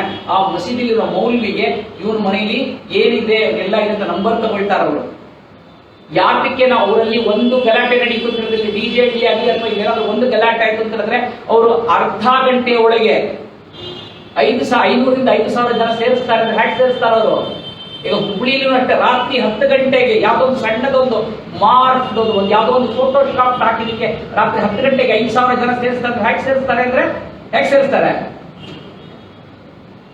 ಅವ್ರ ಹತ್ರ ಒಂದು ನೆಟ್ವರ್ಕ್ ಇದೆ. ನಾವು ಇನ್ನೂ ನೆಟ್ವರ್ಕ್ ಇಟ್ಕೊಂಡು, ನಾವು ಫೇಸ್ಬುಕ್ ಇಟ್ಕೊಂಡು, ನಾವು ವಾಟ್ಸಪ್ ಇಟ್ಕೊಂಡಿದೀವಿ. Good morning, hi friends, good morning friends, good night friends, ಇಷ್ಟಕ್ಕೆ ಇಟ್ಕೊಂಡಿದೀವಿ. ನಾವು ನಮ್ಮದನ್ನ ಯಾವಾಗಲೂ ಶಾಸ್ತ್ರ ತೇಜ ತುಂಬಿಸ್ಬೇಕು. ನಾವು ನಂಬರ್ ತಾನೇ ಹೇಳ್ಕೊಡ್ಬೇಕು. 3ನೇದು ವೆರಿ ವೆರಿ ಇಂಪಾರ್ಟೆಂಟ್ ಅಂತಂದ್ರೆ ನಮ್ಮ ಮಕ್ಕಳಿಗೆ ನಾವು ಸಂಸ್ಕಾರ ಕಲಿಸ್ಬೇಕು. ಪ್ರತಿಯೊಬ್ಬ ಅಲ್ಲಿ ಮುಸಲ್ಮಾನರಿಗೆ ಹೇಳ್ಕೊಡೋದೇನು ಅಂತ ಹೇಳಿದ್ರೆ, ನಾ ಅದೇ ಹೇಳ್ಕೊಡ್ಬೇಡಿ, ಅವ್ರಿಗೆ ಹೇಳ್ಕೊಡೋದು ಹಿಂದೂಸ್ತಾನ ಅನ್ನೋದು ಅವ್ರು ನಮ್ಮ ದೇಶ, ನಮ್ಮ ದೇಶ ಅಂತ ಹೇಳಲ್ಲ. ಅವರು ಶತ್ರು ರಾಷ್ಟ್ರ ಅಂತ ಹೇಳ್ಕೊಡ್ತಾರೆ. ನಾವು ಶತ್ರು ದೇಶ ಅಂತ ಹೇಳ್ಕೊಡೋದು ಬೇಡ, ಹಿಂದೂಸ್ತಾನ ಅನ್ನೋದು ನಮ್ಮ ದೇಶ ಅಂತ ಹೇಳ್ಕೊಡೋಣ. ನಮ್ಮ ದೇಶ ಅಂತ ಪ್ರೀತಿ ತುಂಬಿಸೋಣ. ಯಾವಾಗ ನಮ್ಮವರಿಗೆ ಹೇಳ್ತೀವಿ, ಅಯ್ಯೋ ಈ ಕಾಲದ ಮಕ್ಳು ಚೆನ್ನಾಗಿಲ್ಲ, ಅಯ್ಯೋ ಈ ಕಾಲದ ಮಕ್ಳು ಕೆಟ್ಟೋದ್ರು ಅಂತ ಹೇಳ್ತೀವಿ. ಮಕ್ಳು ಕೆಟ್ಟೋಗಿಲ್ಲ ಸ್ವಾಮಿ, ನಾವು ಕೆಟ್ಟೋಗಿದ್ದೀವಿ. ಇವತ್ತು ಇಲ್ಲೆಲ್ಲ ಇಷ್ಟು ಜನ ಬಂದಿದ್ದೀರಾ ಅಂತ ಹೇಳಿದ್ರೆ ನಿಮ್ಮ ತಂದೆ ತಾಯಿಗಳು ಅಥವಾ ನಮ್ಮ ತಂದೆ ತಾಯಿಗಳು ಹೇಳಿಕೊಟ್ಟಿದ್ದರಿಂದ ಒಂದು ಸಂಸ್ಕಾರ ಕಲಿಸ್ಕೊಟ್ಟಿದ್ದಾರೆ ನಾವೆಲ್ಲ ಬಂದಿದ್ದೀವಿ. ಇವತ್ತು ನನ್ನ ಮಗ ಬಂದಿಲ್ಲ ಅಂತ ಹೇಳಿದ್ರೆ ಅದು ತಪ್ಪು ಯಾರ್ದು? ಮಗನ್ ತಪ್ಪ? ನನ್ನ ತಪ್ಪ? ನನ್ನ ತಪ್ಪು. ಸೊ ಹಾಗಾಗಿ ನನ್ನ ತಪ್ಪನ್ನು ಸರಿ ಮಾಡ್ಕೊಳ್ಳೋಣ. ಯಾವಾಗ್ಲೂ ನಾನು ಒಂದು ಬೆಟ್ಟ ನಿಮ್ ಕಡೆ ತೋರಿಸ್ತೀನಿ, ನೀವು ಸರಿ ಇಲ್ಲ ಅಂತ ಒಂದು ಬೆಟ್ಟ ತೋರಿಸ್ತೀನಿ, ಸುಧೀಂದ್ರ ನೀವು ಸರಿ ಇಲ್ಲ ಅಂತ ತೋರಿಸಿದ್ರೆ ಇನ್ನು 4 ಬೆಟ್ಟಗಳು ನನ್ನ ಕಡೆ ತೋರಿಸ್ತಾ ಇದೆ. ನಾವು ಅದನ್ನ ಕರೆಕ್ಟ್ ಮಾಡ್ಕೊಳ್ಳೋಣ. ಹಾಗಾಗಿ ಅಂತ ಹೇಳಿದ್ರೆ 3, ಮೊದಲನೇದು ನಾನೇನ್ ಹೇಳಿದೆ, ಸಣ್ಣಗೆರೆಯಿಂದ ದೊಡ್ಡಗೆರೆ ಮಾಡ್ಬೇಕಂದ್ರೆ ಆರ್ಥಿಕವಾಗಿ ನಾವು ಬೆಳಿಬೇಕು. 2ನೇದು ನಮ್ಮ ನೆರೆ ಹೊರೆ ಚೆನ್ನಾಗಿ ಇಟ್ಕೊಳ್ಬೇಕು. ಅಕ್ಕಪಕ್ಕದಲ್ಲಿ ಯಾರಿದ್ದಾರೆ ಅಂತ ನೋಡ್ಬೇಕು. ಸಹಾಯಕ್ಕೆ ಹೋಗ್ಬೇಕು. ಯಾವಾಗ ಸಹಾಯಕ್ಕೆ ಹೋಗ್ತೀವಿ ನೆರೆ ಹೊರೆ ಅಂದ್ರೆ ಅವ್ರಿಗೂ ನಮ್ಮ ಬಗ್ಗೆ ಒಳ್ಳೆಯ ಪ್ರೀತಿ ಬರುತ್ತೆ, ಆಗ ಒಂದು ಸಂಘಟನೆ ಬರುತ್ತೆ. 3ನೇದು ನಮ್ಮ ಮಕ್ಕಳಿಗೆ ನಮ್ಮ ದೇಶದ ಬಗ್ಗೆ, ನಮ್ಮ ಧರ್ಮದ ಬಗ್ಗೆ ನಾವು ಅವರಿಗೆ ಅಭಿಮಾನ ತೋರಿಸ್ಬೇಕು. ಇವತ್ತು ನಮ್ಮ ಮನೆಯಲ್ಲಿ ಇವತ್ತಿಂದ ನಾವು ಇರ್ತೀವಿ. ನಾವು ಪ್ರತಿ ದಿವಸ ಹೊರಗಡೆ ಹೋಗ್ಬೇಕಿದ್ರೆ ಎಷ್ಟು ಜನ ಕುಕ್ ಮಾಡ್ಕೊಂಡು ಹೋಗ್ತೀವಿ? ಗಂಡಸರಲ್ಲಿ ಇವತ್ತಿನ ಬಂದಿರೋ ಎಷ್ಟು ಜನ ಅಲ್ಲಿ ಗಂಟು ಗುಂಪು ಮಾಡ್ಕೊಂಡ್ ಬಂದಿದ್ದೀವಿ ನಾವು. ಒಬ್ರು ಇಬ್ರು ಇಟ್ಕೊಂಡಿದ್ದೆ. ನೀವು ಹೊರಗಡೆ ಹೋಗ್ಬೇಕಿದ್ರೆ ಎಷ್ಟು ಜನ ಸೊಳ್ಳೆ ಪರದೆ ಟೋಪಿ ಹಾಕೊಂಡು ನೋಡ್ತೀರಾ ನೀವು? ಯಾಕೆ? ಅವ್ನು ನೋಡಿದ ತಕ್ಷಣ ಹೆಂಗನ್ಸತ್ತೆ ನಿಮ್ಗೆ? ನಾವು ತೋರಿಸ್ಕೊಳ್ಬೇಕು ಅಂತ ಹೇಳಿದ್ರೆ ನಾವು ನಮ್ಗೆ ಗೊತ್ತಾಗ್ಬೇಕು. ನಮ್ಮ ಹೆಣ್ಣು ಮಕ್ಕಳು ನೋಡಿದ ತಕ್ಷಣ ನಮ್ಗೆ ಏನಿರ್ಬೇಕು? ಎಷ್ಟು ಜನ ಹಿಂದ್ಗಡೆ ಕೂತ್ಕೊಳ್ಳಿ, ಎಷ್ಟು ಜನ ಹೆಣ್ಮಕ್ಳು ಕುಂಕುಮ ಇಟ್ಕೊಂಡಿದ್ದೀರಿ? ಒಂದು. ಎಷ್ಟು ಜನ ಹೆಣ್ಮಕ್ಳು ಕೈಗೆ ಬಳೆ ಹಾಕೊಂಡಿದ್ದೀರಿ? ಸೂಪರ್. ಓಕೆ ಅಂತ ಹೇಳಿದ್ರೆ ನಾವು ನೋಡಿದ ತಕ್ಷಣ ಅಂದ್ರೆ ನೀವು ನಮ್ಮವ್ರು ಅನ್ಸ್ಬೇಕಿದ್ರೆ ಆ ಹುಡುಗಿಯ ತೊಡುಗೆಲ್ಲ ನಮ್ಮವ್ರು ಅನ್ಸ್ಬೇಕು. ಸೊ ಹಾಗಾಗಿ ಈ ರೀತಿ ಬದಲಾವಣೆ ತಗೋಣ. ಅವಾಗ ನಮ್ಮವ್ರು ಯಾರೋ ಹುಡುಗಿ ಹೋಗ್ತಾರೆ ಅಂದ್ರೆ ಅವ್ರಿಗೆ ಏನಾಯ್ತು, ನಾವು ಚಕ್ಕಂತ ಒಂದು ಸಹಾಯ ಮಾಡಕ್ ಹೋಗ್ತೀವಿ. ಇಲ್ಲಾಂದ್ರೆ ನಾವು ಬಿಡಲ್ಲ. ಅವರೆಲ್ಲ ಒಬ್ಬ ಆಟೋ ಡ್ರೈವರ್ ನೋಡಿ, ಒಬ್ಬ ಟಚ್ ಹಾಕಿದ್ರೆ ಸಾಕು, ಅಲ್ಲಿ 10 ಜನ ಸೇರ್ತಾರೆ. ಒಂದು ಟೋಪಿ ಹಾಕೊಂಡ್ತಾರೆ, ಅವನೊಂದು ಕಡಿಮೆ ಕಾಡಿ ಹತ್ತರ ಹಾಕೊಂತ ಇನ್ನೊಂದು ಹಾಕೊಂಡು ಅವ್ನು ನೋಡಿದ ತಕ್ಷಣ ಗೊತ್ತಾಗ್ಬಿಡತ್ತ ಅವನಿಗೆ. ನಮ್ಮಲ್ಲಿ ಇಲ್ಲ, ನಾವೆಲ್ಲ ಬಿಟ್ಬಿಡ್ತಾ ಇದ್ದೀವಿ. ಸೊ ಈ ರೀತಿಯಾದ ಹೇಳನ್ನಲ್ಲ, ಈ ರೀತಿಯಾದಲ್ಲಿ ನಮ್ಮಲ್ಲಿ ಸಂಘಟನೆ ಮಾಡ್ಕೊಳ್ಳೋಣ. ನಾವು ಅವರು ಹೊಡಿಯೋದು ಬೇಡ, ನಾವು ಅವರಿಗೆ ಶಕ್ತಿಶಾಲಿಗಳಾದ ಸಾಕು. ಕಡೆಯದಾದ ಒಂದೊಂದು ಹೇಳ್ಬಿಟ್ಟು ಹೋಗ್ತೀನಿ. ಯಾವುದೇ ಒಂದು ಊರಿನ ಹಳೆ ಕಾಲದ ಊರು ಅಂತ ಹೇಳಿದ್ರೆ ಊರಿನ ಮುಂದೆ ಯಾವ ದೇವಸ್ಥಾನ ಇರ್ತಿತ್ತು? ಊರಿನ ಮುಂದೆ ಒಂದು ಕೆರೆ ಇರ್ತಿತ್ತು, ಕೆರೆ ಮುಂದೆ ಒಂದು ದೊಡ್ಡ ದೇವಸ್ಥಾನ ಇರ್ತಿತ್ತು. ಯಾವ ದೇವಸ್ಥಾನ ಇರ್ತಿತ್ತು? ಆಂಜನೇಯ ದೇವಸ್ಥಾನ ಇರ್ತಿತ್ತು. ಆಂಜನೇಯ ದೇವಸ್ಥಾನದ ಪಕ್ಕದಲ್ಲಿ ಇನ್ನೊಂದೇನೋ ಒಂದು ಇರ್ತಿತ್ತು. ಹಳೆಯವರಿಗೆ ಗೊತ್ತಿರುತ್ತೆ, ಆಂಜನೇಯ ದೇವಸ್ಥಾನ ಪಕ್ಕದಲ್ಲಿ ಇನ್ನೊಂದೇನೋ ಒಂದು ಇರ್ತಿತ್ತು. ದೇವಸ್ಥಾನ ಅಲ್ಲ, ಇನ್ನೊಂದು ಇರ್ತಿತ್ತು. ಏನೋ ಗರಡಿ ಮನೆ. ಜರ ಚಪ್ಪಳೆ ಅಂತ ನಮ್ಮ ಇವನ್ ಒಂದು ಚಪ್ಪಳೆ ಮೋನಿಗೆ ಆಂಜನೇಯ ದೇವಸ್ಥಾನ ಇರ್ತಿತ್ತು. ಊರು ಅದಕ್ಕೆ ಹೇಳೋದ್ರೆ ಹೆಬ್ಬಾಗಿಲು ಅಂತಿದ್ರು. ಅಲ್ಲೊಂದು ಆಂಜನೇಯ ದೇವಸ್ಥಾನ ಇದ್ರು. ಆಂಜನೇಯ ದೇವಸ್ಥಾನ ಅಂದ್ರೆ ಏನು? ನಮ್ಗೆ ಆಂಜನೇಯ ಅಂದ್ರೆ ಯಾರು? ನಮ್ಗೆ ಶಕ್ತಿ ಅವನಿಗೆ. ಅದ್ರ ಪಕ್ಕದಲ್ಲಿ ಒಂದು ಗರಡಿ ಮನೆ ಇರ್ತಿತ್ತು. ಅಂದ್ರೆ ಗರಡಿ ಮನೆಗೆ ಬಂದು ಪ್ರತಿಶ ಗರಡಿ ಮಾಡೋರು. ಗರಡಿ ಮಾಡಿದ್ರೆ ಆ ಊರಲ್ಲಿರುವಂತ ಯುವಕರೆಲ್ಲರೂ ಶಕ್ತಿವಂತರಪ್ಪ, ಈ ಊರಿಗೆ ನಾವು ಹೋಗ್ಬಾರ್ದು ಅಂತ ಇದ್ರು. ಹಾಗಾಗಿ ಹೋಗ್ತಾ ಇತ್ತು. ಇವತ್ತಿನ ದೇವಸ್ಥಾನಗಳು ಇಲ್ಲ. ಬರೀ ನಾವು ನೋಡ್ತೀವಿ, ಜಿಮ್ಗಳು ನೋಡ್ತೀವಿ. ಇದೇ ಒಂದು ರೋಡ್, ಈ ರೋಡಲ್ಲಿ ಹೋಗಿ ಬಂದಂದ್ರೆ 10 ಜಿಮ್ ಸಿಗುತ್ತೆ. 10 ಜಿಮ್ಮಲ್ಲಿ ಏನೂ ಇಲ್ಲ, ಅದು ಬರೀ ದೇಹ ಇರುತ್ತೆ ಹೊರಟ ಯಾರು ತಾಕತ್ತಿರಲ್ಲ, ಮತ್ತೆ ಯಾರು ಬರಲ್ಲ. ಸೊ ಹಾಗಾಗಿ ಅಂತಂದ್ರೆ ದೇವಸ್ಥಾನಗಳಿಗೆ ಹೋಗಿ ಶಕ್ತಿ ಬೆಳೆಸ್ಕೊಳ್ಳೋಣ. ನಾವು ಒಂದು ಸತಿ ಗರಡಿ ಅಂತ ಹೇಳಿದ್ರೆ ನಾನು ಶಕ್ತಿ ಆಗಿ ಹೇಳ್ತಾರೆ. ಇವಾಗ ನಾನು ಮೋಹನ್ ಹೊಡಿಯಕ್ಕೆ ಹೋಗ್ತೀನಿ ಅಂತ ಆಗಲ್ಲ, ಯಾಕಂದ್ರೆ ಅವ್ನ ಶಕ್ತಿ ಇಲ್ಲ ಅಂತ ಗೊತ್ತು ನಂಗೆ. ನಾವು ಬೆಳೆಸ್ಕೊಳ್ಳೋಣ. ಹಾಗಾಗಿ ಅಂತಂದ್ರೆ ಗಲೀಮ್ ಚಲಿ ಹೋಯ್ತು ಅಂತಂದ್ರೆ ನಾವು ನಿಂತ್ಕೋಬೇಕು. ಸಣ್ಣ ಗೆರೆ ಇವತ್ತಿದೆ, ಅದನ್ನ ನಾವು ದೊಡ್ಡ ಗೆರೆ ಹಾಕೋದು ಯಾರ ಕೈಲಿದೆ? ನಮ್ಮ ಕೈಲಿದೆ. ಸೊ ಇವತ್ತಿಂದ ಇದನ್ನ ಮಾಡ್ತೀರಾ ಅನ್ನೋ ನಂಬಿಕೆಯಲ್ಲಿ ಇವತ್ತಿನ ನನ್ನ ಕಾರ್ಯಕ್ರಮ ಮುಗಿಸ್ತಾ ಇದ್ದೀನಿ. ನಮಸ್ಕಾರ.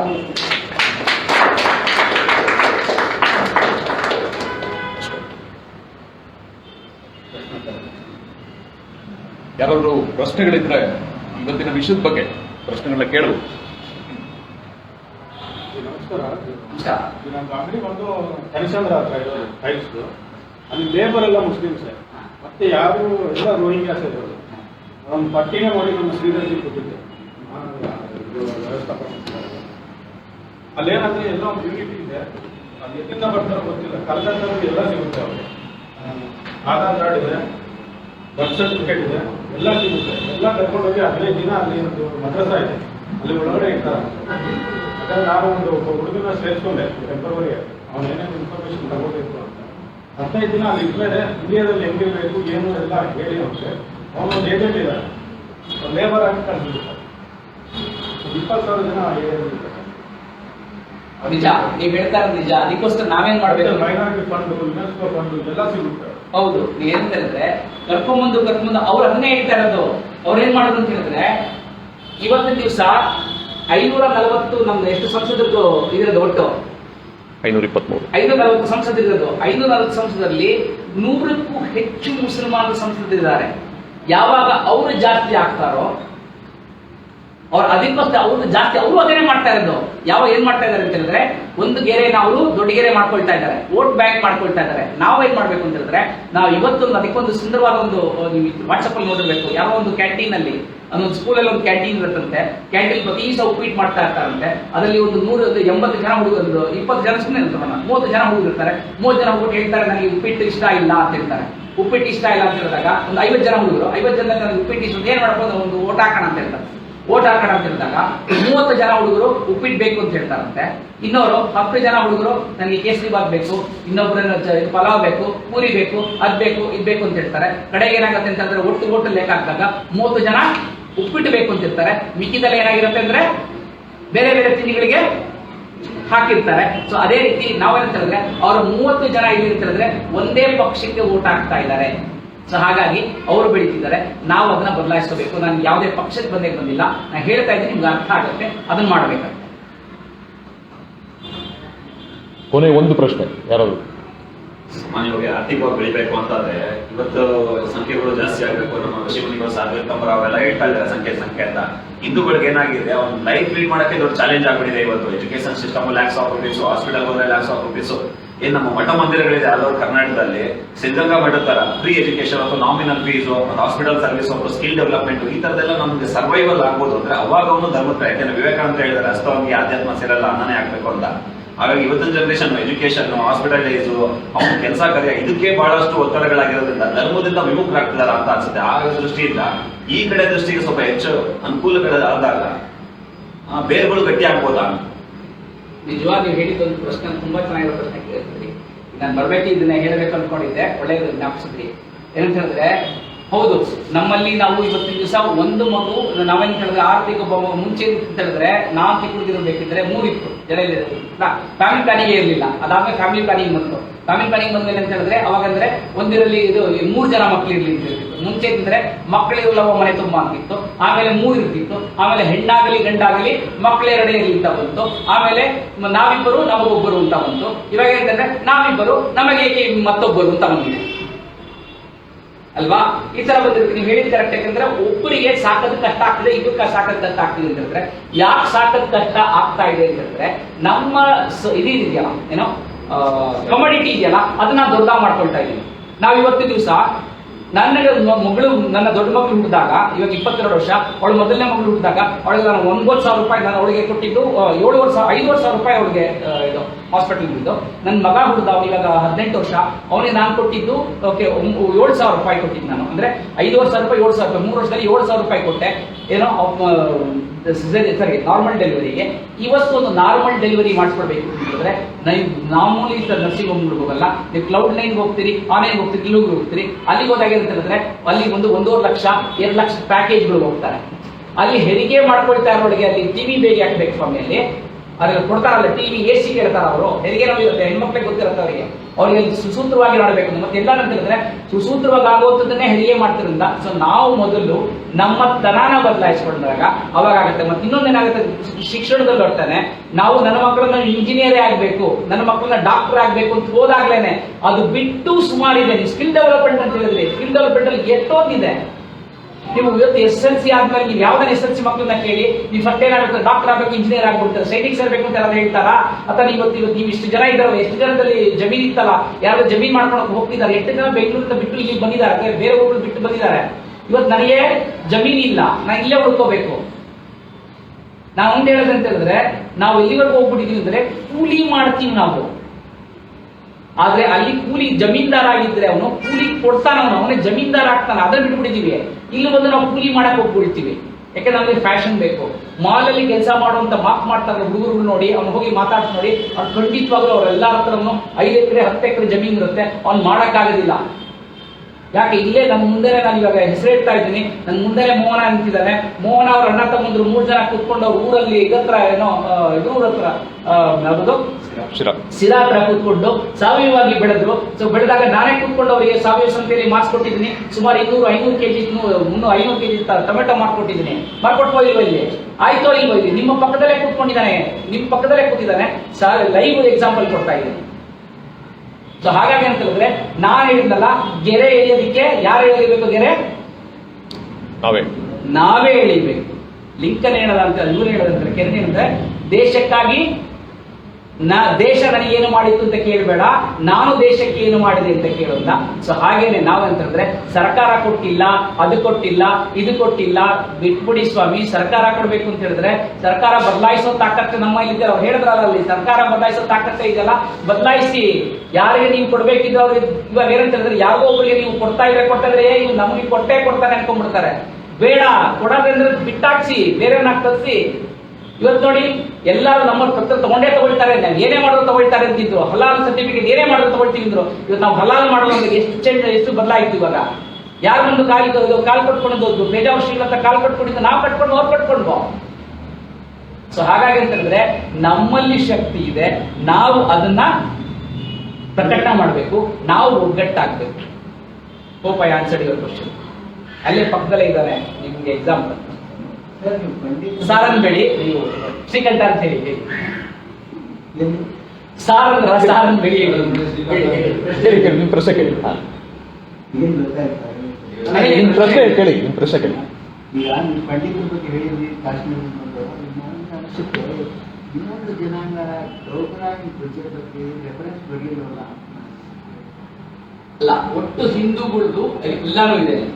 ಸೊ ಅದು ಬರೀ ಹಿಂದೂಗಳ ಮೇಲೆ, ಅಂದ್ರೆ ಬರೀ ಕಾಶ್ಮೀರ ಪಂಡಿತರ ಮೇಲೆ ಆಗಿಲ್ಲ, ಅಲ್ಲಿ ಇಡೀ ಹಿಂದೂಗಳನ್ನೇ ಅಲ್ಲಿಂದ ಮಾಡಿದ್ರು. ಆದ್ರೆ ಪಂಡಿತರಲ್ಲಿ ಜಾಸ್ತಿ ಜನ ಇದ್ರು. ಸೊ ಹಾಗಾಗಿ ಇದನ್ನ ಡೋಗ್ರಾ ಕಡಿಮೆ ಸಂಖ್ಯೆ ಇದ್ರು. ಅಲ್ಲ ಈಗಲಲ್ಲ, ಅಲ್ಲಿಂದ ಅವ್ರೇನಂತ ಹೇಳಿದ್ರೆ ಮುಂಚೆ ಹೇಳಿದ್ರೆ ನಿಮ್ಮೊಂದು ಮೊದಲೇ ಯಾರ್ಯಾರಿಗೆ ಉಳ್ಕೊಳ್ತೀರಾ ನೀವು ಈ ಕಡೆ ಬನ್ನಿ ಅಂತ ಏನ್ ಮಾಡಿದ್ರು, ಕಾಶ್ಮೀರದ ಜಮ್ಮುಗೆ ಬಂದ್ರು, ಅಲ್ಲಿ ಪ್ರಾಣ ಉಳಿಸ್ಕೊಂಡ್ರು. ಕಡಿಮೆ ಜನ ಇದ್ರು. ಸೊ ಜಾಸ್ತಿ ಜನ ಸಂಖ್ಯೆಯಲ್ಲಿ ನೋಡ್ತು ಅಂತ ಹೇಳಿದ್ರೆ ಉಳಿಸ್ಕೊಂಡವ್ರು ಇವರು ಪಂಡಿತರು. ಅಂದ್ರೆ ಬರೀ ನೀವು ಒಂದೇ ಧರ್ಮ, ಒಂದೇ ಒಂದು ಪಂಥ ಅಂತ ನೋಡ್ಬೇಡಿ, ಅಥವಾ ಒಂದೇ ಒಂದು ಸಮುದಾಯ ಅಂತ ನೋಡ್ಬೇಡಿ. ಇಡೀ ಹಿಂದೂಗಳನ್ನ ಅಲ್ಲಿ ಸಾಯಿಸಿದ್ರು, ಅಲ್ಲೂ ಸಿಕ್ಕಿದ್ರು, ಅಲ್ಲೂ ಸಾಯಿಸಿದ್ರು.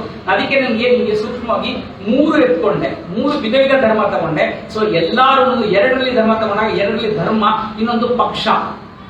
ಏನಂದ್ರೆ ಇಲ್ಲಿ ಗೋವಾದಲ್ಲಿ ಮಾಡಿದ್ದು ಕ್ರಿಶ್ಚಿಯನ್ಸ್, ಅಲ್ಲಿ ಮಾಡಿದ್ದು ಮುಸಲ್ಮಾನರು, ಇಲ್ಲಿ ದೆಹಲಿ ಮಾಡಿದ್ದು ಕಾಂಗ್ರೆಸ್ ಪಕ್ಷ. ಸೊ ಅಂತ ಹೇಳಿದ್ರೆ ಎಲ್ಲ ಮತ್ತೆ ಒಂದು ಹಿಂದೂಗಳು, ಒಂದು ಮುಸಲ್ಮಾನರು, ಒಂದು ಕ್ರಿಶ್ಚಿಯನ್ರು, ಮತ್ತೆ ಇಲ್ಲಿ ಸಿಖ್ರು ನರಮೇದಕ್ಕೆ ಸಿಕ್ಕಾಕೊಂಡವರಲ್ಲ ನಾವೇ. ಕಾರ್ಯಕ್ರಮದ ಕೊನೆ ಹಂತಕ್ಕೆ ನಾವು ಬಂದ್ಬಿಟ್ಟಿದ್ದೀವಿ. ಅದು ವಂದನಾರ್ಪಣೆ. ಮಂಥನ ಹೆಬ್ಬಾಳವಾದದ 282ನೇ ಕಾರ್ಯಕ್ರಮ ಇದಾಗಿತ್ತು. ಇದನ್ನ ಕೇಳಿಕೊಂಡಾಗ ಪ್ರೀತಿಯಿಂದ ಒಪ್ಪಿ ಕಾರ್ಯಕ್ರಮಕ್ಕೆ ಬಂದು ಕಾಶ್ಮೀರ, ಗೋವಾ ಮತ್ತು ದೆಹಲಿಯಲ್ಲಿ ಆದಂತಹ ಹತ್ಯಾಕಾಂಡದ ಎಳೆಯಾಗಿ ಬಿಚ್ಚಿಟ್ಟು ನಮ್ಮ ಕಣ್ಮುಂದೆ ಆ ಚಿತ್ರಣವನ್ನು ತಂದುಕೊಟ್ಟಂತಹ ಶ್ರೀಕಂಠ ಅವರಿಗೆ ಹೃತ್ಪೂರ್ವಕ ಧನ್ಯವಾದಗಳು. ಕಾರ್ಯಕ್ರಮಕ್ಕೆ ಬಂದು ಆ ವಿಚಾರವನ್ನ ಮಂಡನೆಯನ್ನ ಮಾಡ್ತಾ ಒಂದು ಕ್ರಾಂತಿಕಾರಕವಾಗಿ ನಮ್ಮನ್ನ ಜಾಗೃತಗೊಳಿಸಿದ್ದಾರೆ. ಅದಕ್ಕಾಗಿ ಮತ್ತೊಮ್ಮೆ ಅವರಿಗೆ ವಂದನೆಗಳು. ಹಾಗೆಯೇ ಇವತ್ತು ಭಾನುವಾರ ಅನೇಕ ಕಾರ್ಯಕ್ರಮಗಳ ಮಧ್ಯೆ ಬಿಡುವು ಮಾಡಿಕೊಂಡು ಮಂಥನ ಕಾರ್ಯಕ್ರಮಕ್ಕೆ ನೀವೆಲ್ಲರೂ ಆಗಮಿಸಿದ್ದೀರಿ. ನಿಮಗೂ ಕೂಡ ಅನಂತ ವಂದನೆಗಳು. ಮಂಥನ ಹೆಬ್ಬಾಳದ ಪರವಾಗಿ ಒಂದು ಕಿರು ಕಾಣಿಕೆಯನ್ನ ಕೊಡಬೇಕಾಗಿ ಕೇಳ್ಕೊಳ್ತೀನಿ.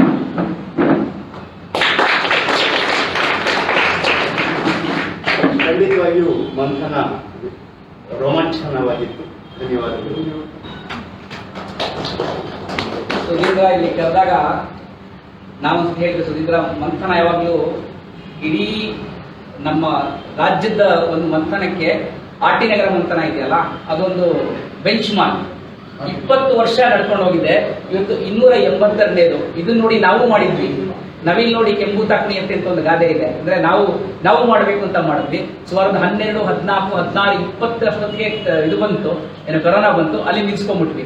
ಆದ್ರೆ ಇಲ್ಲೇನಂತ ಹೇಳಿದ್ರೆ ಸತತವಾಗಿ ನಡೀತಾ ಇದೆ. ಮತ್ತೇನಂತ ಹೇಳಿದ್ರೆ ಎಲ್ಲೆಲ್ಲೋ ಕೂತ್ಕೊಂಡು ಒಬ್ಬೊಬ್ರು, ಮತ್ತೆ ಇದನ್ನ ಹೊರಲಿಕ್ಕೆ ಒಬ್ಬರು ನಗ ಹೊರಕ್ಕೆ ಒಬ್ಬೊಬ್ಬರು ಬರ್ತಾ ಇದ್ದಾನೆ. ಸೊ ಹಾಗಾಗಿ ಅಂತಂದ್ರೆ ಇಲ್ಲಿ ಮಾಡಬೇಕಿದ್ದು ಸಭಾ ಕಚೇರಿ ಇದು. ನಾನು ಸುಧೀಂದ್ರ ಹೇಳಿದಾಗ ನನಗೆ ಆಗತ್ತಾ ಅಂತ ಒಂದು, ನಾನು ಇದಕ್ಕೆ ಮುಂಚೆ ನನಗೆ ಆಟ ಆಡೋದ್ರಲ್ಲ ಇಲ್ಲಿ ಮುಂದೆ ಕೂತಿರೋ ಅವ್ರ ಮುಂದೆ ನಾನು ಮಾತಾಡೋದ ಎಷ್ಟು ಚೆನ್ನಾಗಿ ಮಾತಾಡಿದ್ರು ನನಗೆ ಗೊತ್ತಿಲ್ಲ. ಆಮೇಲೆ ನಾನು ಕೇಳಬೇಕು ಅವ್ರನ್ನ. ಸೊ ಹೇಳಿದಾಗ ನನಗೊಂದ್ಸತಿ ಅಡಕಿತ್ತು. ಆದ್ರೆ ಒಂದೇನಂತ ಹೇಳಿದ್ರೆ, ನಾನು ಹೇಳಿದ್ನಲ್ಲ, ಒಂದು ಗೆರೆಯಲ್ಲಿ ದೊಡ್ಡದು ಬೇಕಿದ್ರೆ ಯಾವಾಗ್ಲೂ ನಾವು ಚೆನ್ನಾಗಿ ಮಾಡಿದೀವೋ ಇಲ್ವೋ ಅಂತ ನಾವು ತಿಳ್ಕೊಳ್ಬೇಕಿದ್ರೆ ನಾವು ದೊಡ್ಡವ್ರ ಮುಂದೆ ಸಭಾ ಕಚೇರಿಯಲ್ಲಿ ಇದು ಮಾಡ್ಬೇಕಂತೆ. ಅದಕ್ಕೊಂದೇನು ಸಣ್ಣದೊಂದು ಉದಾಹರಣೆ ಹೇಳ್ಬಿಡ್ತೀನಿ. ಮೈಸೂರು ಮಹಾರಾಜ್ ಇದ್ರಲ್ವಾ, ನಾರಾಯಣ ಕೃಷ್ಣ ಜೋಡಿ ಇರ್ತಾರಲ್ಲ, ಅವರು ಬರೀ ಇದಲ್ಲ, ಸಂಗೀತದಲ್ಲೂ ಚೆನ್ನಾಗಿ ಗೊತ್ತಿತ್ತು. ನಿಮ್ಗೆ ಎಷ್ಟೊಂದು ಕೃತಿಗಳೆಲ್ಲ ರಚನೆ ಮಾಡಿದ್ದಾರೆ. ಶ್ರೀ ಚಾಮುಂಡೇಶ್ವರಿ ಇದೆಲ್ಲ ಅವರೇ ಮಾಡಿರೋದು. ಸೊ ಅವ್ರೇಂತ ಹೇಳಿದ್ರೆ, ಅವರು ಅದಕ್ಕಿಂತ ಮುಂಚೆ ಬರೀ ಸಂಗೀತ ಅಂದಿದ ತಕ್ಷಣನೇ ಕರ್ನಾಟಕ ಹೆಸರಿಗೆ ಮಾತ್ರ ಕರ್ನಾಟಕ ಸಂಗೀತ ಅಂತ ಇದ್ರು ಸಂಗೀತಗಾರರೆಲ್ಲ ಇದ್ದಿದ್ದು ತಮಿಳುನಾಡಲ್ಲೇ ಜಾಸ್ತಿ.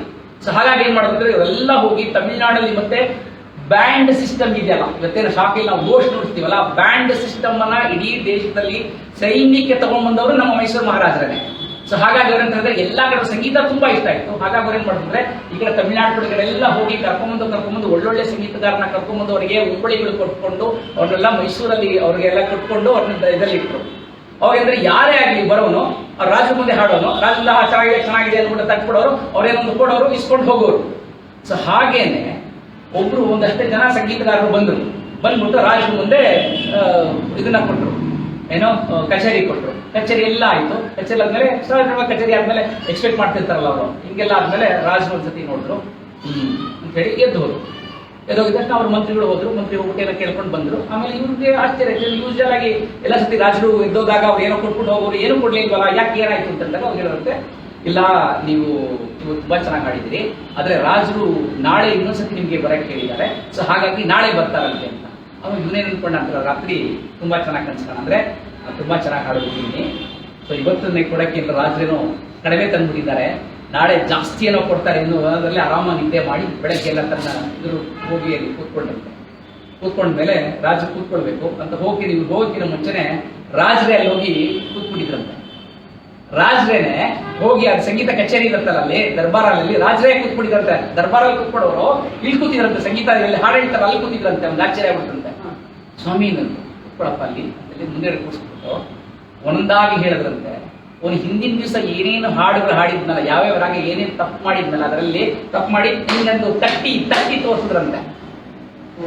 ಸೊ ತಟ್ಟಿ ತೋರಿಸ್ಬಿಟ್ಟು ಹೇಳಿದ್ರಂತೆ, ಅಂದ್ರೆ ಅವ್ನು ಪ್ರತಿ ಸತಿ ಅವ್ರು ತಟ್ಟಿ ಇಲ್ಲಿ ಇಂಥ ಕಡೆ ತಪ್ಪು ಮಾಡಿದೆ, ಇಂಥ ಕಡೆ ತಪ್ಪು ಮಾಡಿದಾಗ ಅವನೇನು ಎಕ್ಸ್ಪೆಕ್ಟ್ ಮಾಡಿದ ಅವರು ಸಂಗೀತಗಾರರು ಏನೋ ಭಾರಿ ಅಂತಂದ್ರೆ ಮನೆಗೆ ತಲೆ ತಗ್ಗಿಸ್ಬಿಟ್ಟು ಹೋದಂತೆ. ಅಂದ್ರೆ ಯಾವಾಗ್ಲೂ ತಾನೇನಾದ್ರೂ ಚೆನ್ನಾಗಿದೆ ಅಂತ ನಾನು ಚೆನ್ನಾಗಿ ಮಾತಾಡಿದೀನಿ ಅಥವಾ ಏನಾದ್ರು ತಿಳ್ಕೊಳ್ಬೇಕು ಅಂತ ಹೇಳಿದ್ರೆ ಒಂದು ದೊಡ್ಡ ಸಭಾ ಕಚೇರಿ ಮಾಡಿದಾಗಲೇ ಅದು ಗೊತ್ತಾಗೋದು. ಸೊ ಇವತ್ತಿನ ದಿವಸ ಏನಂತ ಹೇಳಿದಾಗ ಸಭಾ ಕಚೇರಿ ಇದು ಖಂಡಿತವಾದ ಸಭಾ ಕಚೇರಿ ನಿಮ್ ಮುಂದೆ ಮಾಡಿ ಏನಾದ್ರು ಚೆನ್ನಾಗಿದೆ ಅಂತ ಹೇಳಿದ್ರೆ ನನ್ಗೊಂದು ಖುಷಿ, ಅಥವಾ ನೀವೇನಾದ್ರು ಚೆನ್ನಾಗಿ ಮಾತಾಡಿಲ್ಲ ಎಲ್ಲಿ ತಿದ್ದುಕೋಬಹುದು ಅಂದ್ರೆ ಅದು ನನಗೊಂದು ಶಿಕ್ಷಣ. ಸೊ ಹಾಗಾಗಿ ಇದು ಮಾಡಕ್ ಒಪ್ಕೊಂಡಿದ್ದೀನಿ. ಏನಾದ್ರೂ ತಪ್ಪು ಒಪ್ಪು ಇದ್ರೆ ಖಂಡಿತವಾಗ್ಲೂ ನನಗೆ ಹೊರಗಡೆ ಬಂದಾಗ ಹೇಳಿ, ಅದನ್ನ ತಿದ್ದುಕೊಳ್ಳಕ್ಕೆ ನನ್ ಅನುಕೂಲ ಆಗುತ್ತೆ. ಚೆನ್ನಾಗಿದ್ರೆ ಬೆನ್ನು ತಟ್ಟಿ ಇನ್ನೊಂಚೂರು ಮುಂದೆ ಚೆನ್ನಾಗಿ ಮಾಡೋದಕ್ಕೆ ಚೆನ್ನಾಗಿರುತ್ತೆ. ನಮಸ್ಕಾರ. ಇಂತಹ ಮತ್ತಷ್ಟು ಕುತೂಹಲ ಮಾಹಿತಿಗಾಗಿ ನಮ್ಮ ಚಾನಲ್ನನ್ನು ಲೈಕ್ ಮಾಡಿ, ಶೇರ್ ಮಾಡಿ ಮತ್ತು ಸಬ್ಸ್ಕ್ರೈಬ್ ಆಗೋದನ್ನು ಮರಿಬೇಡಿ. ಅದೇ ರೀತಿ ಇಷ್ಟ ಆಗಿತ್ತು ಅಂತ ಹೇಳಿದ್ರೆ ಶೇರ್ ಮಾಡೋದನ್ನು ಸಹ ಮರಿಬೇಡಿ. ಏನಂತೀರಿ?